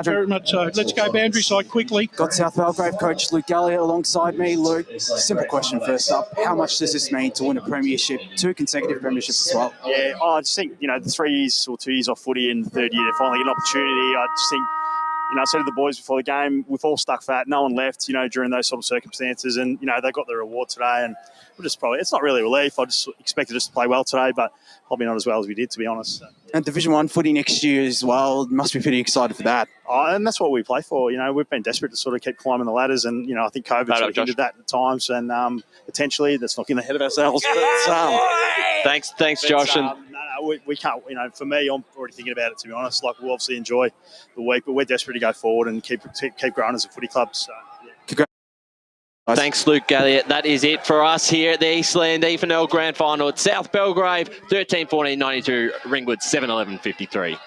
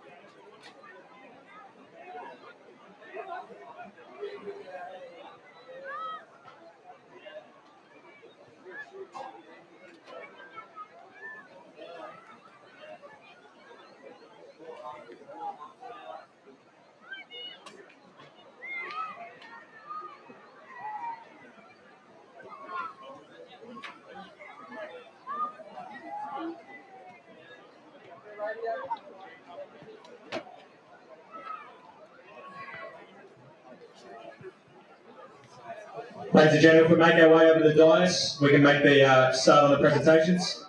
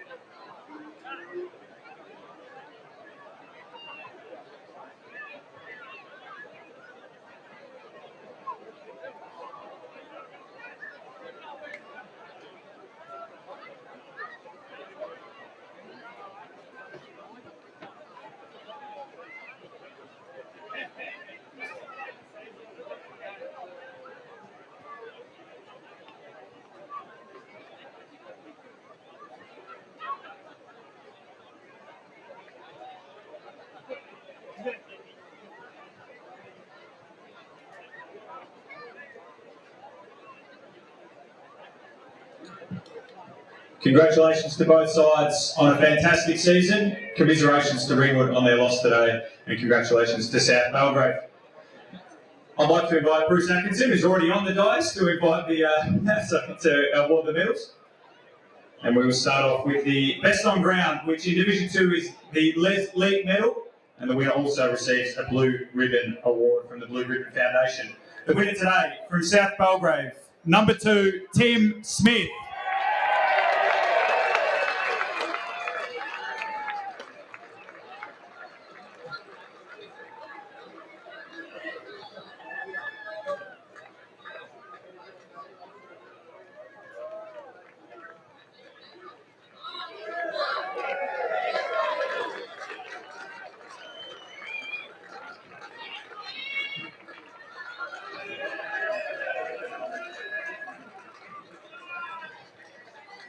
Number 1, Ricardo Dario.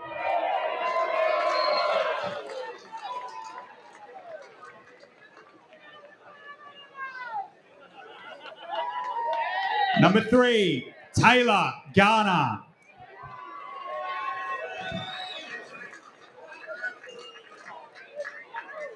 Number 4, Phil Costa.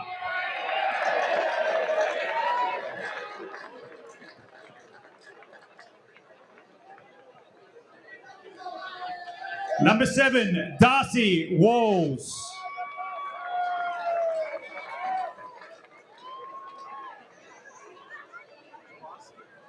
Number 10, Jay Robertson.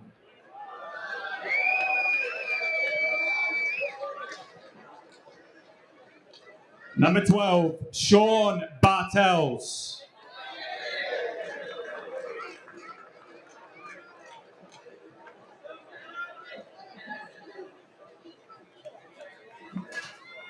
Number 13, Dan Wind.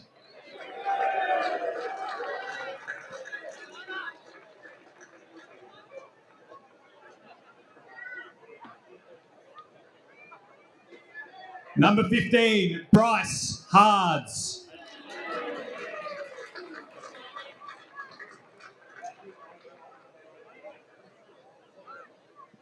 Number 19, Damien Garner.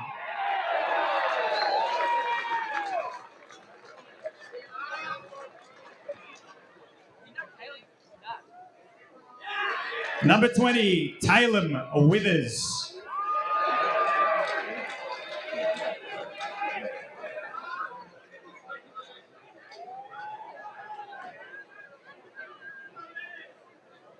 Number 21, Ryan Silver.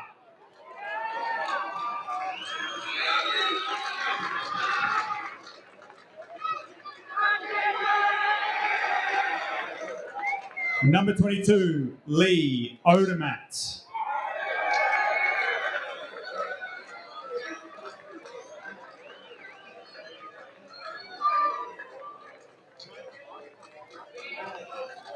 Number 23, Mitch Garner.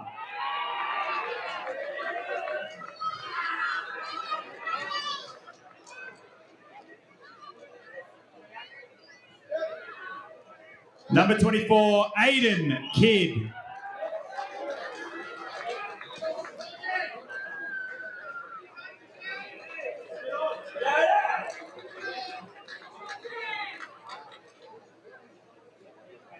Number 27, Caden Black.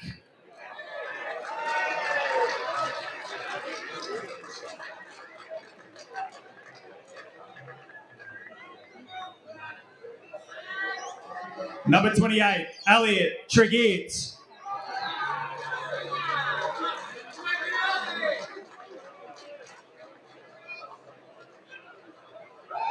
Number 30, Brody Connolly.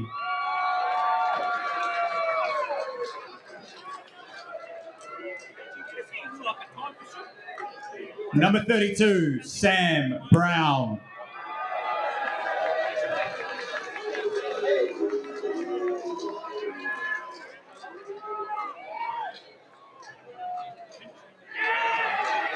Number 38, Charlie Peters.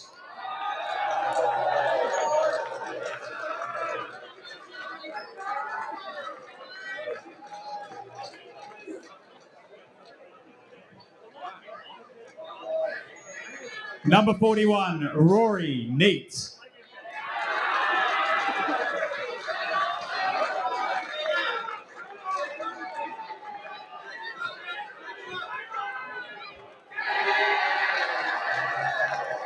Number 47, Nick Keeley. 57.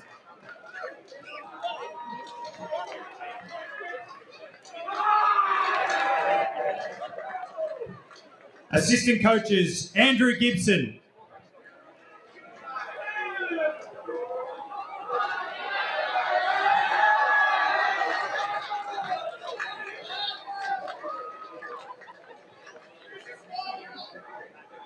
Michael Lowe. Michael Lowe.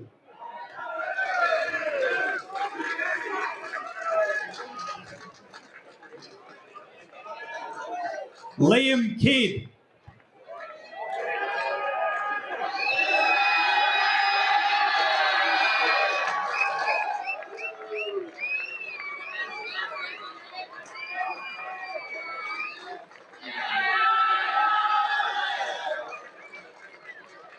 The runner, Brad Carroll.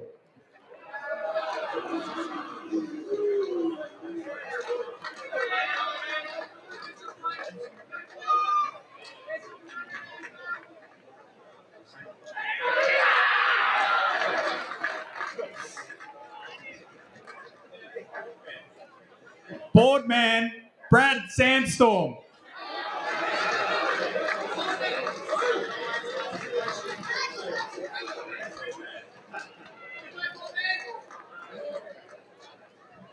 Welcome back the Blue Ribbon medalist, Premiership captain, number 2, Tim Smith.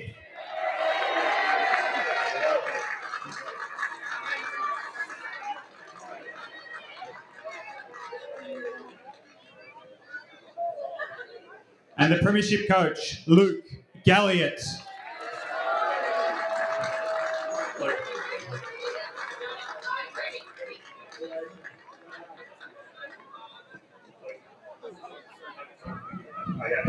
Okay, obviously, let's talk about Ringwood and Rowie. I think a lot of the opposition footy clubs wrote you guys off at the start of the year, and as good footy clubs do, you kept finding a way. And I think when you've got sort of 15 or 16 core players like you guys have had for the last 4 to 6 years, it really shows how strong a footy club you are, and you're clearly great mates.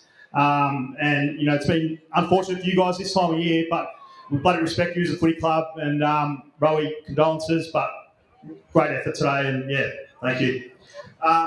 For our guys, I think, I don't know, as I sort of said just before and said many times, I think COVID really got in the way of what we're trying to achieve as a footy club, and we've got so many great people involved, Cam Kidd and the Hughlin family and all the committee. I'm lucky enough to have fantastic support from obviously Loey and a great friend of mine, Gibbo, mentor. But, we won't shy away from the fact we're really trying to go forward as a footy club. And with the support of the Listerfield Junior Footy Club, those things are starting to happen. But the little footy club on the hill, South Belgrave, it's a place to be. And just wrapped with the group, and I don't think we've played that well all year. So just awesome effort from our guys. And, yeah, that's about it. All good? Yeah. Now I'd like to invite South Belgrave Life member and club legend Peter Cormack to present the Premiership Trophy. The 2022 Division 2 Senior Premiers South Belgrave.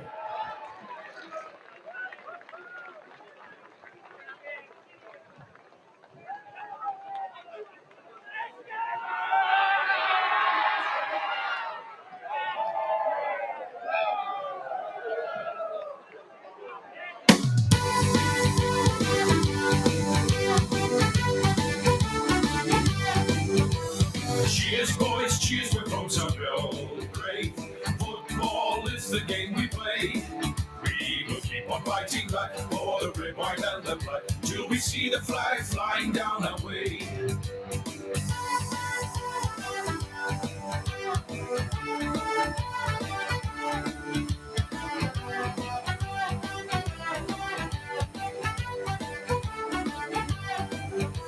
Cheers, boys, cheers, we're from South Belgrave.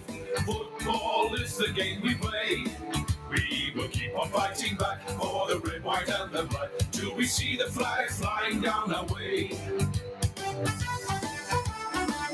Down our way. Congratulations to South Belgrave. Once again, the senior Division 2 Eastland Premiers. That concludes our post-match presentation and indeed Division 2 Eastland Grand Final day next week. Next Saturday is the final Grand Final day for the Eastern Footy Netball League. We'll see you again soon. That's it!